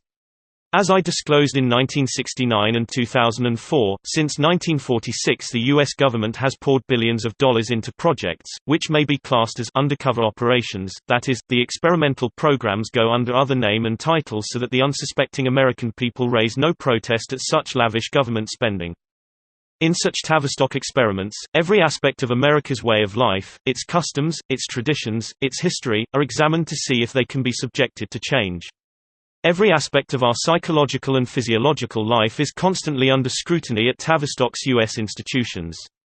The change agents work tirelessly to change our way of life and make it look as such changes are merely changing times to which we must adapt. These forced changes are to be found in politics, religion, music, the way the news is manufactured and reported, the style of delivery of the news readers with the preponderance of American women readers who had every last trace of femininity driven out of them, the style and delivery of speeches made by Mr. Bush, short staccato sentences accompanied by facial contortions and body movement taught by change artists. 178 His manner of walking, U.S. Marine style, the rise of the so-called Christian fundamentalists in politics, the overwhelming support for ISMS, the list is endless. The outcome, the net result of these experimental programs determine how and where we shall live in the present and the future, how we will react to stressful situations in our national and personal life, and how our thinking on a national level regarding education, religion, morals, economics and politics can be channeled in the right direction. We, the people, have been and are being endlessly studied at Tavistock's institutions.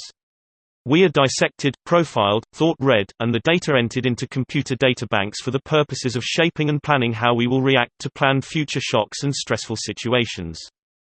All this is done without our consent and in gross violation of our constitutional right to privacy. These profiling results and prognostications are entered into databases in computers at the National Security Agency, the FBI, the Department of Defense Intelligence Agency, and the Joint Chiefs of Staff, the Central Intelligence Agency, the National Security Agency to name but a few places where such data is stored. The lines between internal and external spying are being blurred as the American people are conditioned for the coming one-world government wherein surveillance of individuals will reach unprecedented levels.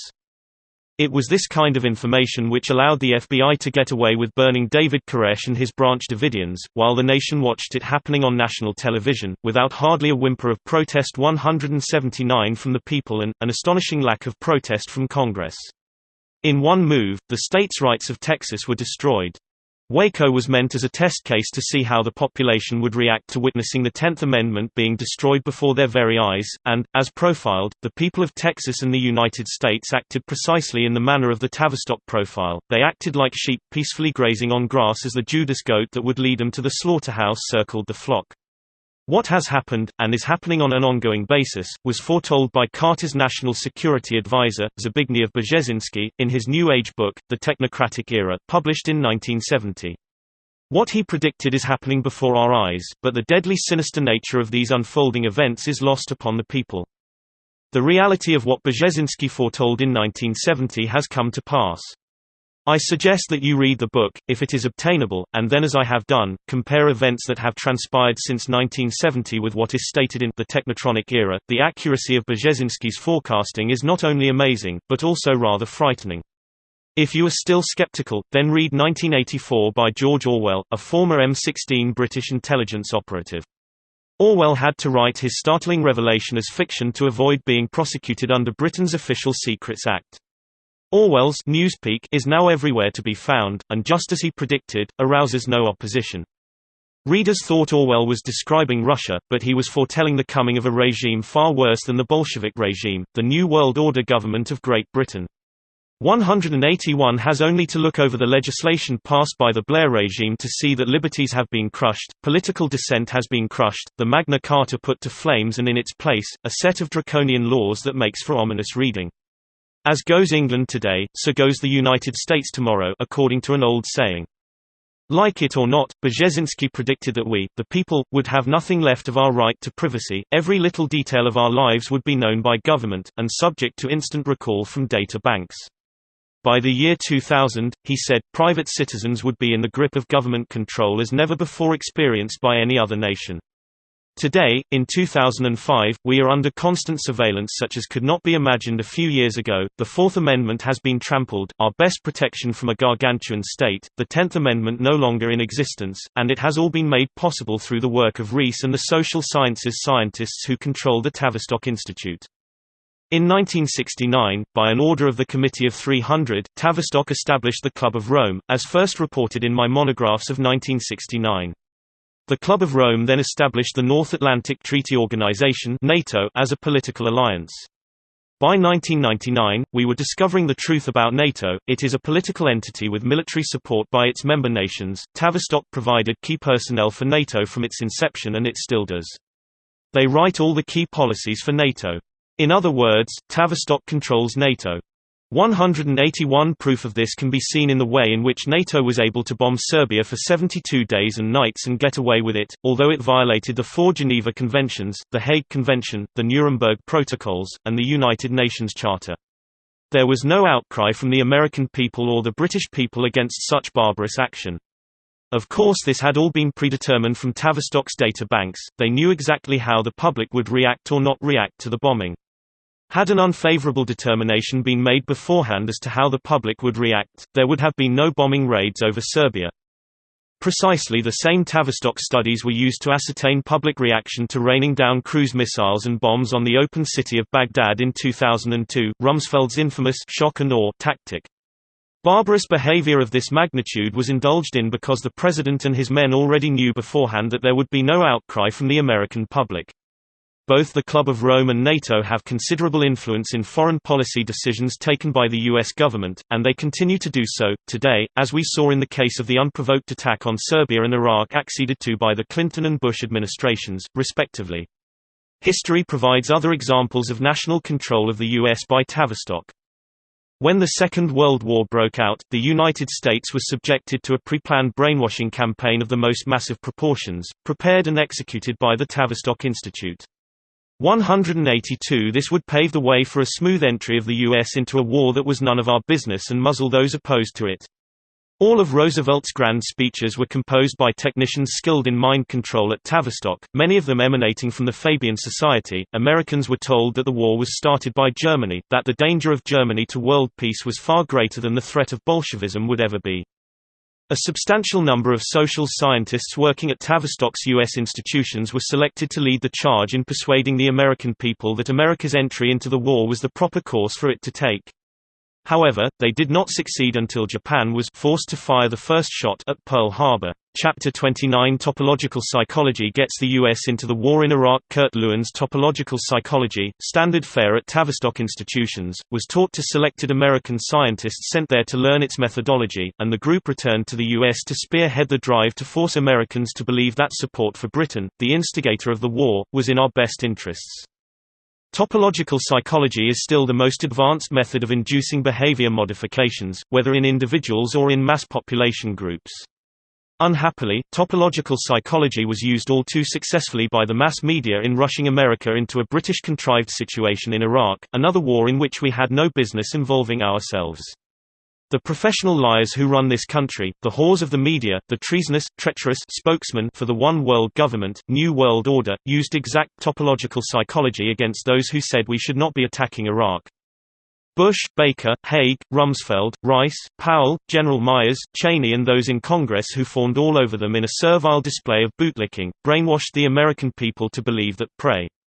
Saddam Hussein of Iraq was a monster, an evil man, a dictator, a threat to world peace, who had to be removed from power, even though Iraq had never done anything to harm the United States.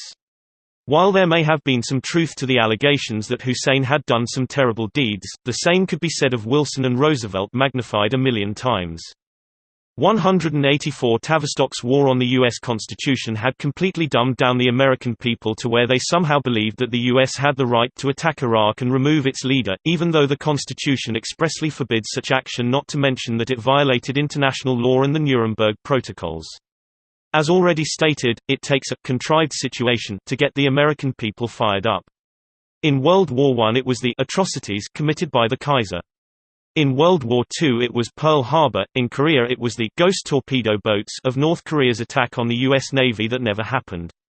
In Iraq it was the deceit and lies of April Glaspie, in Serbia, it was the concern of Madame Albright for the alleged persecution of Albanian illegal aliens flooding into Serbia to escape the economic misery of their homeland that was the excuse for her self-righteous crusade against Serbia. Tavistock coined a new name for the illegal Albanians, henceforth they were to be called Kosovars. Of course the profiled and programmed American public made no objection when Serbia, without just cause and without ever having harmed the United States, was mercilessly bombed for 76 days and nights. The real danger to peace comes from our one-sided policy toward Middle East nations, and our attitude towards socialist governments. Appeals to rally around the flag in the early stages of World War II were pure Rees topological psychology, and it was repeated in the Gulf War, the Korean War, Iraq twice, and Serbia. 185 Soon it will be North Korea again. The U.S. has persecuted that nation for more than 25 years. Only this time the excuse will be that North Korea is about to drop a nuclear bomb on an American city. In all these wars, the American people succumbed to the big drum of Tavistock brainwashing under the guise of patriotism tinged with a heavy dose of fear, banged night and day.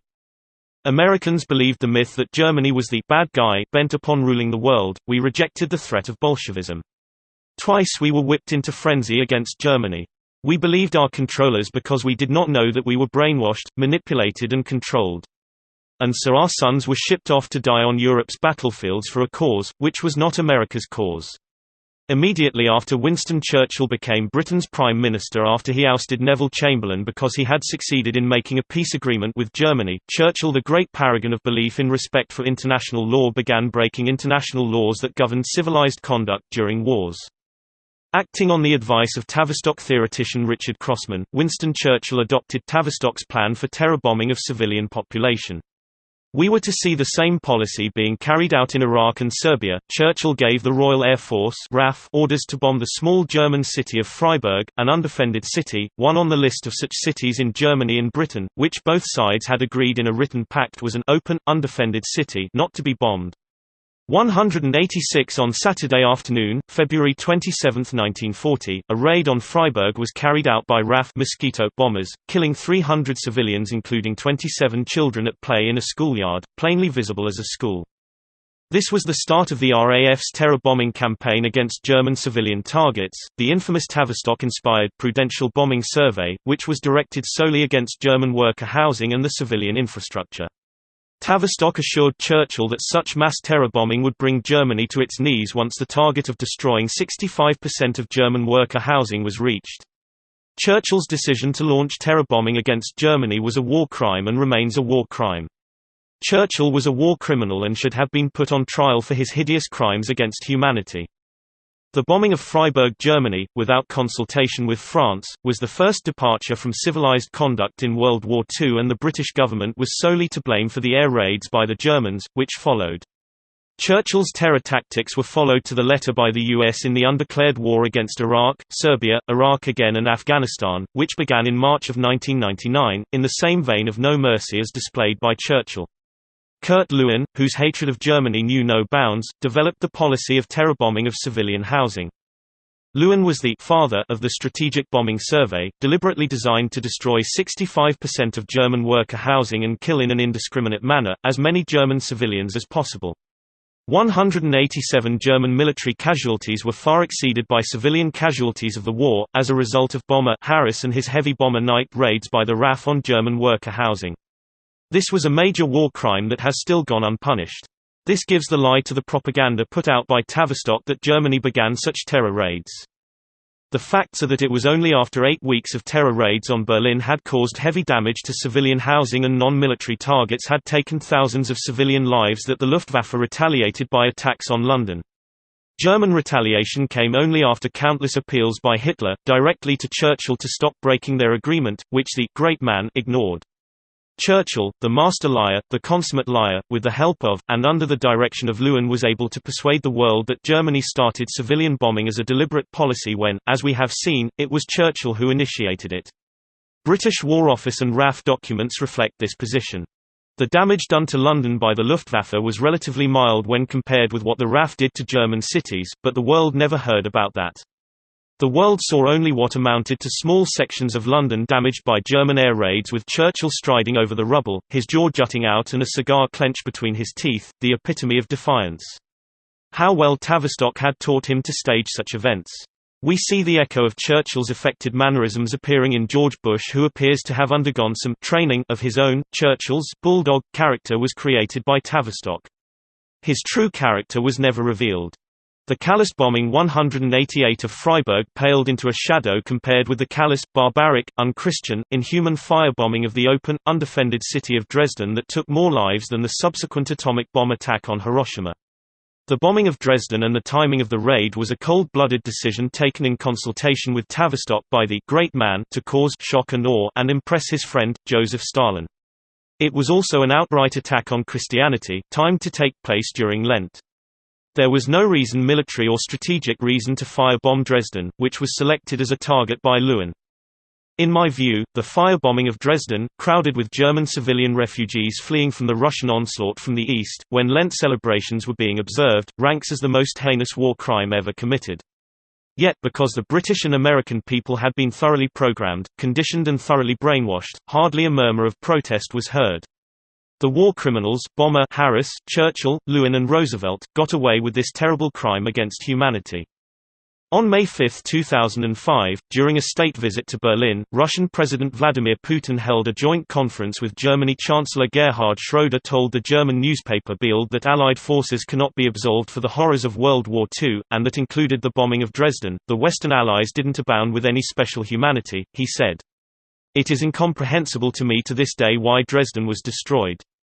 There was no military reason for it. Perhaps the Russian leader did not know about Tavistock and its prudential bombing survey that ordained the 189 terrible bombing, but certainly, readers of this work will now know why the barbaric and horrible atrocity was carried out.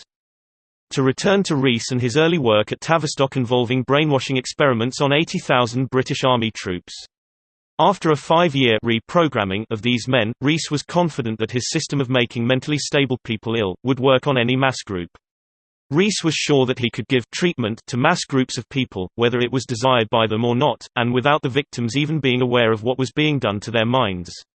When questioned about the propriety of his actions, Rees responded that it was unnecessary to first obtain permission from the subjects before commencing with his experiments.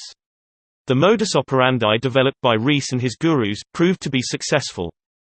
The Rees-Lewin method of tampering with minds proved highly effective and is still in wide use in America today. In 2005, we are tampered with, our opinions manufactured for us, all without our permission. What was the purpose of these behavior modifications? It was to bring about forced changes to our way of life, without our agreement and without even being aware of what is happening. From his brightest students, Rees selected what he called "my first team" to become the first level of his invisible college graduates, shock troops, that were to be placed in key positions inside British intelligence, the Army, Parliament and later, inside the Supreme Headquarters Allied Expeditionary Forces (SHAEF). The first team graduates went on to fully control General Eisenhower, who became no more than a puppet in their 190 hands. First team graduates were insinuated into every policy-making body in the United States. The first team graduates made U.S. policy decisions. The secret team, as they were to become known, was responsible for the public execution of President John F. Kennedy, in full view of America and the world as a lesson to future presidents that they were to obey all directives received from the Olympians. Kissinger was one of many first-team graduates placed in a position of authority inside the U.S. government, in the OSS and the FBI. A Canadian citizen, Major Louis Mortimer Bloomfield ran Division 5 counterintelligence of the FBI during World War II. In Britain, it was H.V. Dix who was responsible for placing first-team graduates in key intelligence positions, the Church of England, the Foreign Office and the War Office, not to mention the Parliament. Tavistock was able to conduct wartime experiments in peacetime, given all of the facilities made available to it, and with this experience, could tighten its grip on the U.S. and British military establishments and intelligence services. In America, Tavistock's sinister experiments changed the American way of life, completely and forever.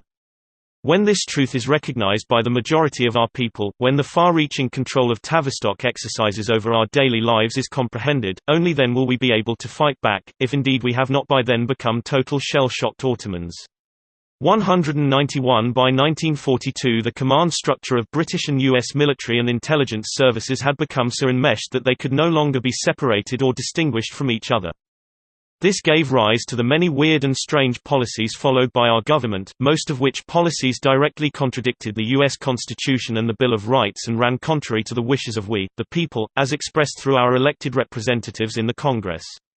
In short, our elected representatives had lost control of our government. Winston Churchill called it a special relationship. At the close of World War II, a number of carefully selected and profiled senior political and military figures from Britain and the United States were invited to attend a conference chaired by Rees. What Rees told the group is taken from confidential notes compiled by one of those who attended the meeting but who has asked to remain anonymous. If we propose to come out in the open and attack national, social problems of our day, then we must have shock troops, and these cannot be provided by psychiatry based wholly on institutions. We must have mobile teams of psychiatrists who are free to move around and make contact with local situation in particular areas. In a world driven completely mad, groups of psychiatrists linked to each other, each capable of influencing the entire field of politics and government must be the arbiters, the power cabal. 192 Could anything be clearer? Here was Rees advocating lawless conduct by a group of psychiatrists linked together to make up first teams for his invisible colleges, free from all social, ethical, and legal restraints, who could be moved to areas of mentally well population groups, which in the opinion of Rees and his team, needed to be made ill by reverse psychology treatment. Being well included any community that had successfully resisted mass brainwashing, as the results of polling showed. First teams would be followed by shock troops such as we see among the environmentalist groups. And this is not surprising as the Environmental Protection Agency (EPA) is a monster created by Tavistock's environmental concerns, which concerns were generated by Tavistock themselves and passed on to the Environmental Protective Agency via shock troops. The EPA is not the only Tavistock-generated creature. Abortion and homosexuality are Tavistock-created and supported aberrations. Because of Tavistock-created and supported programs, we in the United States have suffered a terrible degradation of our moral life, our religious life, debasement of music through the aberration of rock and roll music, which became progressively worse following a relatively tame introduction by the Beatles followed by rap and hip-hop, destruction of art, as we see pushed by PBS in the Mapplethorpe degenerate objects of derision. We have seen a proliferation of the drug culture and an intensified worship of the golden calf. The lust for money has never been higher in any civilization than the current one. 193 These are the bitter fruits of Tavistock policies implanted in our society by invisible college graduates, who became school board members and insinuated themselves into leadership roles in our churches. They also insinuated themselves into important party political positions, at city and state levels, wherever their influence would be felt. The graduates became members of labor mediation boards, school boards, university boards, trade unions, the military, the church, the communications media, the entertainment media and the civil service, as well as the Congress, to the extent where it becomes obvious to the trained observer that Tavistock has taken over the reins of government. Rees and his Tavistock colleagues succeeded beyond their wildest dreams, having captured control of the major institutions upon which government rests. The parent, the Committee of 300, must be delighted with the progress made by the Young Infant Club of Rome. The 4th of July has been rendered meaningless. There is no longer any American independence to celebrate. The victories of 1776 have been negated, largely reversed, and it remains only a matter of time before the U.S. Constitution is discarded in favor of a new world order. In the tenure of G.W. Bush, we see that process accelerated. Chapter 30 My Choice of Candidate, Not My Choice 195 Let us look at the way in which an election is run. The American people do not vote for a president. They vote for a party candidate chosen by the elect of the party, more often than not, entirely under the control of the Committee of 300. This is not a vote for a candidate of choice, as we are so often told. In truth, voters have no choice other than selecting from pre-chosen candidates. The candidates the public think it is voting for by choice, our choice, have been thoroughly vetted by the Tavistock Institute, and we were then brainwashed into thinking of them in a virtuous manner. Such impressions or sound bites are created in the studios of think tanks like Yankelevich, Scally and White, run by Tavistock graduate Daniel Yankelevich. Tavistock-controlled think tanks tell us how to vote in their chosen manner. Since the advent of Yankelevich, the number of profiling industries has proliferated to over 150 such institutions. Take the examples of James Earl Carter, and George Bush. Carter came from relative obscurity to win the White House, which the media moguls said, proved that the U.S. system works. In fact, what Carter's election proved was that Tavistock rules this country and can sway the majority of voters to vote for a man about whom they know almost nothing. Saying that the system worked in relation to Carter, and later, in relation to William Jefferson Clinton, was exactly the maladaptive response Tavistock expected from a mass-brainwashed populace. 196 What Carter mirrored was that voters will vote for a candidate pre-selected for them. No thinking person would have wanted skull-and-bones man George Bush as vice president, yet Bush is what we got. How did it come about that Carter was able to reach the White House? It happened thusly: a certain Dr. Peter Bourne, Tavistock's in-house social psychologist, was given the task of finding a candidate Tavistock could manipulate.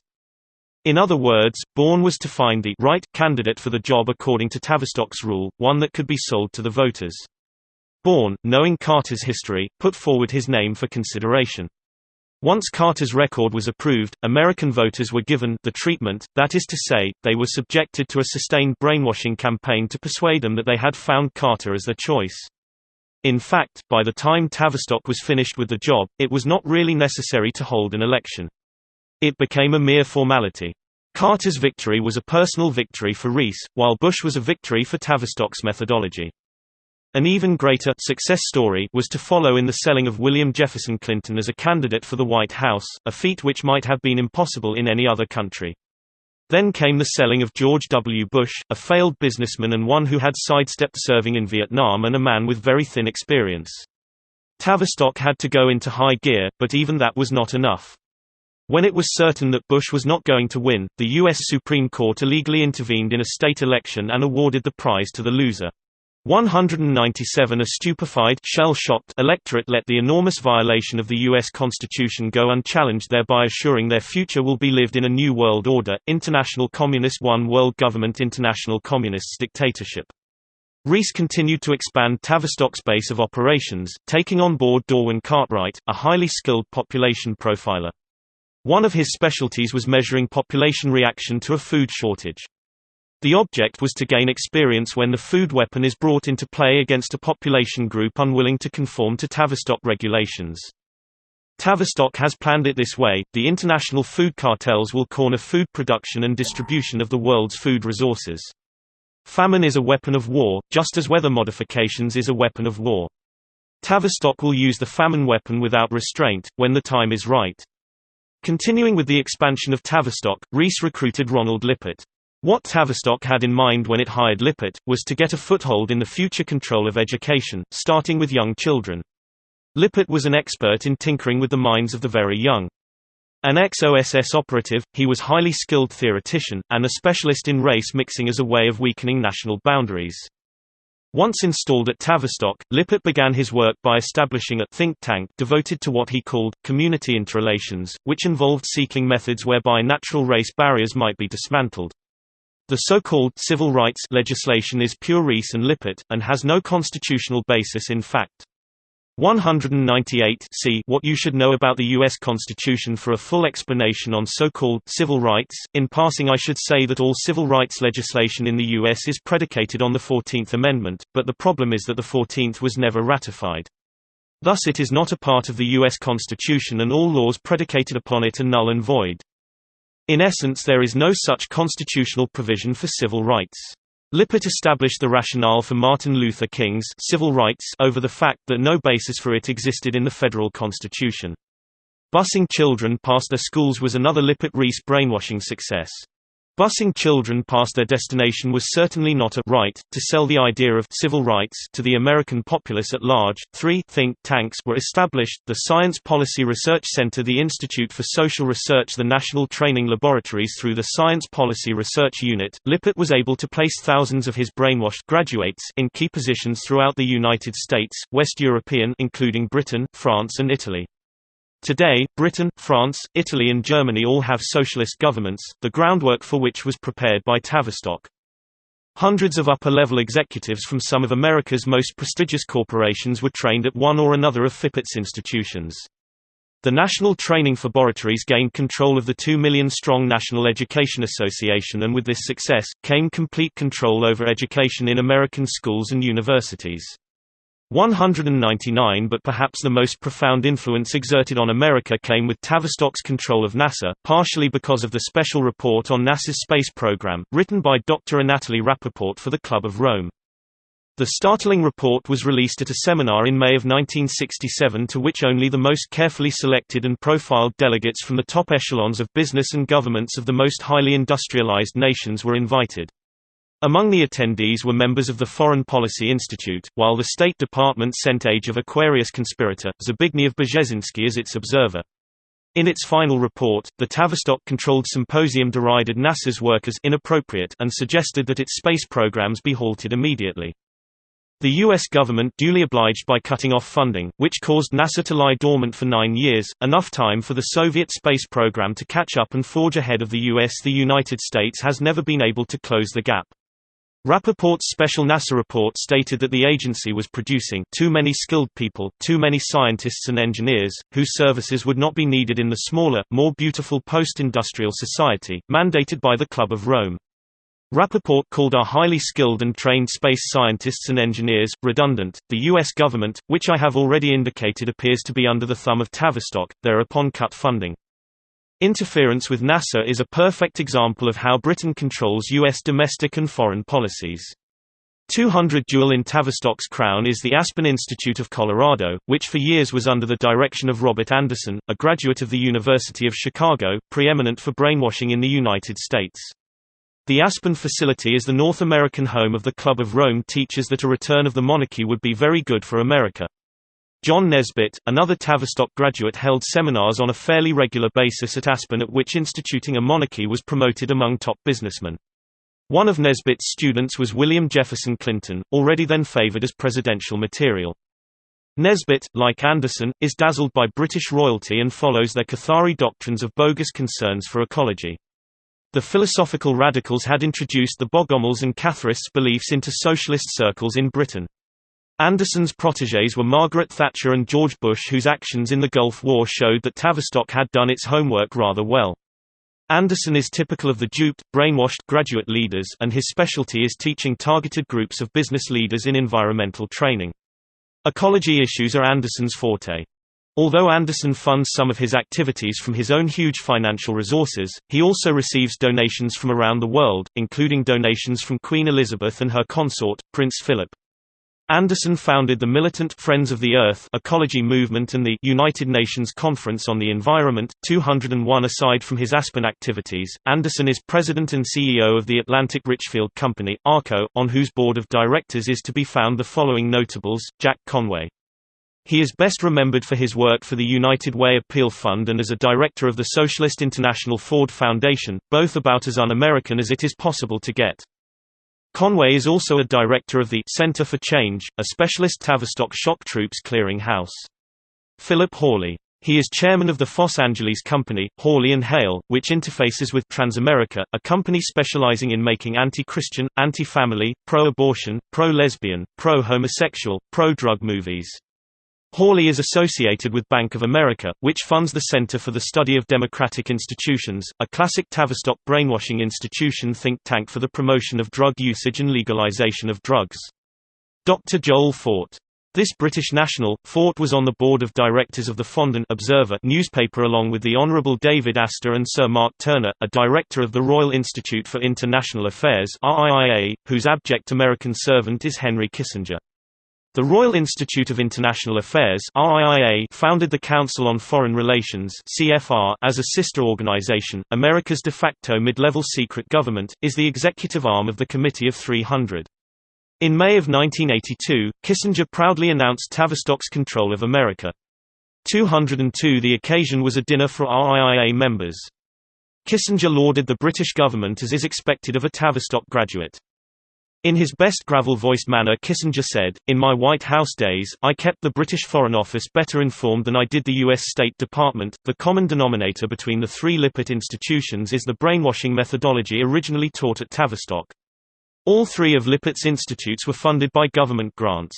At these institutions, the top administrators and policy-makers of the government were and are trained how to undermine America's established way of life, founded on Western civilization and upon the United States Constitution. The intent is to weaken and eventually break down the institutions that make up the foundation of the United States."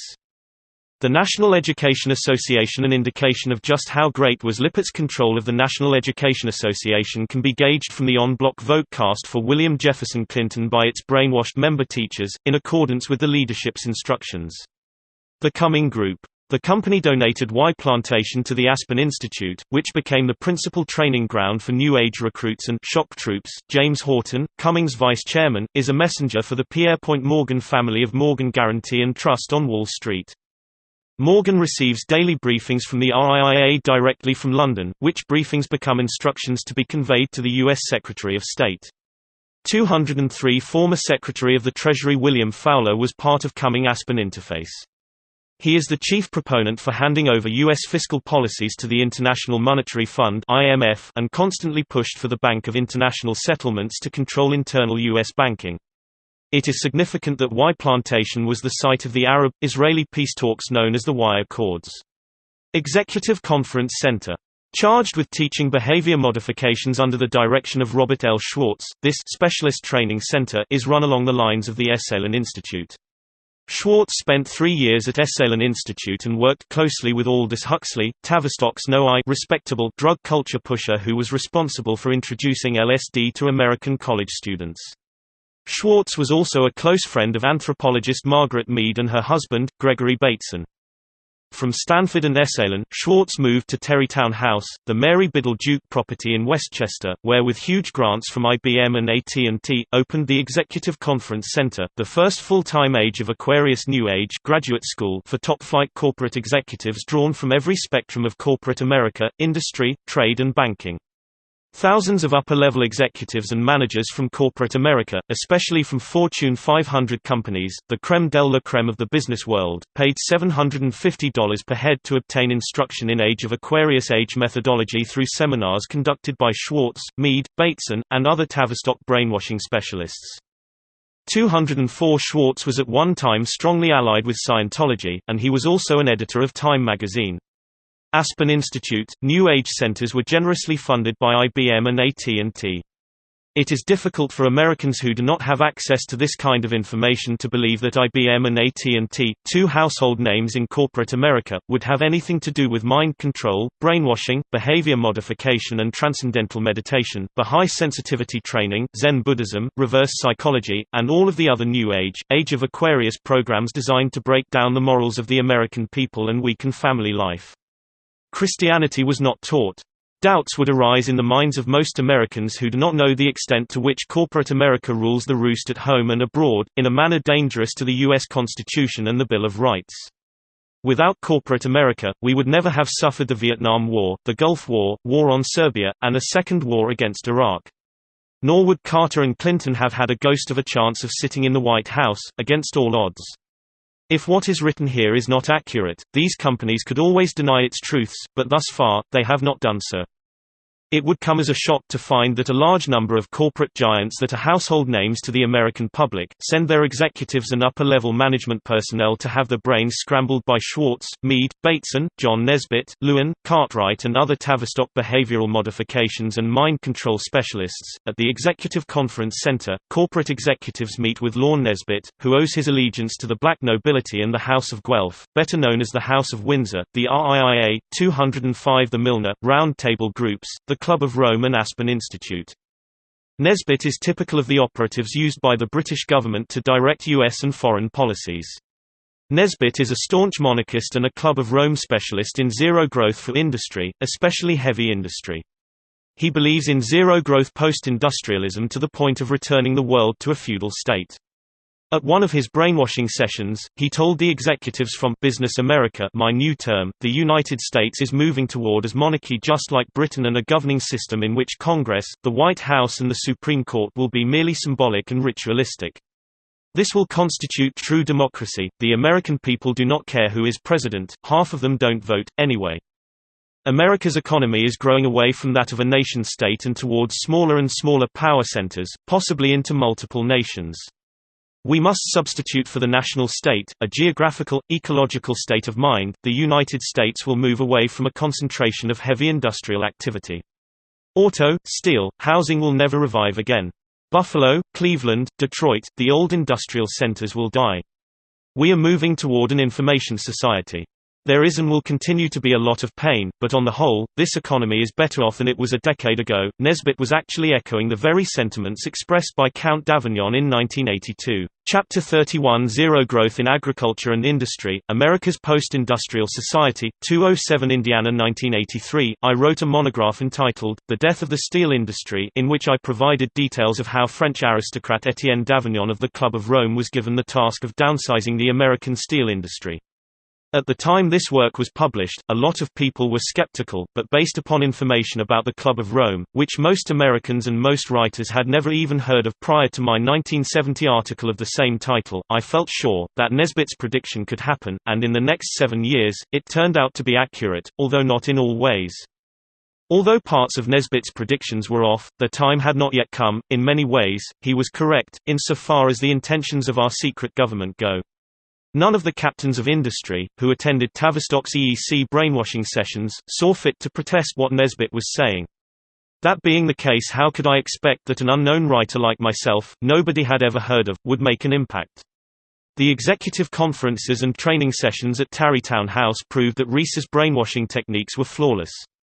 Here was a forum attended by the captains of industry, the elite of America's corporate world, quite happy to be participating in the demise of America's steel industry, sacrificing its unique domestic market that had made America a great industrial nation, tearing up the Constitution and the Bill of Rights and embracing genocidal programs calling for the culling of half of the world's population, substituting Eastern mysticism and the 208 Kabbalah for Christianity, applauding programs that would result in a breakdown of the morals of the nation and destruction of family life, a future balkanized America.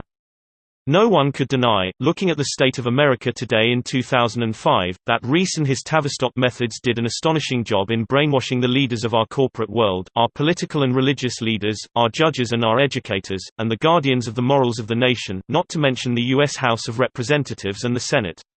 In 1974, Professor Harold Isaacson of the Massachusetts Institute of Technology (MIT), in his book, Idols of the Tribe, laid bare Tavistock's blueprint to combine Mexico, Canada and the U.S. into Balkan-type states. I would remind my readers that MIT was founded by Kurt Lewin, the same Kurt Lewin who was forced out of Germany because of his brainwashing experiments, the same Lewin who planned the strategic bombing survey, Rees's #1 theoretician. All that Isaacson did was to spell out the Aquarian blueprint in a more readable, detailed manner than the Stanford Willis Harman Aquarian study. In 1981, 7 years later, Isaacson's ideas, Tavistock's Aquarian blueprint, were presented to the public by Joel Gallo, editor of The Washington Post, and the mouthpiece of Britain's House of Windsor and the Club of Rome. Gallo called his presentation, "The Nine Nations of North America." Gallo's version of Tavistock's blueprint for a future America envisaged, the death of the steel industry and a decline of industry in the industrial Northeast and the founding of the Nation of the Northeast, 209 Dixie, the emerging nation of the South, Ethiopia, consisting of the coastal fringes of the Northwest Pacific. Willis Harman in his Age of Aquarius paper used the term, Ecotopia, the balance of Southwest America to be combined with Mexico as a breadbasket region. The Midwest to be designated the empty quarter, parts of Canada and the islands to be designated for special purposes. Perhaps these territories will be the sites for future gulags, now that we have seen the unthinkable, the Guantanamo Bay prison reconstruction facility where mind tinkering and torture are in actual practice. In all these latter areas there would be nothing in the way of large cities, conflicting with ecotopia. Just to make sure that everybody understood that they knew what he was talking about, Gallo presented a map with his book. The problem is that the American people did not take Gallo seriously. It was precisely the way Tavistock expected them to react in what it called a perfect maladaptive response. The American right wing grew up on the Rockefeller, Warburgs, Freemasonry, the Illuminati, Council on Foreign Relations, the Federal Reserve Conspiracy, and the Trilateral Commission. Nothing very much of the inner core workings had been published. 210 When I began to publish my research in 1969, the American people mostly had not heard of the Committee of 300, the Cini Foundation, the Marshall Fund, the Club of Rome, and certainly not the Tavistock Institute, the black nobility of Venice and Genoa. The following is a list of Tavistock brainwashing institutions in the United States, which were noted in my monographs published in 1969. Stanford Research Center employs 4,300 people and has an annual budget in excess of $200 million. MFT, Sloan employs 5,000 people and has an annual budget of $20 million. University of Pennsylvania Wharton School employs between 700 to 800 people with an annual budget in excess of $35 million. Management and Behavioral Research employs 40 people with an annual budget of $2 million. Rand Corporation employs in excess of 2,000 people with an annual budget of $100 million. National Training Laboratories employs 700 people with an annual budget of $30 million. The Hudson Institute employs between 120 to 140 people and has an estimated annual budget of $8 million.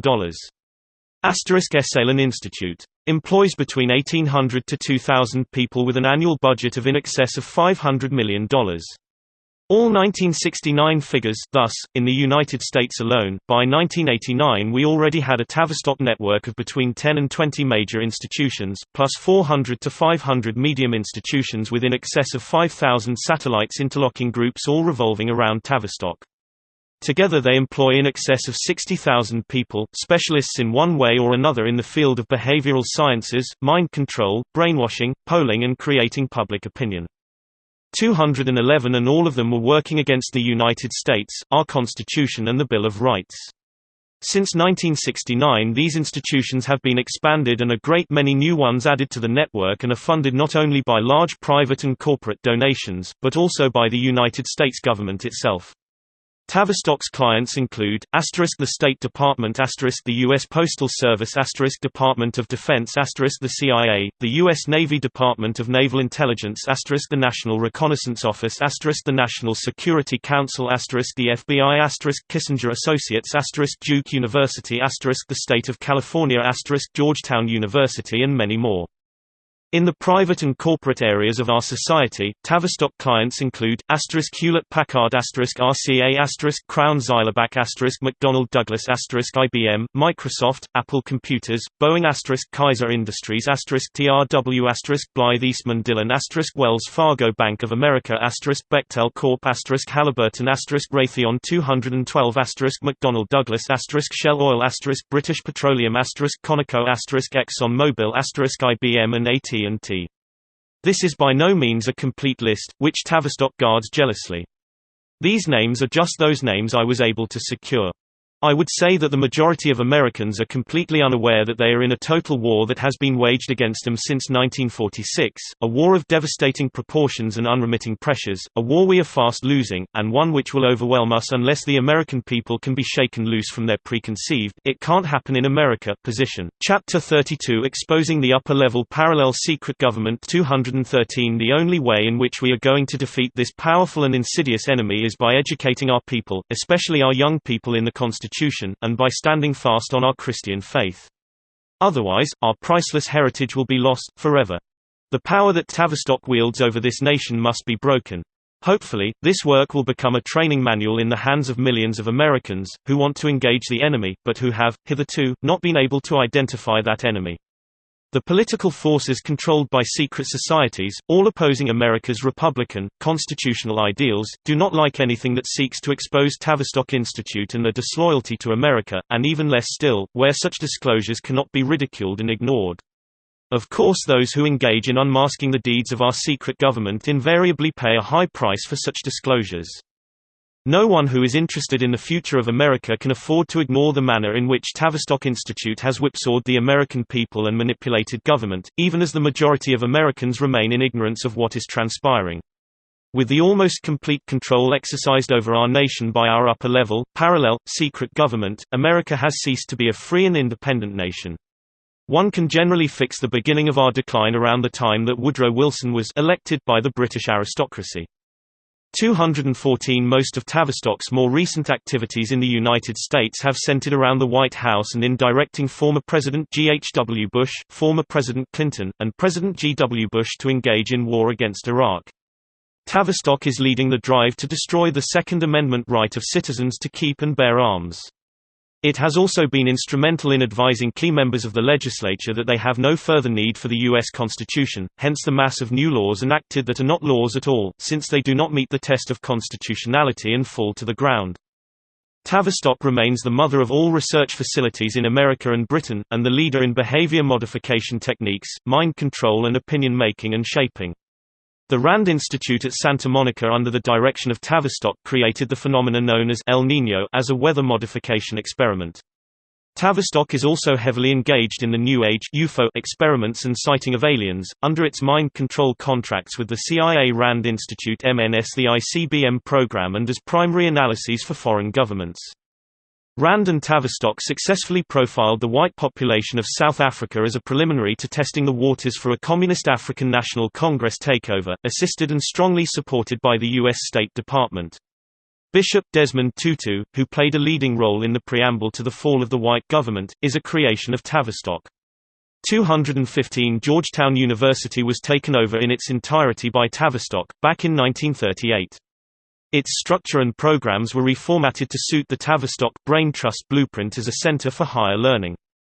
This has had great significance for the United States when we consider that Georgetown University was where Mr. Clinton learned his art of mass manipulation and dissembling.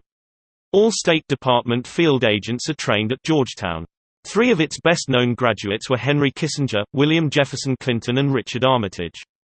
Georgetown's Invisible Army loyalists have done untold harm to the United States and will no doubt play their roles to the full until the end, a time when they will be uprooted, exposed and rendered harmless. Some of the ugliest and most horrifying actions taken against America were planned at Tavistock. I am referring to the bombing of the Marine compound at Beirut Airport, which took the lives of 200 of our finest young servicemen. One person believed to have been aware of the impending attack by Lebanese terrorists, was Secretary of State George Shultz. As unconfirmed reports stated at the time, Shultz was tipped off in advance of the attack by the Mossad, Israel's secret service agency. If Shultz did receive such a timely warning, he never relayed it to the Marine base commander at Beirut. Schultz was, and still is, a loyal servant of the Committee of 300 through the Bechtel Corporation. However, 1 year after I expressed my suspicions about Schultz and Bechtel 1989, a disaffected high-ranking Mossad agent broke ranks and wrote a book on his experiences. 216 parts of the book included the very same information I had printed a year earlier, which has led me to believe that the suspicions I voiced about Schultz in 1989 were not altogether without substance. The whole episode reminds me of the treachery of General Marshall, who deliberately kept information about a pending Japanese air attack against Pearl Harbor from the commander at Hawaii. There is mounting evidence about an increase in the input and influence Tavistock is having at the CIA. There are a great many other intelligence agencies receiving instructions from Tavistock, notably the National Reconnaissance Office (NRO), the Defense Intelligence Agency (JAR), the Treasury Intelligence, and State Department Intelligence. Every year when the anniversary of the murder of President John Kennedy comes around, I am reminded of the leading role played in the planning of his public execution, particularly the part played by MI6. After a 20-year in-depth investigation into the murder of JFK, I think I have come very close to the truth, as detailed in the monograph The Assassination of President John F. Kennedy, The Unsolved Murder of Prey. Kennedy remains a gross insult against everything the United States stands for. How is it that we, a supposedly free and sovereign nation, allow the cover-up of a crime to remain in place, year after year? Surely our intelligence agencies know who the perpetrators of the crime are. Surely we know that the murder of Kennedy was carried out in broad daylight in front of millions of Americans, as an insult, and a warning that the reach of the Committee of 300 goes far beyond what even our highest elected official was able to defend himself against. 217 The perpetrators of the crime laugh at our confusion, secure in the knowledge that they will never be brought to justice, and glorying in the success of the foul deed and the inability of we, the people, to pierce the corporate veil that hides their faces from view. The massive cover-up of the Kennedy assassination remains in place. We have full details of how the House Assassinations Committee failed to do its duty, ignoring strong evidence and latching onto flimsy hearsay, ignoring the plain fact that the X-rays of Kennedy's head, taken at Bethesda Hospital, were tampered with. The list of the sins of the Committee of 300 and its servant, the Tavistock Institute, is endless. Why did the Senate committee make no effort to investigate the strange disappearance of Kennedy's death certificate, a vital piece of evidence, which should have been found, no matter how long it took and no matter what the cost? Nor was Admiral Berkeley, the naval officer who signed the certificate, seriously questioned about the circumstances surrounding the strange, very strange, unexplained disappearance of this vital piece of evidence. Here I must leave the subject of the murder of John F. Kennedy, which in my opinion was a Tavistock-related project, carried out by MI6 and the FBI 5 Division Head, Major Louis Mortimer Bloomfield. The CIA is a client of Tavistock's along with literally scores of other U.S. government agencies. In the decades that have passed since the murder, not one single one of these agencies has ceased to do business with Tavistock. In fact, Tavistock has added many new names of government agencies to its client list. 218 In looking through my documents, I discovered that in 1921, when Rees founded Tavistock, he was under the control of British intelligence CIS. Thus from its inception, Tavistock has always been closely associated with intelligence work, even as it is to this very day. The case of Rudolf Hess may be of more than passing interest to not a few of our readers.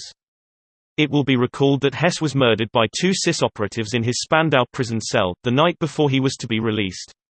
The RIAA was afraid that Hess would blow the lid off what had been kept a dark secret, the close relationship between members of the British oligarchy, including Winston Churchill, and the German Thule Society, of which Hess had been the leader. Of more than a passing interest is the fact, that the Tavistock Institute was named after the 11th Duke of Bedford, the Marquis of Tavistock. The title was passed on to his son, the 12th Marquis of Bedford. It was to his estate that Hess flew in an attempt to end the war. But Churchill would have none of it and ordered Hess to be arrested and imprisoned. The Duke of Bedford's wife committed suicide by taking an overdose of sleeping pills, when it became apparent that Hess would never be released, even when the war ended. In my work, Who Murdered Rudolf Hess, and Kingmakers, King Breakers, The Cecils, I reveal just how close was this virtual kinship with Hess and other important members of Hitler's inner circle right up to the start of World War II. Had Hess succeeded in his mission to the Duke of Bedford, Churchill and almost the entire British oligarchy would have been revealed as frauds. 219 The same thing would have happened had Hess not been kept a solitary prisoner at Spandau in Berlin, guarded for years after the end of World War II by troops drawn from Britain, the United States and the USSR, against all logic and at a tremendous cost, estimated at $50,000 a day. Because a changed Russia felt they could embarrass America and Britain, especially Britain, they suddenly announced Hess would be released. The British could not afford to run the risk of having their wartime leaders exposed, so the order was given to kill Hess. Tavistock provides services of a sinister nature to those people we find all across the United States, in every city of note. They have the leading personalities of those cities in the palm of their hand, whether it is in the police department, city government or any other authority. This is the case in every city also, where the Illuminati and Freemasons join with Tavistock in exercising their secret powers to walk all over the Constitution and the Bill of Rights. One can only wonder just how many innocent people are in prison today because they were not knowledgeable about the Constitution and the Bill of Rights, victims of Tavistock, one and all.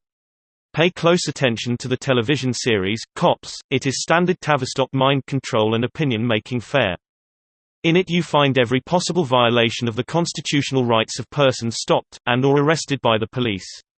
It is my firm opinion and belief that Cops is meant to condition the public and make us believe that such gross violations of rights we witness is the norm, that the police actually have such excessive powers, and that 220 constitutional safeguards to which every citizen is entitled, do not exist in practice. Cops is a most insidious brainwashing, opinion-making controlling program, and it would not be at all surprising to find Tavistock mixed up in it, somewhere. Chapter 33 Interpol in the U.S., its origin and purpose exposed. 221 Among the many international agencies Tavistock serves, is David Rockefeller's private intelligence service, better known as Interpol.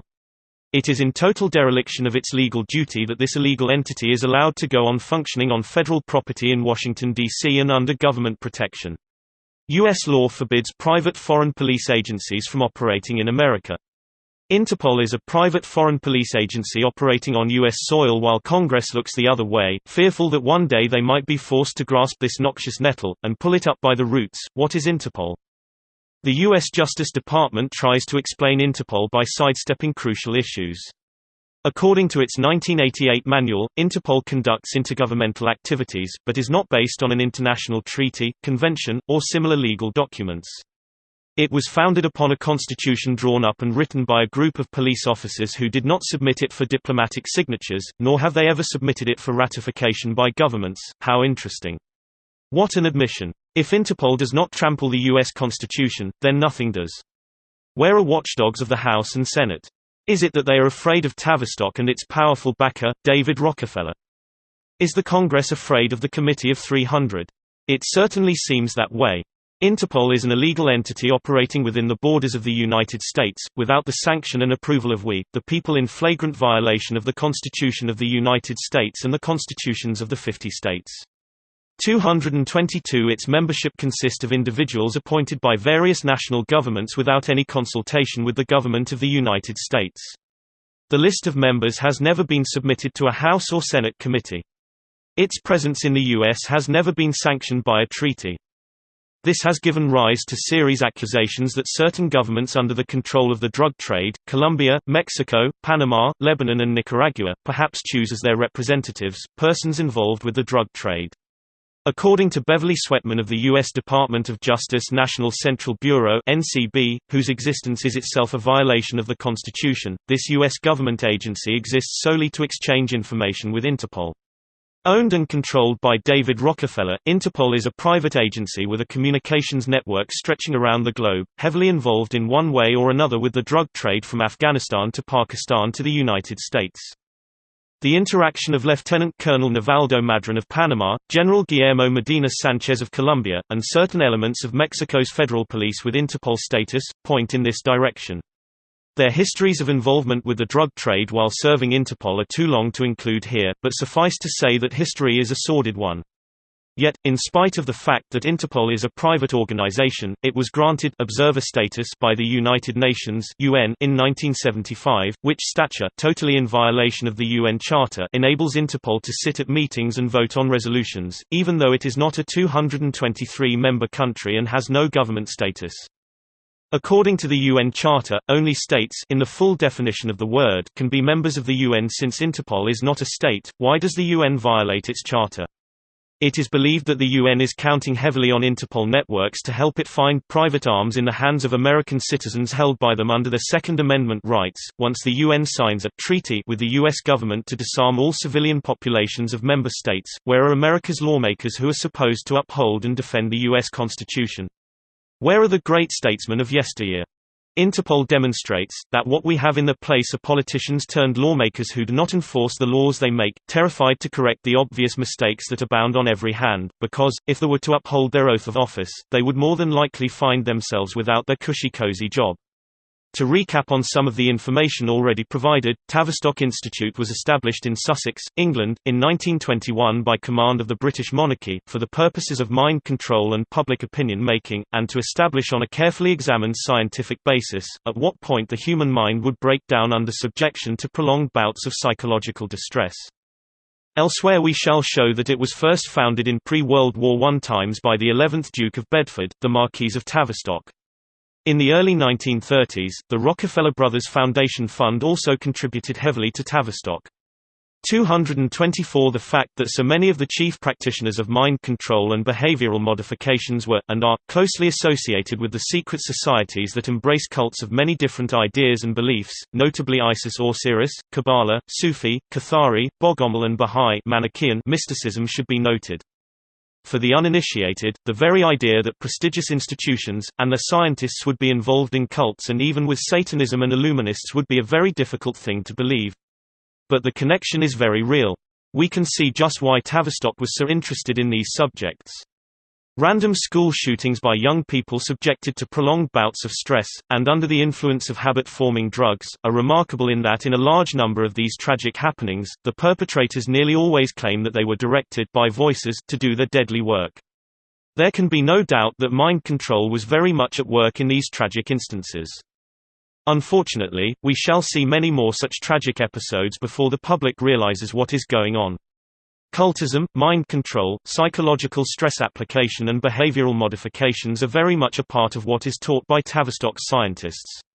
In fact, alarmed by leaks showing its connection with Tavistock scientists, the British House of Commons passed a law making it legal for places like Tavistock to conduct what the bill called physical research. Now, the term physical research is so ambiguous as to give rise to serious doubts about what it truly means, or whether, as some critics contended, is merely a term used to cover what really goes on. 225 In any event, Tavistock was not about to take the public into its confidence. But I can say with absolute certainty that British intelligence MI6 and CIA operatives received training at Tavistock in metaphysics, mind control, behavior modifications, ESP, hypnotism, the occult, Satanism and Illuminists and the Manichaean cults. These are not just beliefs based on relics from the Middle Ages. This is evil force being taught in a way that will make a difference to the level of mind control, such as would not have been thought possible a few short years ago. I will make this prediction without fear of contradiction. In later years we are going to discover that all of the random shootings at schools, post offices, shopping malls, were not random shootings at all. They were carried out by conditioned, mind-controlled subjects who were carefully sought out and put on dangerous, mood-altering drugs like Prozac, AZT and Ritalin. The common denominator between several of the random shootings, starting with David Berkowitz, the so-called Son of Sam murderer, all without exception, told investigators that they heard voices telling them to shoot people. The case of Clip Kinkle, the Oregon youth who shot his mother and father, before shooting up his high school is his confession to investigators who interviewed him. Asked why he shot his father and his mother, Kinkle replied that he heard voices telling him to shoot them. Nobody will ever be able to prove that Kinkle and the others were victims of mind control experiments carried out by the CIA or that they did indeed hear voices induced by through transference carried out by DARPA computer programmers. 226 The responsible House Oversight Committee must call for the CIA's documents covering mind control and search them for a connection with the school shootings. I believe it is imperative that such an order be sent out to the CIA without any further loss of time. Apart from my own research into the subject of physical research, Victor Marichetti, who was with the CIA for 14 years, revealed the existence of a Tavistock-designed physical research program, where CIA operatives tried to contact the spirits of former agents who had died. As I said in my above-mentioned monograph, I have had a great deal of personal experience in the metaphysical realms and know for a fact that a large number of British and American intelligence agents are indoctrinated in it. Tavistock calls it behavioral science, and it has advanced so rapidly in the last 10 years that it has become one of the most important types of training agents can undergo. In Tavistock's ESP programs, each participant is a volunteer, who agrees to have his personality correlated with ESP, that is to say, they have agreed to help Tavistock find an answer as to why certain people are psychic and others are gifted with. Especially the object of the exercise is to make each and every MI6 and CIA agent highly psychic with sharply developed especially. Because a number of years have passed since I was directly involved in such matters, I consulted a colleague who is still in the service, to find out how successful Tavistock has been with its experiments. He told me that Tavistock has indeed perfected its techniques and that it was now possible to make selected MI6 and CIA operatives ESP perfect. Here it is necessary to explain that the CIA and MI6 maintain a very high degree of secrecy about such matters. 227 The majority of intelligence agents who are in the programs are for the most part members of the Illuminati and/or Freemasonry, or both. In short, the long-range penetration technique applied with such success to the normal world is now being applied to the spirit world. Tavistock's long-range penetration and inner directional conditioning, developed by Dr. Kurt Lewin, whom we have already met a few times, is primarily a program where thought control is practiced on mass groups. What gave rise to the program was the British Army Psychological Warfare Bureau's all-pervasive use of propaganda in World War I. The extensive propaganda it ran was intended to convince the British workingmen that war was necessary. Another part of it was to convince the British public that Germany was an enemy, and its leader a veritable demon. This massive effort had to be launched between 1912 and 1914 because the British working class did not believe that Germany wanted war, any more than the British people wanted it, and did not even dislike the Germans. All that public perception had to be changed. A secondary, though no less important task for the Bureau was to get America into the war. A key element in that plan was to provoke Germany into sinking the Lusitania, a large transatlantic liner built along the lines of the doomed Titanic. In spite of warnings in press advertisements in a New York newspaper that the ship had been converted into an armed merchant cruiser (AMC) and was therefore fair game in accordance with the Geneva Conventions, the Lusitania sailed for Liverpool carrying a full complement of passengers, among them many hundreds of American passengers. 228 The ship's holds were packed with a large complement of munitions destined for the British Army, forbidden under international the rules of war to be carried by passenger liners. At the time it was hit by a single torpedo. The Lusitania was essentially an armed merchant cruiser (AMC). The press on both sides of the Atlantic was filled with accounts of German barbarity and unprovoked attack on a defenseless passenger liner. But the American and British public, who still needed a lot more conditioning, did not buy the story. They felt there was something rotten in the state of Denmark. The sinking of the Lusitania with heavy loss of life was the type of contrived situation that President Wilson needed, and it inflamed American public opinion against Germany. Profiting from this experience, the British Army Bureau of Psychological Warfare set up the Tavistock Institute for Human Relations on the orders of the British monarchy and placed British newspaper magnate, Alfred Harmsworth, the son of a barrister born in Chapelizod near Dublin. He was later awarded the title the 12th Duke of Bedford, Lord Northcliffe. In 1897, as a run-up to the war that was coming, Harmsworth sent one of his writers by the name of G. W. Stevens to Germany for the purpose of writing a serialized 16-part article entitled Under the Iron Heel. In true reverse psychology, the articles were lavish in their praise of the German army while in the same breath warning that the British nation would be defeated if war broke out against Germany. 229 In 1909, Northcliffe commissioned Robert Blatchford, a senior socialist, to go to Germany and write articles about what a danger the German army posed to Britain. Blatchford's theme was that he believed from his observations that Germany was deliberately preparing to destroy the British Empire. It was in line with Northcliffe's prediction published in the Daily Mail, one of his newspapers, in 1900 that there would be war between Germany and Britain. Northcliffe wrote an editorial saying that Britain needed to use a greater part of its budget for defense spending. When the war broke out, Northcliffe was accused by the editor of the Star newspaper of having propagated a climate of war. Next to the Kaiser, Lord Northcliffe has done more than any living man to bring about the war. The poor editor did not know that he himself had become a victim of propaganda, as the Kaiser had done little to promote war and was looked upon with some disdain by the British military establishment. Historians are in general agreement that the Kaiser was in no position to control the German army. It was General Ludendorff to who the Star should have referred. It was Northcliffe, who began agitating for conscription from the very day that war broke out between the two nations. This was to be an institution where every aspect of mass brainwashing and public conditioning would be brought to a fine art. A policy and set of rules were established, culminating in Tavistock's 1930 long-range penetration and inner directional conditioning, that was unleashed against Germany in 1931. 230 in the period before the first years of World War II, Roosevelt, himself a 33rd-degree Mason and a member of the Illuminati through the Society of Cincinnati, sought Tavistock's help in getting America into the war. Roosevelt was under the direction of the 300 to help pull British chestnuts out of the fire, but to do so, he needed a major incident to latch onto. All during the period 1939 to 1941, U.S. Navy submarines based out of Iceland attacked and sank German shipping, although neutrality laws forbade engaging in hostilities with the combatants. But Germany would not be drawn into retaliating. The major incident that was to precipitate America's entry into World War II was Japan's attack on Pearl Harbor. This was a Tavistock conspiracy against both nations. In order to foster such an attack, Secretary of State Marshall refused to meet with Japan's envoys seeking to head off the coming conflict. Marshall also deliberately delayed warning his commander at Pearl Harbor until after the attack had begun. In short, Roosevelt and Marshall both knew about the pending attack, but deliberately ordered the information to be withheld from their officers on the ground at Pearl Harbor.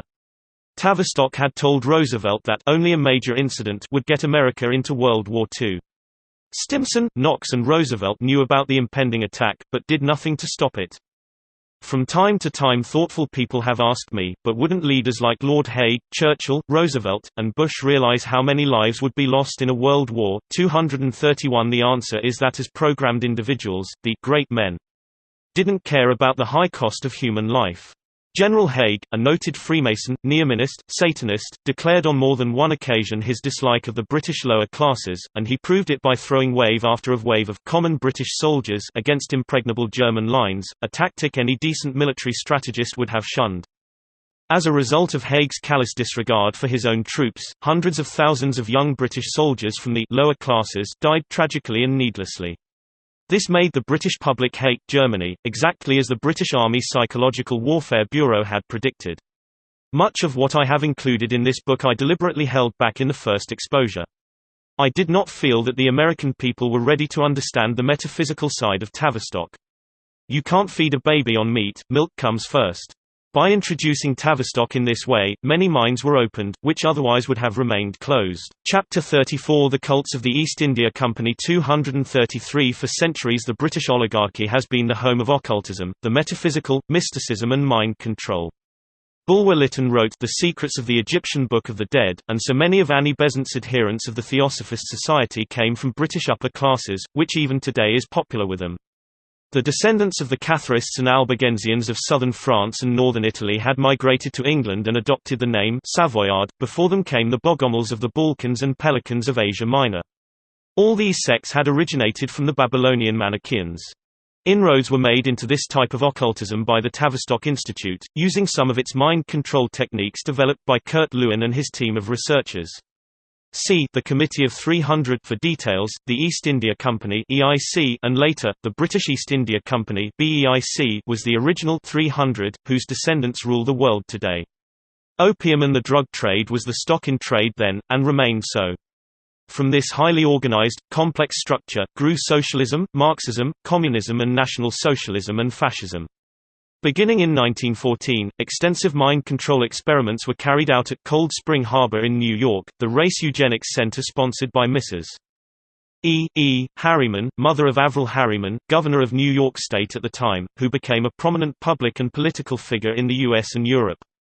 234 The Grand Lady poured millions of dollars of her money into the project and invited German scientists to share the forum. A great many of Tavistock's mind control techniques, especially reverse psychology technique taught by Rees, originated at Tavistock, which today forms the basis of mind controlling exercises to implant the notion in the minds of the American public that the black and colored races are superior to the white race, racism in reverse. German scientists were invited to attend Cold Harbor indoctrinations by Mrs. Harriman and her group, comprised of some of the leading citizens of the period, 1915. After a year or two at Cold Spring Harbor, the German contingent returned to Germany, and under Hitler, put race eugenics learned at Cold Spring Harbor, into practice. All this information lay hidden from the American people until it was exposed in my book, Codeword Cardinal, and in my several monographs, which preceded the book and subsequently in my work, Aids the Full Disclosure, Tavistock and the White House. Tavistock mind conditioning techniques have been consistently in use in the United States by some of the highest and most important political figures in our history, beginning with Woodrow Wilson and continuing with Pray. Roosevelt. Every U.S. president after Roosevelt has been under the control of the 300 and the Tavistock Institute. Roosevelt was a typical mind-controlled programmed subject trained in Tavistock methodology. He would talk peace while preparing for war. He seized powers he was not entitled to under the U.S. Constitution, citing the illegal actions of President Wilson as his authority, and then explained away his actions through fireside chats, which 235 was a Tavistock idea to deceive the American people. Like another Tavistock robot, James Earl Carter, and Pray. Bush, his successor, convinced the American people that everything he did, no matter how blatantly unconstitutional, was done for their benefit. This was unlike Roosevelt, who knew full well when he was doing wrong, but who nevertheless, relished his task and carried out his Tavistock British royal family mandate with gusto, and with total disregard for human life, as is common to all cultists. When Pray. Bush, the elder, ordered invasion of Panama, it was a blatantly unconstitutional action at the cost of the lives of 7,000 Panamanians over which Mr. Bush never lost any sleep, nor did he blink an eye over the death of 150,000 Iraqi soldiers in the undeclared illegal war against Iraq that was to follow his trial run to gauge public opinion. Carter was no stranger to the occult. One of his sisters was a leading witch in America. Carter believed that he was a born-again Christian, even though his entire political career was shot through with socialist and communist ideals and principles, which he never hesitated to put into practice. Carter is a true split personality product of Tavistock. This was noted by Hugh Sidey, a well-known columnist for mainstream media who wrote in July of 1979, "The Jimmy Carter now at work behind the closed doors of the White House is not the Jimmy Carter we grew to know in the first 30 days of his presidency." Carter, programmed by Tavistock graduate Dr. Peter Bourne, had been through the hands of another Tavistock psychologist, Admiral Hyman Rickover, during Carter's stint at Annapolis. 236 Carter was pre-selected by the Rothschilds as being admirably suitable for special training, and one who would be adaptable to changing circumstances, willing to depart from principles. John Foster Dulles was another Tavistock-indoctrinated figure of note that was close to the White House, holding the position of Secretary of State. Dulles blatantly lied to a U.S. Senate committee during the United Nations (UN) hearings, brazenly testifying under oath about the constitutionality of the U.S. belonging to this world body. Dulles dazzled and deceived the senators as to the constitutionality of the U.S. joining the UN and swayed enough senators to vote in favor if the so-called treaty, which is not a treaty, but an ambiguous agreement. The U.S. Constitution does not recognize agreements, only treaties signed by the nations concerned. However, the problem Dulles had was that the UN is not a country, so Tavistock got around the impediment by advising the State Department to call the document an agreement. Dulles was a Satanist, Illuminist, and a member of a number of occult societies. George Herbert Walker Bush is another product-trained, certified graduate of Tavistock's mind control system. The actions of this 33rd-degree Mason, in Panama and Iraq, speak volumes. In Panama, acting under the orders of the RIAA and the CFR, Bush, the elder, moved to protect drug money in the Rockefeller-owned banks in Panama, after General Noriega had exposed two of them as money laundering facilities in the drug trade chain. 237 Bush ordered U.S. armed forces to invade Panama without having the authority expressed in the only constitutional way, a joint declaration of war by the U.S. House and Senate of the Congress, and in gross violation of his constitutional powers as president. The office of the president is expressly forbidden war-making powers by the Founding Fathers. But notwithstanding the lack of empowerment, Bush repeated his gross violations of the U.S. Constitution in ordering the U.S. armed forces to invade Iraq, again without the mandated declaration of war and in excess of his powers. The inner-conditioned American public, the shell-shocked victims of Tavistock's war on them, did not turn a hair as they watched the Constitution being ripped to shreds. Her Majesty Queen Elizabeth II, warmly praised Bush, the elder, for his successful war against Iraq, and knighted him for his acts of defiance of the U.S. Constitution. This is not the first time that Elizabeth had rewarded American lawbreakers with high honors.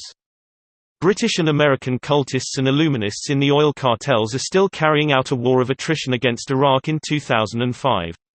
They will not stop until they have laid their greedy, blood-stained hands on Iraq's oil riches in the manner in which Milner stole the gold from the Boers in the Anglo-Boer War 1899–1903. Do you find yourself responding to this information in a maladaptive way? Do you say, these actions cannot be the actions of an American president? This is nonsense. 238 If this is your maladaptive response, then turn your attention to the Boer War and you will soon see that Bush was only emulating the satanic barbarity of General Lord Kitchener and Lord Milner in their war of extermination against the Boer nation. Also, it behooves us to recall that the tragedy of Waco began on the Bush watch, and that vendetta against David Koresh was carried on by the leader of the Republican Party. While Attorney General Reno and Clinton carried out the actual policy of destruction for which Koresh was slated, George Bush played a leading role in the ghastly tableaus in which Koresh and 87 of his followers died. Although it is not generally known, Tavistock had a hand in the planning and might even have directed the onslaught by the FBI and the ATF on Koresh and the Davidians. Tavistock was represented by units of the British SAS who had been involved in training the ATF and the FBI on how to destroy Koresh and his followers and burn their church to the ground. Waco was unholy black arts Satanism in action, no more and no less. The fiery end of Koresh and his followers was typical Satanism at work, even though most of those who participated in the high crime and violations of human rights and the violation of the First, Second, Fifth and Tenth Amendment rights of the victims, were not aware that they were in the hands of Satanists. They did not have the faintest inkling that they were being used by spiritual forces of the darkest kind. Tavistock's massive brainwashing of the America turned the public against Koresh and the Davidians, setting the stage for the destruction of lives and property at Waco, in utter defiance of the Constitution and the Bill of Rights. 239 The wanton destruction of innocent lives and property by agents of the federal government who had no jurisdiction in the state of Texas or any other state for that matter and consequently, no authority to do what they did, violated the 10th Amendment, the citizen protection against excesses by the federal government. The state of Texas did not step in and stop the violation of the 10th Amendment that was in progress at Waco as it was the governor's duty to do under the U.S. Constitution and the Constitution of the state of Texas. Tavistock had come a long way since Ramsay MacDonald was sent to the United States in 1895 to spy out the land for socialism. Ramsay reported back to the Fabians that for the U.S. to become a socialist state, the state and federal constitutions in that order had to be destroyed. Waco was the embodiment of that goal. John Marshall, the third Chief Justice of the United States, and the Lopez case decided by the Ninth Circuit Court of Appeals, for once and for all made it clear that federal agents had no jurisdiction inside the borders of the states except where counterfeiting of U.S. dollars was being investigated. This in itself is an oxymoron, as so-called U.S. dollars are not U.S. dollars, but Federal Reserve notes, not the currency of the United States, but the notes of a privately owned non-governmental central bank. Why protect fraud, even if it is being perpetrated by the U.S. government? When the Constitution was written, the Founding Fathers felt that the denial of a central bank would prevent any bogus operation like the Federal Reserve coming into being. The constitutional provision protects U.S. Treasury notes from being counterfeited. It is doubtful whether a Federal Reserve note, which is not a U.S. dollar, enjoys the protection of the U.S. Constitution. 240 At Waco, the sheriff failed in his duty to order Tavistock's agents and the FBI out of the county, as the FBI was not investigating counterfeiting in conformity with the U.S. Constitution. The FBI was at Waco illegally. It was all a part of a carefully planned exercise to ascertain just how far the federal government could go in violating the Constitution before being brought up short. Just as the British lower and middle classes were inflamed against Germany at the commencement of World War I, through propaganda lies that the Kaiser had ordered his soldiers to cut off the arms of little children when they invaded Belgium and Holland, just so Tavistock programmed Americans to hate Koresh. Tavistock's blast of lies about Koresh went out over the airwaves, day and night. Koresh was having sex with very young children in the compound. His church, a simple wooden structure, was labeled a compound by the mind controllers at Tavistock. Another of Tavistock's gross lies was that the Davidians were running an amphetamine lab in the compound. Compound became the Tavistock coin buzzword. That Clinton gave the go-ahead to have the Davidians gassed, shot at, subjected to devilish music night and day, and finally, burnt alive, is not surprising. Through the late Pamela Harriman, Mr. Clinton was introduced to Tavistock and passed its mind control indoctrination initiation, during his stay at Oxford. Thereafter, he was introduced to socialism, Marxism, communism before being approved by Tavistock to succeed Mr. Bush, the elder, who had outlived his usefulness. Tavistock planned and executed a massive media drive using their polling profiling to implant Clinton in the minds of the American people, as one well suited to run the nation. It was Tavistock that arranged the strictly controlled Clinton interview with CBS, after Jennifer Flowers revealed that he had been her lover for the past 12 years, and it was Tavistock that took control of the reaction of the American people in the aftermath of the CBS interview. Thus, through its far-flung network of polling and opinion-making assets, the Clinton presidency was not torpedoed, although without Tavistock having been in control from start to finish of the CBS interview, it is certain that Clinton would have been forced to resign in disgrace. If you are looking for proof, if your response is maladaptive, then compare Clinton's escape with Gary Hart's conviction on a far lesser charge. The first New Age of Aquarius White House lawyer to be trained in Tavistock methodology was Mark Fabiani. His deft handling of situations, which every single observer expected would sink Clinton, became the talk of Washington. Only 13 people in the inner circle of the Illuminati and the Freemason hierarchy knew what the secret of Fabiani's success was. Lanny Davis, who took over from Fabiani, enjoyed even greater success. Known as Dr. Spin, Davis outflanked and outfoxed two special prosecutors, Judge Walsh and Kenneth Starr, blunted every attack launched by the Republicans in Congress, leaving the Republican Party in total disarray. 242 This Tavistock-trained lawyer carried out an audacious raid against Clinton's host of enemies in Congress. Davis's masterstroke came with the Thompson Committee hearings into DNC campaign funding and a host of Arkansas scandals. The Tavistock plan was simple, and like all simple plans, it was a stroke of genius. Davis collected every newspaper in the country, which had ever carried even the smallest story about Clinton's misdeeds, fundraising scandals and Whitewater. On the very day the Thompson Committee was in full cry, baying for the blood of the president, one of the many assistants serving Davis threaded his way through the packed hearing room, and gave each of the committee members a file of clippings compiled by Davis. With the file came a memo signed by Davis. What the committee was investigating at the cost of millions of dollars was nothing but a collection of old news. What was there to investigate when the charges against Clinton were yesterday's news? The Thompson Committee had been bushwhacked and thereafter ran out of steam and went out of action, a great victory for Tavistock and the White House. Prime Minister Blair was to use the same formula in disarming parliamentary critics' charges that he had lied about his reasons for going to war alongside Bush the Younger. The Daily Mirror accounts were all old news. Blair said in responding to what might have been a damning question. The MP asking the question was leading a move to have Blair impeached. Instead of answering, Blair deflected the question. Under parliamentary rules, the MP had had his turn and would not get another opportunity to try and force the truth out of Blair. Chapter 35 The Music Industry, Mind Control, Propaganda and War 243 We should note that Tavistock's influence in America has expanded since it began its own bureaus here in 1946. Tavistock has brought the art of disinformation to a fine-tuned pitch. Such disinformation campaigns start with carefully crafted rumors. These are, generally speaking, planted in right-wing circles, where they grow and spread like wildfire. Tavistock has long known that the right wing is a fertile breeding ground for rumors to grow and be spread. In my experience, hardly a day passes that I am not asked to confirm some rumor or another, usually by people who should know better. The clever strategy of spreading disinformation through rumor has a double benefit. 1. It gives a semblance of credence to stories planted on conservatives. 2. By the time the information is proved to be false, the disinformation has tainted its purveyors to the extent where they may safely be described as crackpots, the paranoid fringe of the conservatives, extremists, and a whole lot worse. The next time you hear one of these kinds of rumors, think long and hard about the source of the rumor before you pass it along. Remember how Tavistock manipulators work: the juicier the rumor, the greater is your inclination to spread it, will unwittingly make you a part of Tavistock's insidious disinformation machine. 244 Turning now to another area of expertise in which Tavistock initiates its graduates, we refer to the assassination of politicians of importance who cannot be bought, and who have to be silenced.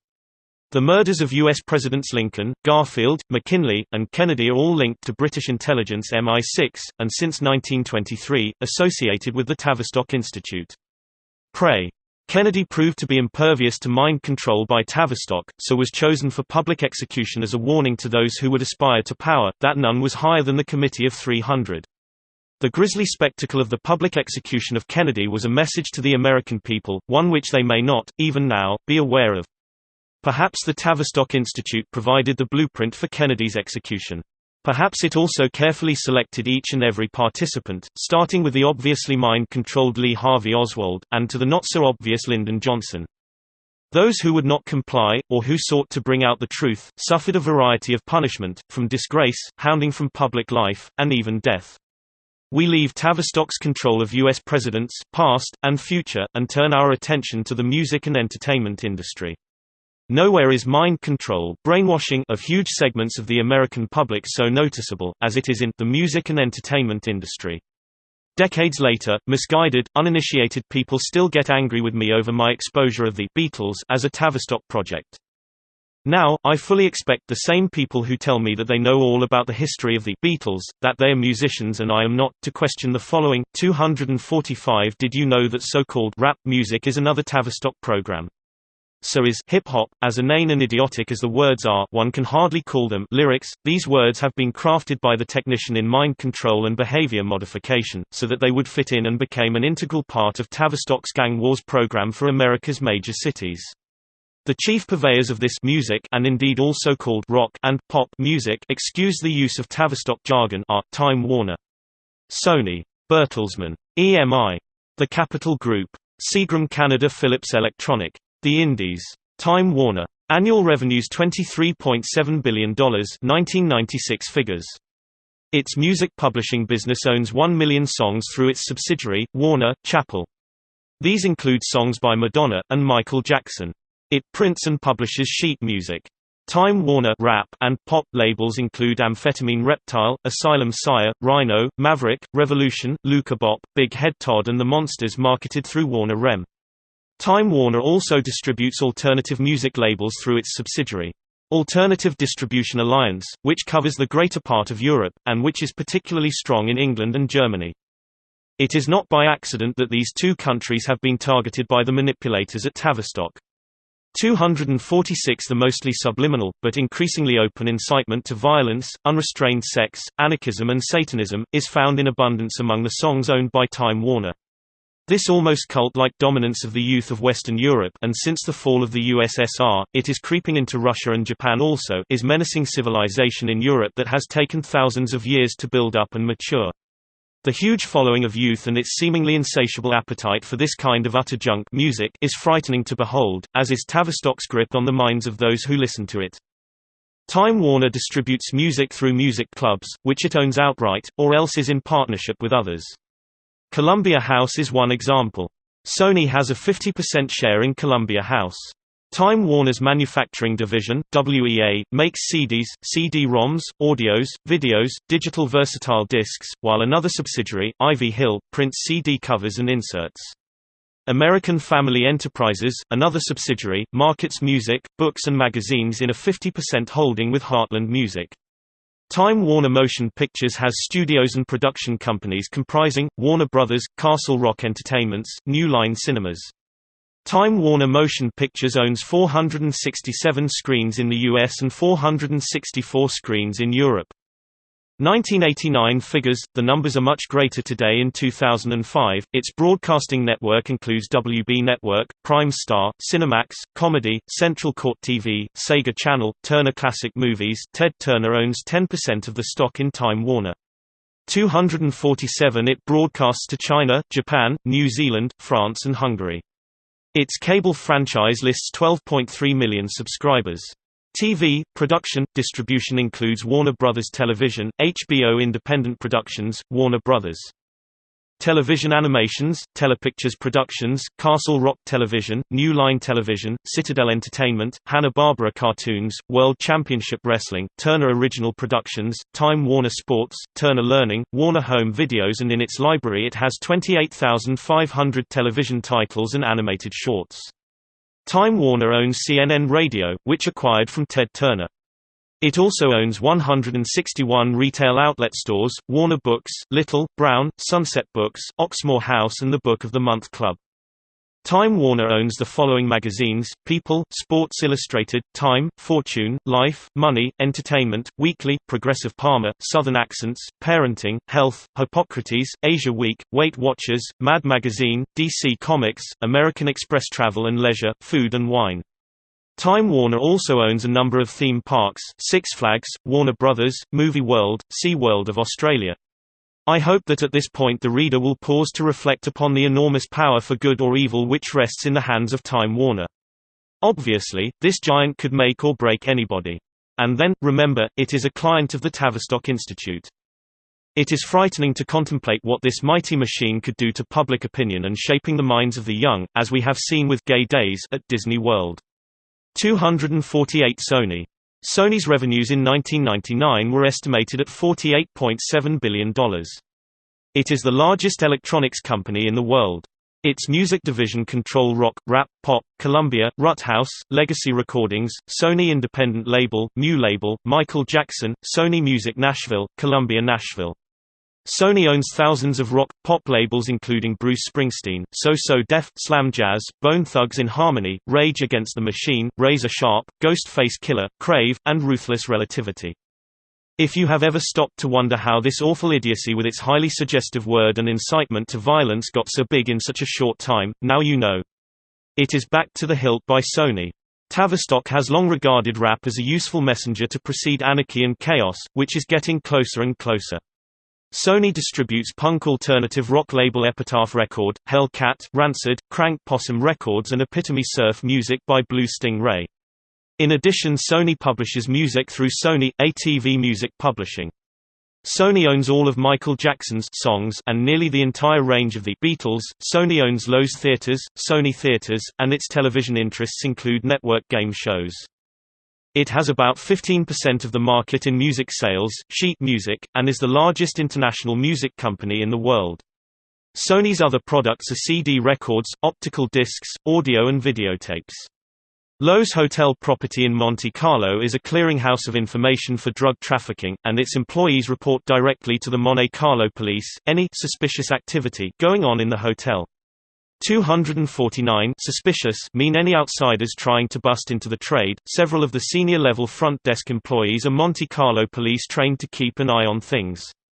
This is not to stamp out drug dealing, it is merely to keep upstarts getting into the drug trade.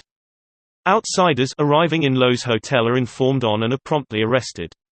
Such events are sold to the press and world news media as drug busts. Sony's motion pictures division consists of Columbia Pictures, TriStar Pictures, Sony Pictures, Classic Triumph, Triumph Films with rights to Columbia Home TriStar Movies. Its television interests include network game shows. Bertelsmann's AG, a German privately held company owned by Reinhard Mohn, its estimated revenues were $15.7 billion in 1999.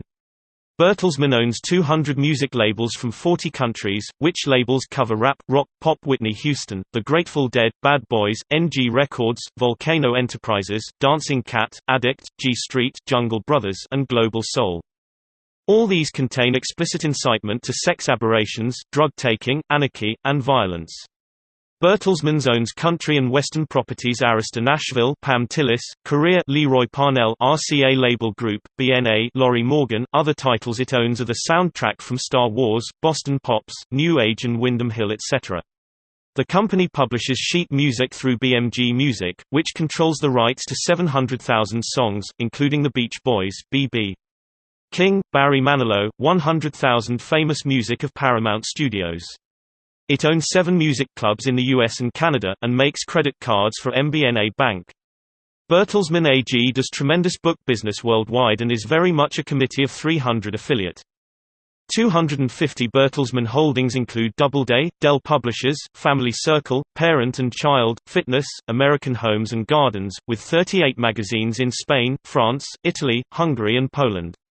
Bertelsmann's television and satellite channels are in Europe, where it is the largest broadcaster.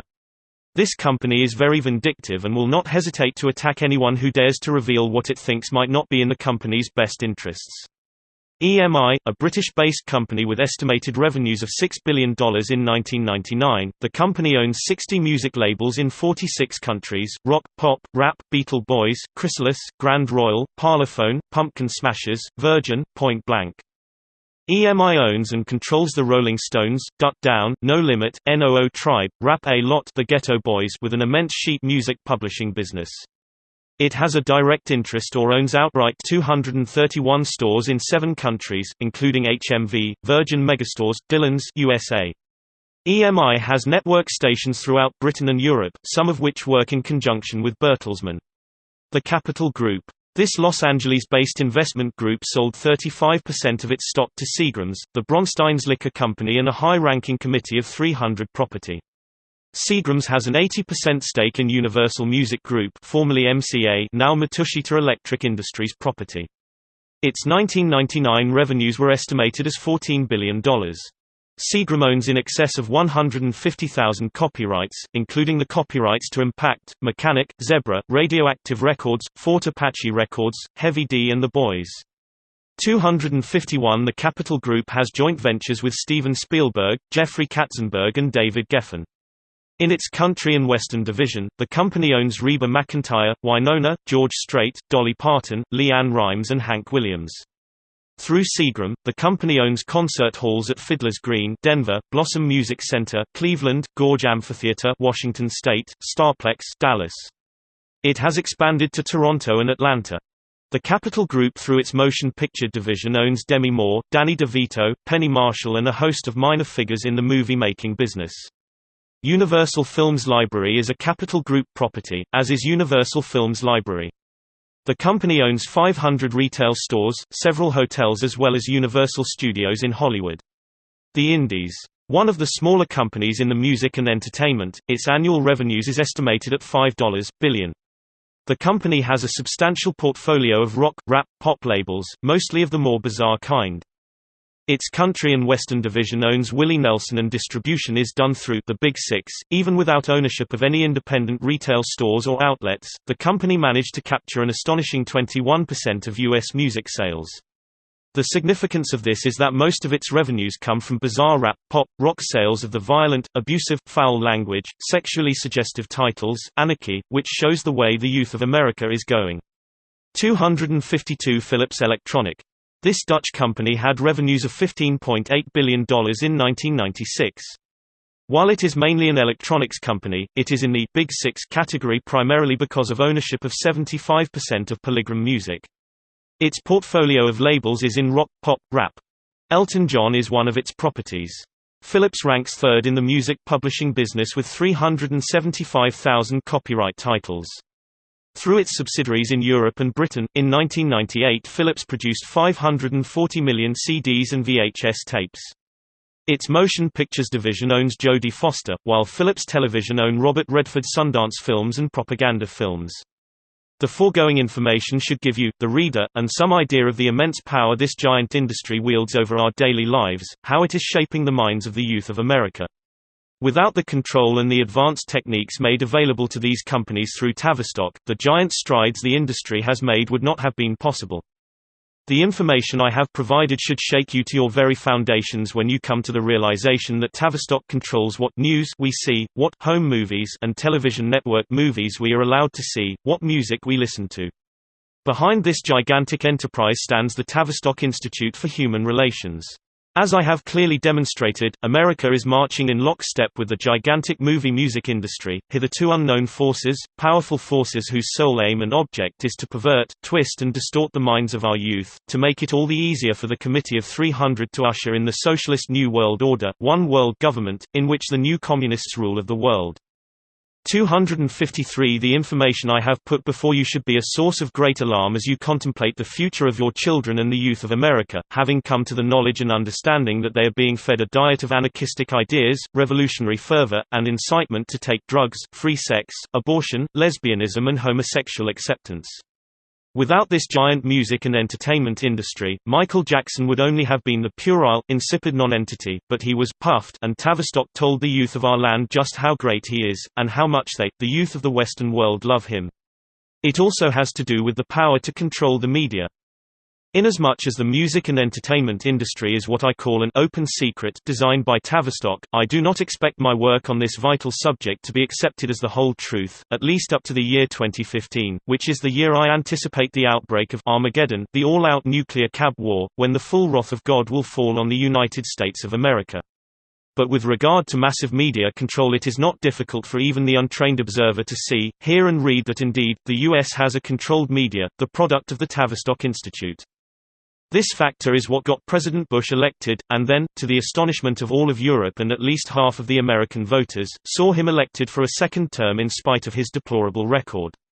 How did this happen? The question is easily answered, due to the breakdown of America's national media. Traditional broadcasters abandoned their obligation to promote the public interest, they no longer felt an obligation to report two sides of the questions. 254 The national media intensified its policy of mixing news with fiction that began with War of Worlds. While this attracted viewers and increased revenues, it did nothing for the long-held doctrine of fairness in broadcasting so essential to the flow of information in a free society. In recent years this grave problem has been exacerbated by the rise of the right-wing Thunder Squad, who will tolerate no contra-opinion but they broadcast only the Bush administration's opinion, and they are not above twisting and spinning the news in the best Tavistock manner. This was confirmed by a joint survey in 2004 carried out by the Center on Policy Studies, the Center on Policy Attitudes, the Program on International Policy Attitudes, and the Center for International and Security Studies. What they found is really the key to why Bush is still in the White House, and a tribute to the power of professional propaganda. 75% of the Bush faithful were not convinced by the President Commission's finding that Iraq had nothing to do with Al-Qaeda. The majority of Bush supporters believed that a greater part of the Islamic world supported the U.S. in its invasion of Iraq. This is totally at variance with the facts. Egypt, a Muslim state, does not support the USA, and the majority of Egyptians want the U.S. out of Iraq. Turkey, which although a secular state is overwhelmingly Muslim, by a vote of 87% is opposed to the U.S. being in Iraq and reject the reasons given for the invasion. 70% of the Bush faithful believe that Iraq possessed WMDs. 255 What I have written here is the indisputable truth, but it will take a major event to confirm it as such, just as it took 14 years for my Committee of 300 book and 25 years for my Club of Rome report to be confirmed by Alexander King himself. But let there be no doubt that Tavistock, today, in 2005, is in full control of every aspect of life in America. Not one thing escapes its notice. In 2005 we are witness to the amazing influence and power of the Tavistock Institute and its upper-level masters, the Committee of 300, in the manner in which the United States is run by President George Bush, and the acceptance of what Bush says and does without question or doubt. The reasons for these mistaken beliefs are not hard to find. The Bush administration told the American public many times in 1994 that Iraq did have nuclear weapons ready for use. Also passed off as truth were Bush administration reports that President Hussein was supporting A1 Qaeda units in Iraq and that A1 Qaeda was responsible for the World Trade Center (WTC) attack, all of which was without foundation. Yet members of the Roaring Right Radio Network (RRRN) happily repeated these errors, notably Hannity and Combs and Fox News. Mr. Hannity obligingly told his audience that the weapons had been moved to Syria. He never offered a shred of evidence to support his statement. In addition to Fox News and other talk radio shows chum out masses of propaganda. Chief exponents of radio propaganda on behalf of the Bush administration are, Rush Limbaugh, Matt Drudge, Sean Hannity, Bill O'Reilly, 256 Tucker Carlson, Oliver North, John Stossel, Gordon Liddy, Peggy Noonan, Larry King, Michael Reagan, Gordon Liddy, Dick Morris, William Bennett, Michael Savage, Joe Scarborough. Larry King is one of the best trained Tavistock puppets. When on the rare occasion he has an opponent of the Bush war on his show, he will give them about 2 minutes to make their case, immediately followed by 5 pro-Bush experts to rebut the daring dissenter. Nearly all of the foregoing radio personalities have received instruction from the experts at Tavistock to a greater or lesser degree. When one studies their methodology, it bears a distinct resemblance to the methods of presentation perfected at Tavistock. The same can be seen in the television personalities, the news anchors, and their message news that differs neither in content or style of delivery. Without exception, they all bear the imprint of the Tavistock Institute. The United States is in the grip of the greatest and sustained of mass mind control, brainwashing, and conditioning program, and it is reflected at every level of our society. The masters of spin, deception, conniving, dissembling, half-truths and its twin brother, outright lies, have the American people by the throat. 257 Churchill, before he was turned, declared in the House of Commons that the Bolsheviks have seized Russia by the hair of its head. We make bold to say that Tavistock has seized the head and the minds of the American people, unless there is a great awakening of spirit of 1776 and the revival that took place among the generation that followed the Founding Fathers. The United States is doomed to collapse, even as the Greek and Roman civilizations collapsed. What is needed is the formation of our own invisible army of shock troops that will go into every village, every town, every city across the length and breadth of the United States, to deliver the counterpunch that will send the Tavistock troops into full retreat and ultimate defeat. An Audiobook 279 production. Truth audiobooks for the people.